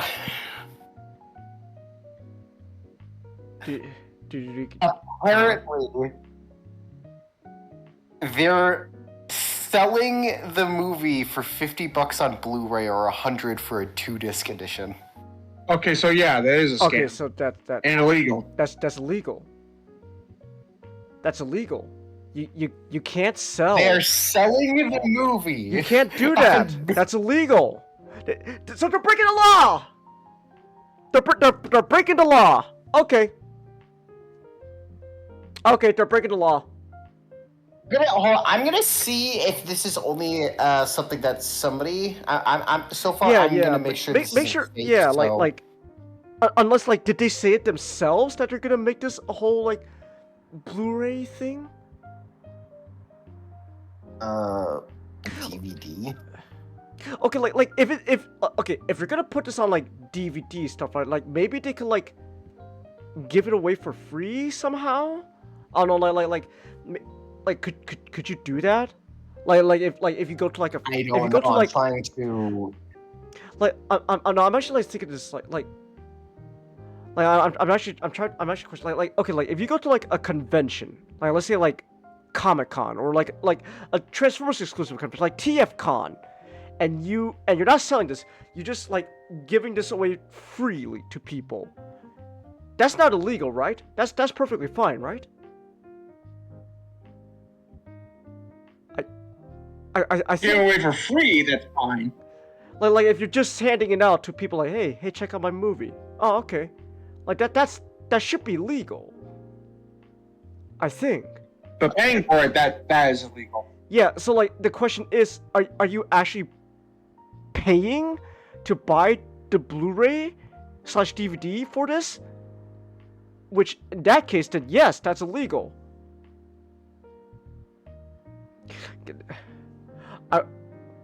Gosh, this is amazing. I knew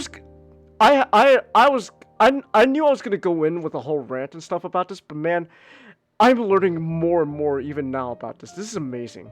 This is great. This is great. Wow. That's. I'm having a hard time finding all this. Oh my god. Anyway, I'm posting the next thing. Oh, okay. Can I ask you guys not to nominate Abe?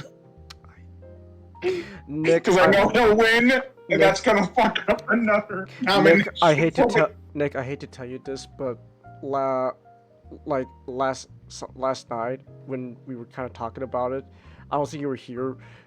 Ninjala and Master were already talking about like someone's gonna nominate Abe. So like, at this point, I was probably there, but like I'm at least asking you guys not to nominate him.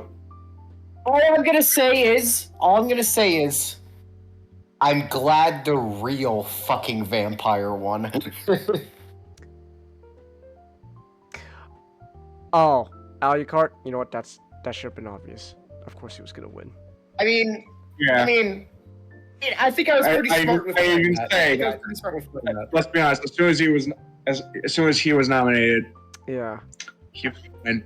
Yeah. It's fucking Alucard from I know. Hellsing Ultimate Abridged. I mean, who's not It gonna doesn't even vote have for to him? be from Ultimate. It doesn't even have to be the abridged version. Yeah, Hellsing Ultimate fucking Alucard's awesome too. All right. Just for you, Nick, I won't post Abe. I mean, someone probably will, but I won't do it.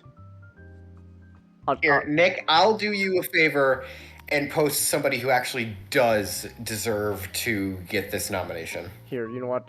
I'm just gonna. You know what I'm gonna do, Nick? I'm just gonna go with my boy Ripjaws. No fair, I was about to do that. Oh, you son of a bitch! No! Fuck! Okay, fine. What does... Shit. I don't- See, it's not funny, isn't it, Changus? It's not fun, isn't it? Shit, would King Shark count? King Shark is a shark. Yes. Okay, I'll do my boy King Shark. I like him. Hold on, which King Shark? You have to be specific. From the Suicide Squad, cause I like that King Shark. Hand. Yes, Nawe, that is your hand. Bird. You know what? I think I got my vote. Bird. New dumb friends.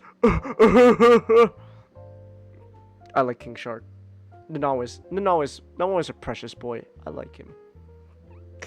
New job friends. Nanawe, monster is Nom Nom. Nom nom. Nom nom. Yes, I like King Shark. He's great. Anyways, I think I spent too long on this topic. Point is, I was gonna go in saying this was a scam. Then I had a shout out like maybe they're just stupid. But now, It's a scam. I'm leaning towards scam. I'm heavily leaning towards scam. There is a lot of questions that are being put out there about where the money is going. There's a clear indication that the animation definitely didn't fucking. And you see, like, I didn't even know about the whole like controversy behind like, Yeah. the behind the scenes casting and crew and all that. Like, even if you ignore that, you didn't take that into account. Mhm.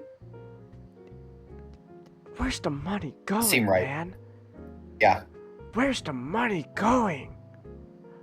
Where's the money going? So, yeah, I think we've come out of this with this is probably a scam. Yeah. Does the Kraken count, Ray? Nick, does the Kraken count? From From what, Ray? Like in general? Like what? Okay, Nick. What if I did like? What if someone did like the Kraken from like Pirates of the Caribbean? Would that count? Nope. No. No, because it wouldn't be humanoid. I did post rules. Oh, you did? Oh. It's always under like It's the announcement of like who won and how the. Oh. Wait, Chelsea, I saw what you posted. That counts though. Yeah, That counts. counted. That counted.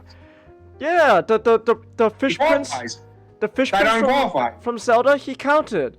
Yeah, though I know for a fact that a lot of people made a lot of art with him and Link, cause yeah. Listen, Rule 34, go brrr. They really like that fishman being on top of Link. They really do, man. They really do. So. Rule 34, go brrr. Yeah. But, anyways, yeah. So, Transformers Prime, Galvatron's Revenge, coming out this. So yeah, Chelsea, Scion's fine. You can post them. Yeah. So coming out of this, yeah, I think Transformers Prime, Galvatron's Revenge is a scam. Yeah, agreed. This is all just because Depth charge. Depth charge? Okay, so Would he count? I would allow it. Oh, okay. There you go. But just barely. But I'd allow it. Okay. He's fish-like. What? Wait, what about like? And honestly, that is a pretty neat concept. Wait, what? I'm already getting some ideas for my choices for the different categories. I just thought, would Davy Jones count? Would Davy Jones count? Yeah. That actually is a good question because Technically, I really yes. like Davy For my Jones. rules, there's nothing there's nothing that disqualifies him from the rules. So yes, he does count. Okay. As much as Davy like the Jones Norway, is a really good choice. as much as like the Norway, I kind of want to go with Davy Jones then. All right. Honestly, I don't blame you. Davy Jones is fucking amazing. He's got a banger ass organ theme. Yeah. I just fucking love his theme music and his fucking origin story and story in general. Dun, dun, dun, dun, Right now, I dun, got to choose between Depth Charge and Davy Jones. dun, dun, And Red dun, Cross. dun, dun, dun, dun, dun, dun. I got some really nice choices. Good. All right, Davy Jones then. I hope no one nominates Abe. I know. Just because there's specifically for nothing. You know what? Hey Nick, do you want to know what's going to make your choice even more harder? What? The fact that it wasn't Depth Charge, the one you showed me with the fucking AMV with Davy Jones music, or is that somebody else? Rampage. It's Rampage. That was Rampage, yeah. And yes, Rampage would count too. Rampage would count too, but I think he's even better as Creation. Yeah. I will make him win that. I will make him win in that area at some point. Have to. But oh my god. Colin, feel free to DM me your ideas for the future ones. Oh yeah. Yeah. we need a Transformer on this list, Ray. You know what? Sure. And there's a couple relax, I got you covered on that. we can put in there. I got you covered on that. Alright. There's a couple we can put on there. Yeah, that's true. That's true. Honestly, really, you could put one for each of them. Yeah. Transformers has done a lot of those stuff, man. It's Transformers. And speaking of Transformers, Galvatron's Revenge is a scam. But you know what isn't a scam? The convention fund Transformers goal. 1. You should go see it in theaters. Well, okay, yes, that's true. I was gonna make a joke by shilling the convention fund goal. That's not a scam. I do plan to use that money though to, go to the convention and stuff. So yeah, but for real though, you know what isn't a scam? Monster High. Dear Lord. No, but Colin, no, you gotta understand. Okay, I went into this movie. I will hear you out. Don't worry. Colin, I went to this movie with a similar mindset you have right now. We're like, oh boy, here we go. But here's the thing, Colin. A glimmer of hope happened when I found out that Cal, Nick's friend who paid us to watch this, wasn't lying about the race war. Or that public execution. Oh yeah, the race war. I forgot about that. So initially I was like, oh my gosh, wait, Nick, the race war is real. And I was like, wait, does that mean the public execution is real? Yes. Turns out, yes. Yes, it's real. It's real. All of that was real. And then some.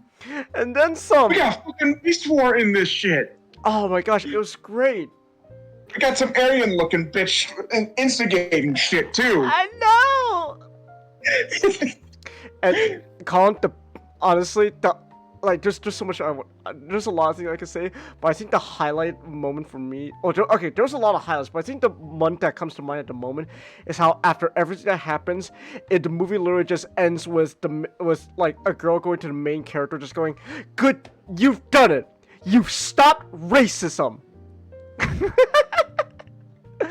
It literally ends with the whole, like Skipper and Michelle Obama, just Mrs. Obama. I've done it. I've stopped racism.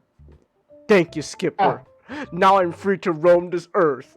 It literally ends like that. Just, you've done it, Frankie. You stopped racism. It's great. It's wonderful. So anyway, like I mentioned, this was a paid review by one of Nick's friends, Cal, and yeah. So I guess just another reminder too that you can donate through Stream Elements, and you can ask us through that to review something that you want us to talk about on the podcast. We got various prices going on, but however, some of the prices is flexible. We could arrange some stuff. Of course, though, gotta ask again that you ask ahead of time before you donate with what you want us to review, cause yeah, I know I used the same example, but it's a very good example.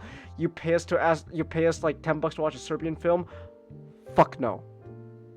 I'm refunding those $10. Serbian Fuck film? No. You don't want to know. No, Colin, you don't want to know. You don't want to know. We have a command that literally just says you don't want to know. No, look it up! Oh my gosh. No! Don't look it up! Colin! What are you doing? No! What are you doing? No!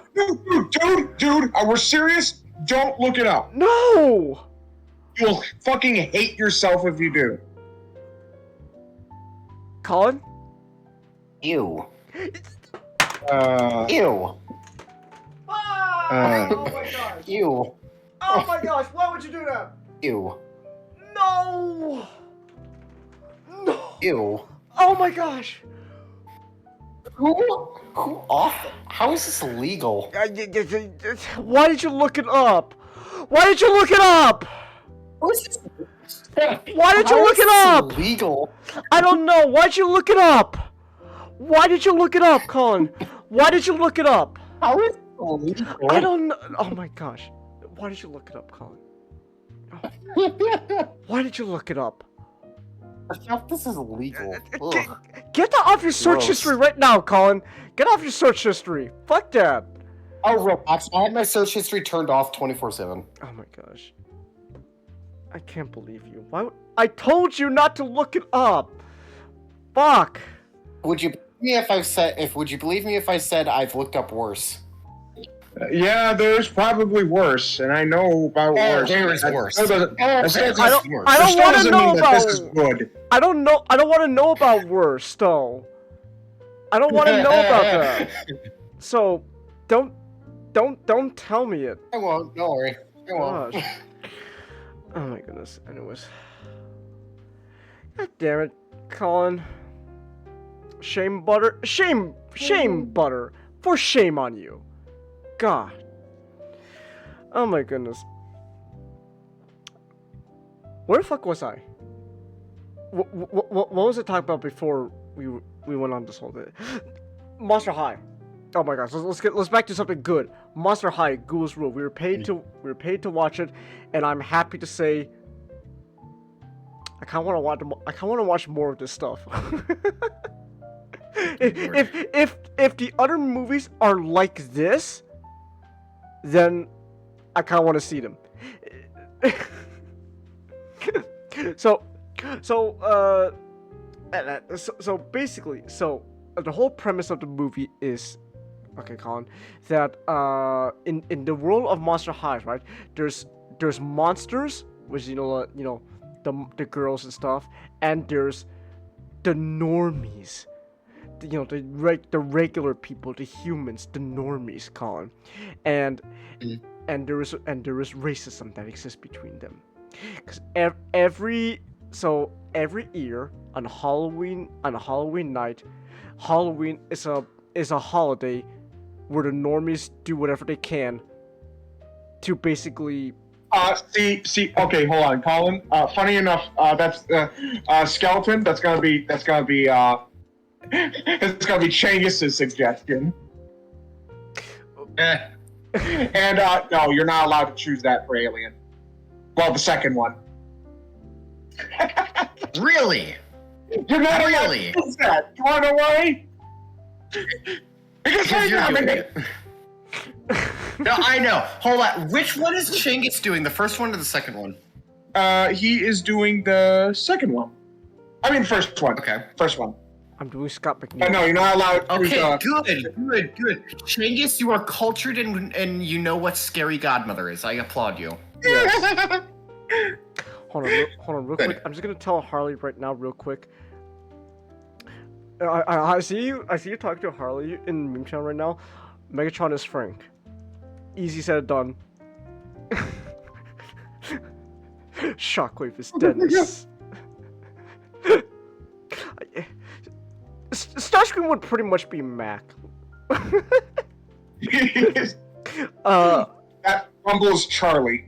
Oh yes. Rumble is Charlie. Let's be honest. Any female Decepticon really is just flexible enough to be D.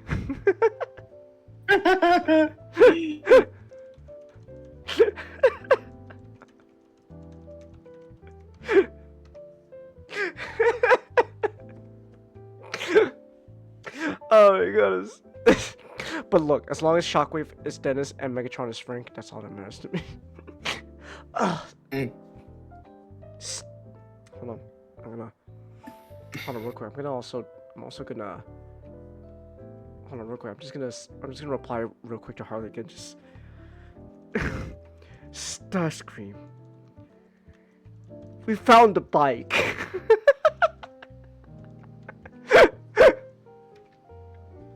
Starscream. We found the bike. Yeah? The bike in the basement? What about it? Oh, Starscream. Don't make me get the bike. No, why did Harley delete that message? Oh my goodness. Anyways. By the way, I was today years old when I realized that the meme song "Bomb Biddy Buddy Biddy Bomb Bomb" is from an Adam Sandler movie. The worst has happened. We're gonna watch it this year. The worst has happened. I'm covered in human feces. Then when you The night, I was gonna say that the night when you showed me the clip and I realized that only place wasn't joking around. That's an actual fucking line said in the movie. It was great. But you know what else is great? Racism. No, okay. So, but racism is a big plot point in Monster High Ghouls Rule. So, Colin, so every Halloween night, Halloween is a night where the normies, the humans, do whatever they can to essentially make the monsters' lives a living hell. Assault them, harass them, etc. Now, obviously, this is a children's show, so you can't just have people just like fucking like going out there like lynching vampires, right? But at the same time, they kind of do because the fucking public execution shit. Oh my god, we'll get to it. I'll also this. I want to say this though. It's very funny how. It's something I've noticed. It's very funny how when you're limited to like something like that's something meant for kids, and so you have to think around like a way to make things safe or something for kids. But then when you really think about it, like what they did to work around it, you realize this is worse. This is even more horrible. Oh my gosh. Like okay, we can't we can't like hang a monster. What do? Oh, I know. We have a workaround with this like very convoluted contraption. And I see the contraption like this is somehow worse. Just shoot them. This is worse. Oh my goodness. Do you realize how dark this would be if this wasn't a kids show? Oh my gosh. So it's just a trend I've noticed. I love when like I love when you're limited to like what's safe for kids and you somehow find a way to make things like when you really think about it, even darker. It's like, wow, that's even worse. Right. You see, in exchange for making Dracula, vegetarian, so we can solve the blood issue. We can just show,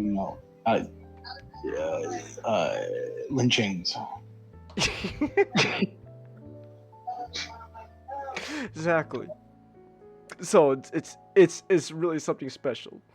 So yeah. So every Halloween, the monsters are assaulted, harassed, etc. because racism. And then our main character, Frankie Stein. Yes, her name is Frankie Stein. Do you want to know what monster she is? I know all the monsters. As I said, I have a friend who's obsessed. God. There are generations. I'm under Monster High Wiki right now for a synopsis. I didn't realize this is like fucking like Transformers. There's different generations. Hold on. Yeah, there are. Hold on. We're on. This is MLP. Alright, Monster High is currently on G3. What do we got? Huh.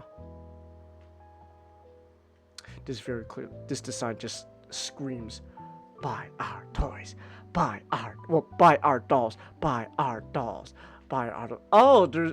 that's not bad. That's kind of a cute art style. Oh my gosh, she's got a robot leg. She got a robot leg in G3. Huh. Ah.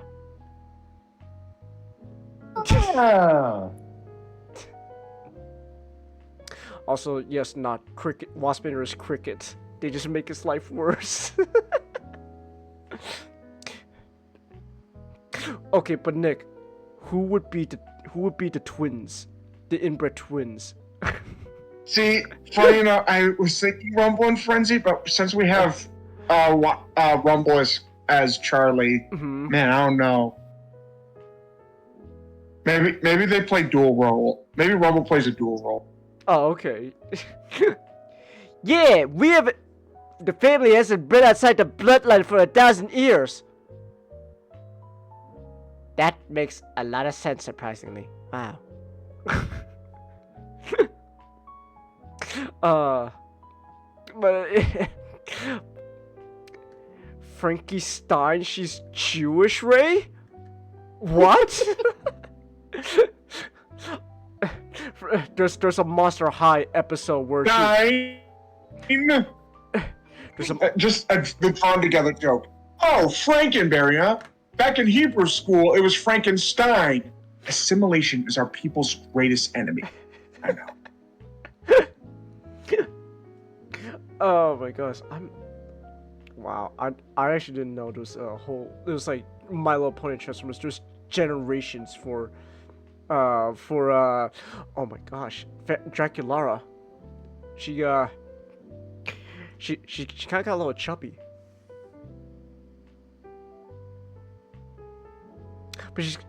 But hear me out. Not chubby, not in a bad way. Chubby. She's like, it's kind of a, there's like a cuteness to the chubbiness. She's like Clobber, Nick. She's like Clobber, where she's kind of a big girl, but you know what?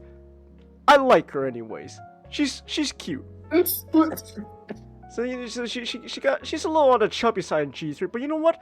It's a cute kind of chubby. I dig it. I dig it. Anyways, I'm going down another rabbit hole right now just because I didn't realize this was like fucking My Little Pony Transformers. There's like generations to Monster High. So this is a G. I'm not fat shaming, Ray. I can literally squeeze the like my belly, and there's like a noticeable, mass that I can squeeze between my fingers right now. Hold on. I don't know if that's being picked up by mic or not. I'm drumming on my belly. So I'm a little on the big side myself, Ray. It's not that noticeable because I wear like big shirts and stuff, but I'm on the bigger side. So besides, Ray, there's no reason for you to fat shame me, okay? There's no reason for me to fat shame you. You're literally taller than me by like a fucking head. You could beat me up and I can't fight back. I have a size disadvantage, Ray. Why would I make the mistake of fat shaming you? One of the girls is autistic in Monster High, Chelsea? I did not know that. You know what? Probably makes sense. But anyway, so anyways, this is a G1 Monster High movie. G1. And so, our main protagonist, Frankie Stein, is learning about the true meaning of Halloween, which is not that fun, because because it turns out that the Halloween that we know it, trick or treating, candy, and all that, propaganda. Oh my god. Of course, I knew it. I can't. Are you telling me the media would lie to me? No, I can't believe it. So yeah, somebody should tell Bumblebee that the government he loves isn't so trusting.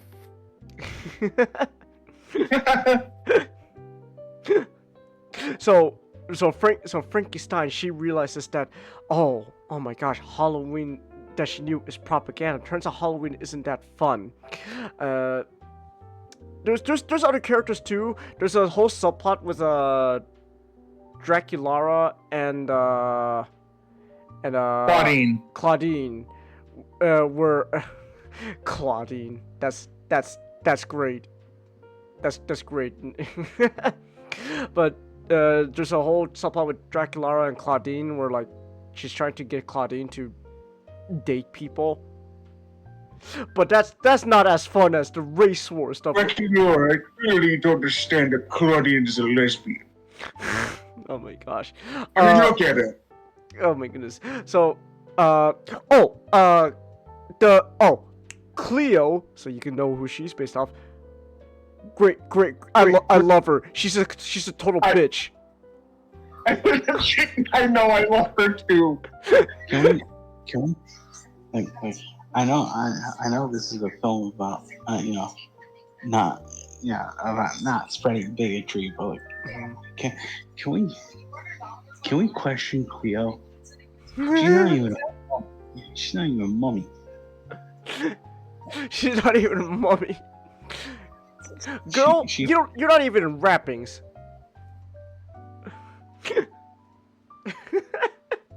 That's funny.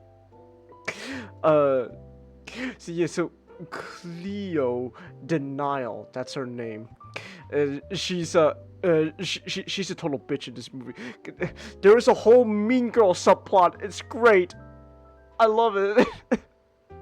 and she ties into the whole main plot. So basically, eventually what happens is a bunch of humans, the normies, they vandalize the high school by like doing like TP and all that and throwing eggs and stuff. It's like, oh my gosh. And in this universe, like egging a house is like the equivalent like burning someone's living place down. Like, oh my gosh. Like, are you okay? I'm traumatized. They egged my house. I can't go back. You know how long it's gonna take me to clean it. Thing is, like, no, egging a house in this universe should be the equivalent of putting a burning cross on there. Would TPing a mummy's house just be giving them free clothes? I like to think it's more like no, I think that would be like offensive. It's like going to a black person's house and just spray paint the N-word on it. I think TPing your house is like that. Yeah. Like, I think TPing the house would be like, spraying a black person's house purple.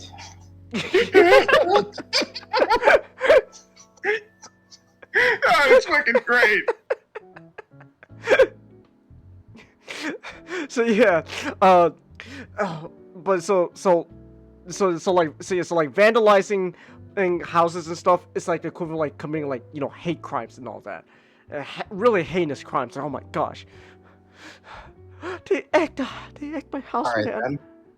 So humans are vandalizing, and that leads to this whole thing where the monsters go, okay, you know what? We gotta pay them back, which is led by bitch Cleo, who funny enough is, oh my gosh, it's great. Bitch Cleo here literally uses the whole racial tension to her advantage to become more popular. It's amazing. Sounds about right. And so you try to take advantage of this to become more popular. It's like, oh, we're gonna rally against them. Yeah. Oh wait. Also, it doesn't help that at the same time, our main character Frankie, she goes through like the school's like catacombs, which is like their library, and then in there through a interactive little animatronic skeleton thing, which may or may not be an animatronic. I like how Nikki, after the whole the whole show it put on, you just went, hey Chicks, how much you want to bet that's actually a real skeleton there? So there's a whole little show being showed on by like the animatronic skeleton, and basically Frankie learns the true meaning of Halloween, which was that it was originally a holiday meant for humans and monsters to celebrate together, to celebrate their friendship. But over the years, though, the true meaning has been lost to time, and now all that's left is hatred. Oh. So funny enough, she literally goes to like, she literally tells the other students, oh my gosh, I just found the true meaning of Halloween. You know what we need to do? We need to get rid of the current meaning of Halloween and show people the true meaning. We're monsters, we're gonna take our holiday back. And everyone took, and of course, when you say that, everyone takes it the wrong message. Yeah, take a holiday back. Race war! Race war! Wait, that's not what I meant. No, wait. Too late, race war. Too late, Frankie, race war. I just like the idea that one of the monsters just go too late, Frankie, race war. Race war.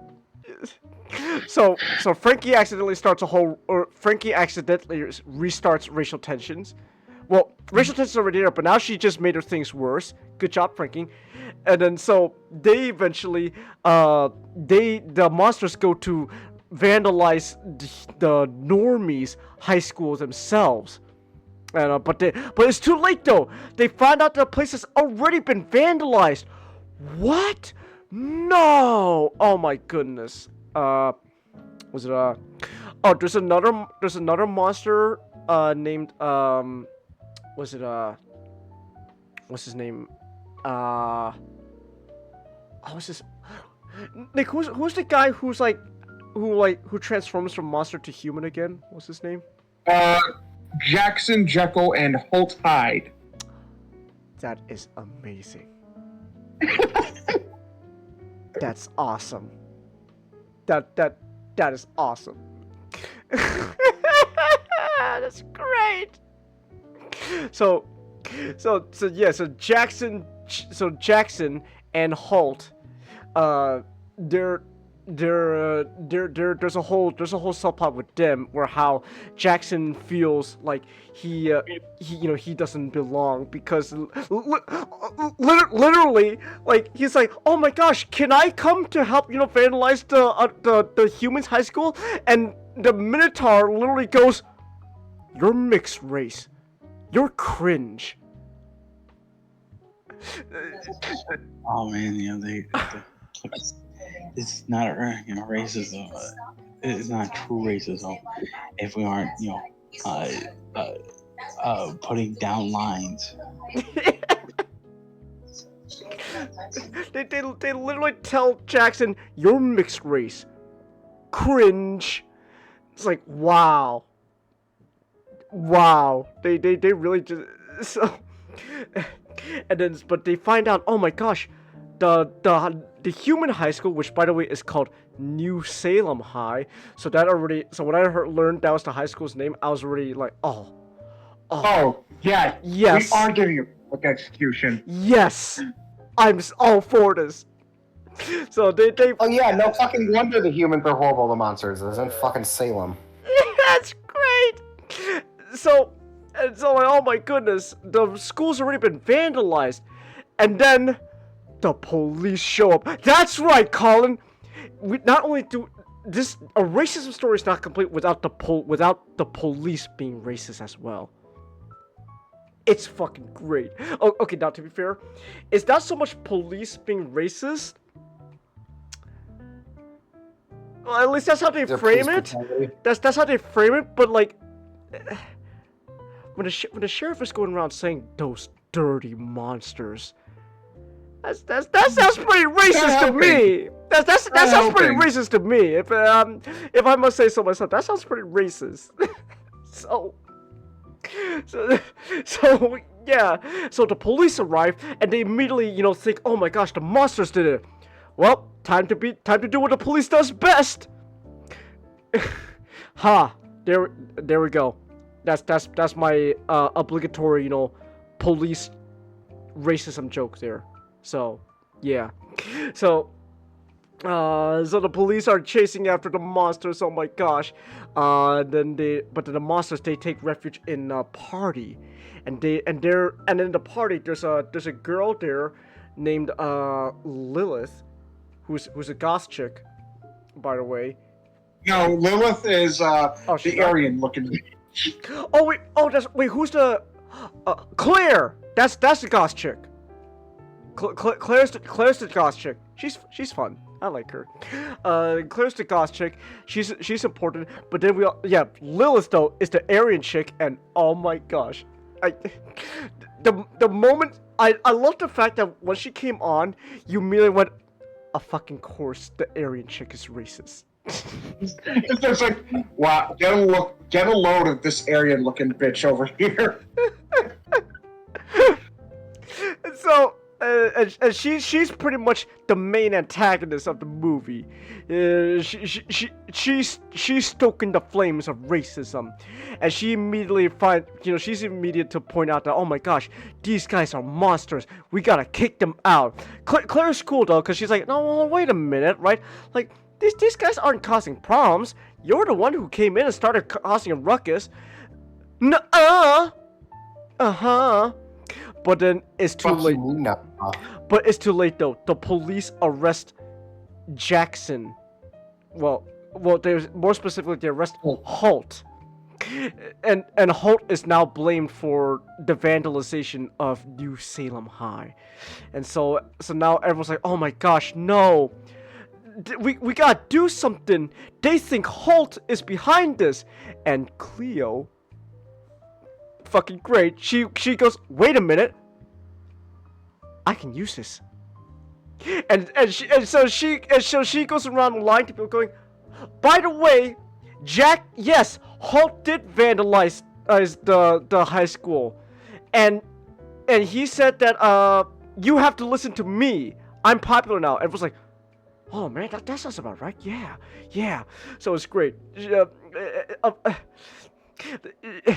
know, that's something. That's honestly something I actually kind of unironically like about this movie, which is how, like, for a whole movie about essentially like, discrimination, like racism and stuff, they also tackle the whole subject of people using those movements for their own advantage. It's like, you know what?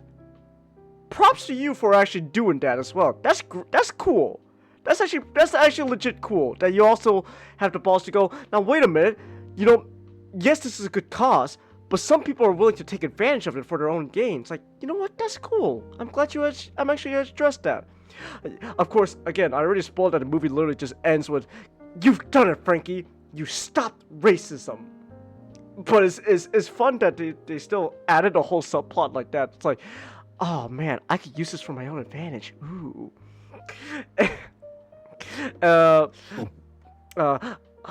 Anyways, Jackson, Holt is able to get out of prison by basically he transfers to Jackson, and Jackson ends up going to New Salem High because the police are like, oh, you're a human, yeah, you go back to school, and there he befriends Claire and Chad. Jackson did absolutely nothing, and he scored the goth chick at the end of the movie. It's fun. Now you know this obviously is a fantasy movie. Now you know this is fantasy. So yeah, but then unfortunately though, the thing is with Jackson, in order to transform into Holt, the transformation is triggered through loud music. So just any loud music. So literally like the school speakers start playing the marching band. It's like, oh gosh, oh no! And unfortunately, the fucking Aryan bitch Lilith catches him in the act. Oh my gosh. And so basically, what happens is the school is vandalized again. Oh my gosh.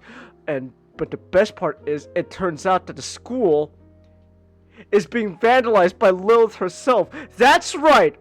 The fucking Aryan bitch is literally causing hate crimes to her own kind to stoke the flames of racism. It's great. It's amazing. And so what happens is, because of this, now all the humans are like, okay, you know what? We got stop this once and for all. This, vandalizing our school once, shame on us. Vandalizing the school twice, not just shame on you. We're gonna fucking kill you. What? That's right. We're gonna fucking kill you. So they arrest Jackson, well, Holt, and then the sheriff literally goes, okay, you know what? To show that, we're serious about stopping the hate crime and all that, we're gonna do the one punishment we haven't done before. We haven't done in hundreds of years. The death sentence. They're gonna fucking publicly execute a minority. Oh my goodness. Oh my gosh, the way you said it's even worse. He is not just a minority, a minor. A mixed race. Minor minority. Holy shit. Do you know I'm what gonna get Darkwing on the phone. you know what a fucking PR nightmare that would be for the police? Oh my gosh. But it's like there's a mob too. I know. Oh my goodness, but the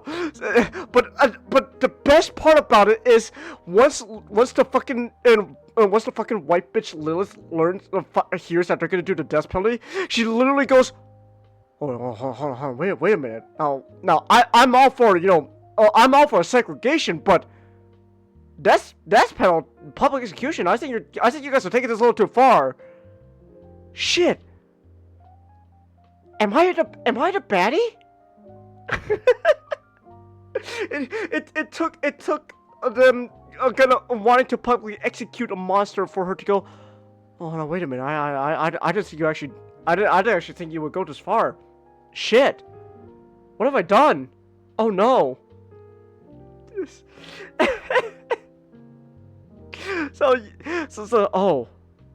Oh no, what have I done? Oh, this no good.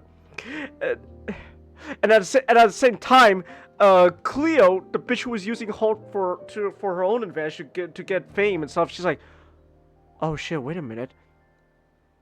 If I'm taking advantage of someone who's gonna die, am I a bad person?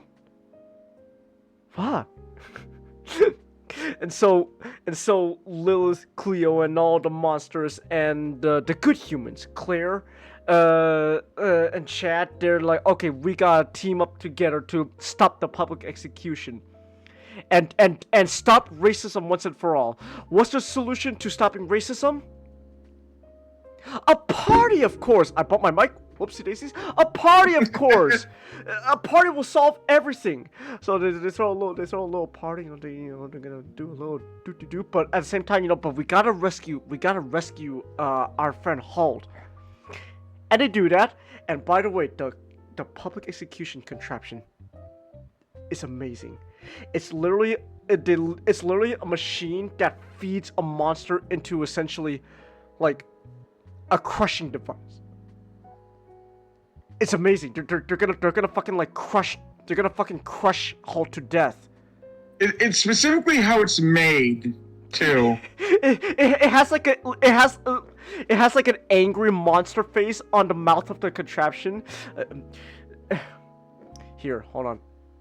It's in one of our voice chat boxes. Here we go. I know. Here we go. This is what you said. I quoted it. Chankus, this was made out of hatred. Someone made this to spite someone. No, this was specifically made to torture someone. Someone aid. Oh, it's great. Side note, I also like. I was. Sorry, continue. Oh no, I was gonna say side note. I also like the quote that's pinned above. "Shitting your pants is the right of all sentient beings." I'm gonna have to call it. I'm getting a bit tired. All right, wait, come on. But what about actually watching it with us? We could do it tomorrow. How about that?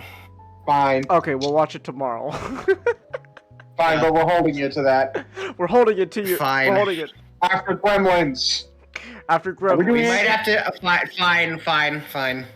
I'll DM you about it tomorrow. I'll talk to you guys later. Okay. See you, Colin. Yeah, see ya. Alright. Oh, have a good night, Chelsea. Alright, I think this is time we should start wrapping things up. But so they throw a party to stop racism, and then they trick the angry mob into attending the party, which is held in the catacombs, right?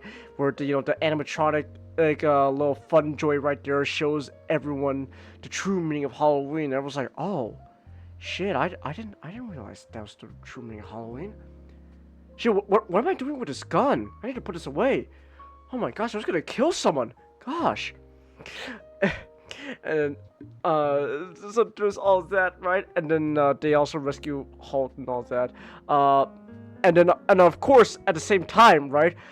There's this whole sequence where literally just out of nowhere, all the monster girls, they get brand new party dresses. You know what that means? Buy our toys! Buy our toys! Buy our toys! That's it's not as Nick. It's pretty shameless, which honestly I could, there's like a level of respect I have for like just how they just have no shame with just advertising their toy. It's almost as it's, I don't think it's as shameless as G1, Nick, where like literally like the last 10 seconds of a G1 episode. Oh my gosh, who are you? I'm Powerglide. I never heard of you before. Buy my toy. You got a Powerglide. Buy my toy. and so they throw. Okay, it's comedy series. Powerglide. Comedy series. Mm-hmm. We'll torture the Autobots. We'll dunk Bumblebee in oil. We'll rip Ironhide apart. Force Powerglide into gardening. And how dare you! Everyone knows Powerglide hates gardening. It's great. But yeah, the party was enough to.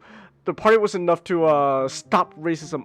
The police literally come to fucking arrest all the monsters, but then literally now every human now realizes racism is bad. They do a whole Spartacus moment. No, I'm Sparta. I'm a monster. I'm a monster. And literally the police stop what they're doing because, actually oh my gosh, Nick, I joked about it like literally like a couple minutes ago, but the police literally the day is saved because the police literally realized what a PR disaster would be if they arrested everyone there. I love this movie. I know, me too. I love it. It's great. Oh my gosh. It's actually amazing. I legit did not I was legit not expecting to have this much fun going to this movie. But like, wow. It's great. I love it. I kind of actually want to watch the rest. I know. Also, Abby, which by the way, Abby, abominable, fucking great. I love her. Best girl. I love her. Best girl, actually. Also, I am not very pleased about situation. Sorry, bad joke. Also, I'm also glad that Heath got a W at the end with Happy. Yes.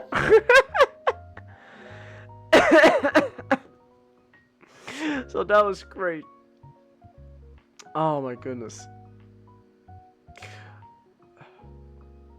No! What they do to Heath and G3 though? What'd they do? No! They made this. They took away his sauce. No, this is Heath and G3. They took his sauce away. He looks like an elf. Oh no. No, I'm so disappointed. They took his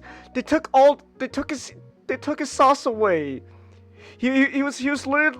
That's literally the only thing that keeps him cool. He was. The whole point of him was he was like this high school jock who thinks he's hot, who literally thinks he's hot shit, but he's not, and it's great. But now he's just some fucking like Tumblr sexy boy. It's like, man, you took away his sauce. Hold on, I'm gonna look up Abby in G3.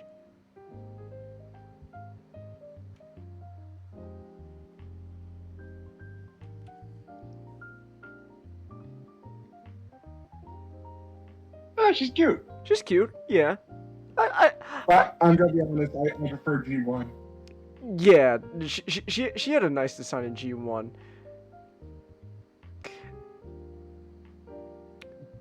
Oh my gosh, G2 is literally, there's no difference. Oh my gosh, Monster High's G2 is just like Transformers G2. There's no difference besides some superficial stuff. Nick, should I get a Monster High doll? Maybe, I don't know. Oh my gosh, their G2 is like. Hold on, let me look up Frankie. What's just to make sure it's not just Abby. Like Frankie, let me see G2. G2.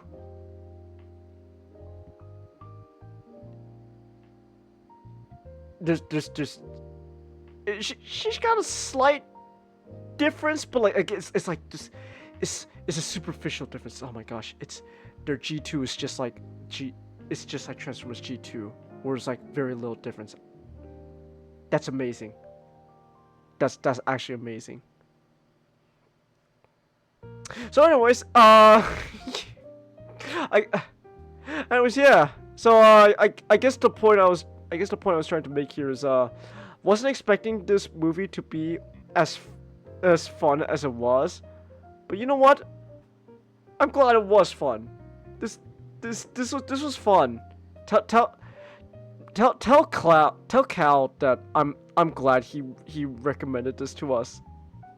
I'll be sure to let him know, because I don't think he's seen it either. Because he told me he found it on like a post. Oh well, now you gotta tell him to watch it. I think I gotta sit him down just to tell him no, dude. It's like it's actually good. It's actually really fun.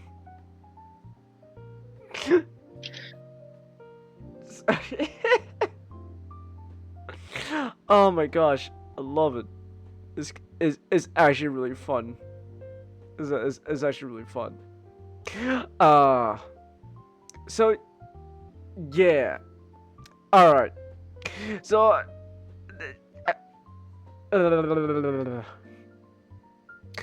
oh my gosh, Nick, there's literally a monster that's just a scarecrow. Oh my goodness. This is great. Really? Just straight up a scarecrow. Oh my gosh. I love him. Best monster already. I don't even know what his whole shtick is, but I love him. It's just a straw scarecrow. I love him. Oh my goodness.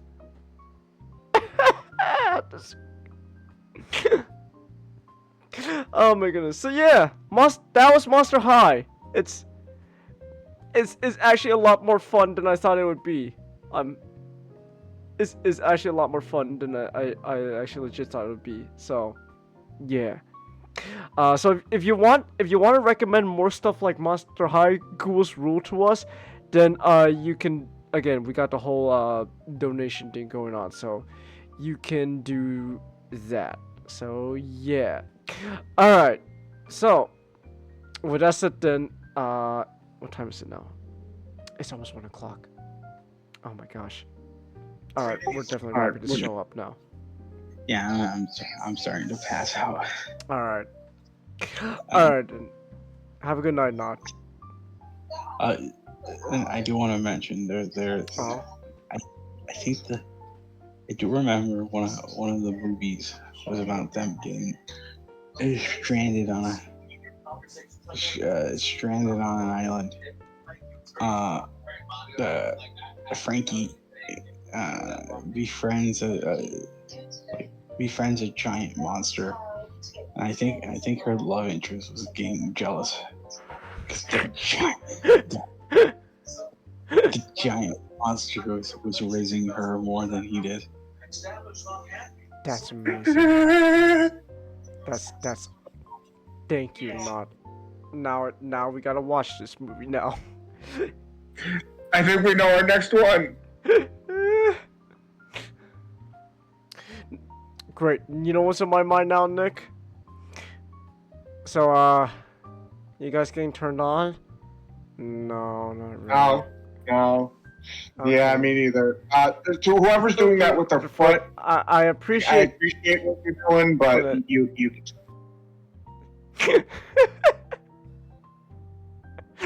Oh my goodness. Alright. Alright. Would you rather be a monster or crippled?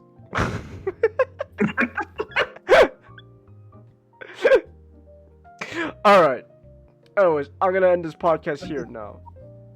Yeah, that's good. That's a good. Yeah. Alright, so yeah, so don't think there's any stream tomorrow. So we have a whole night to just watch Gremlins. Alright, so with that said then, thanks everyone who came. Thanks everyone watching on the replays. Until next time. Good night.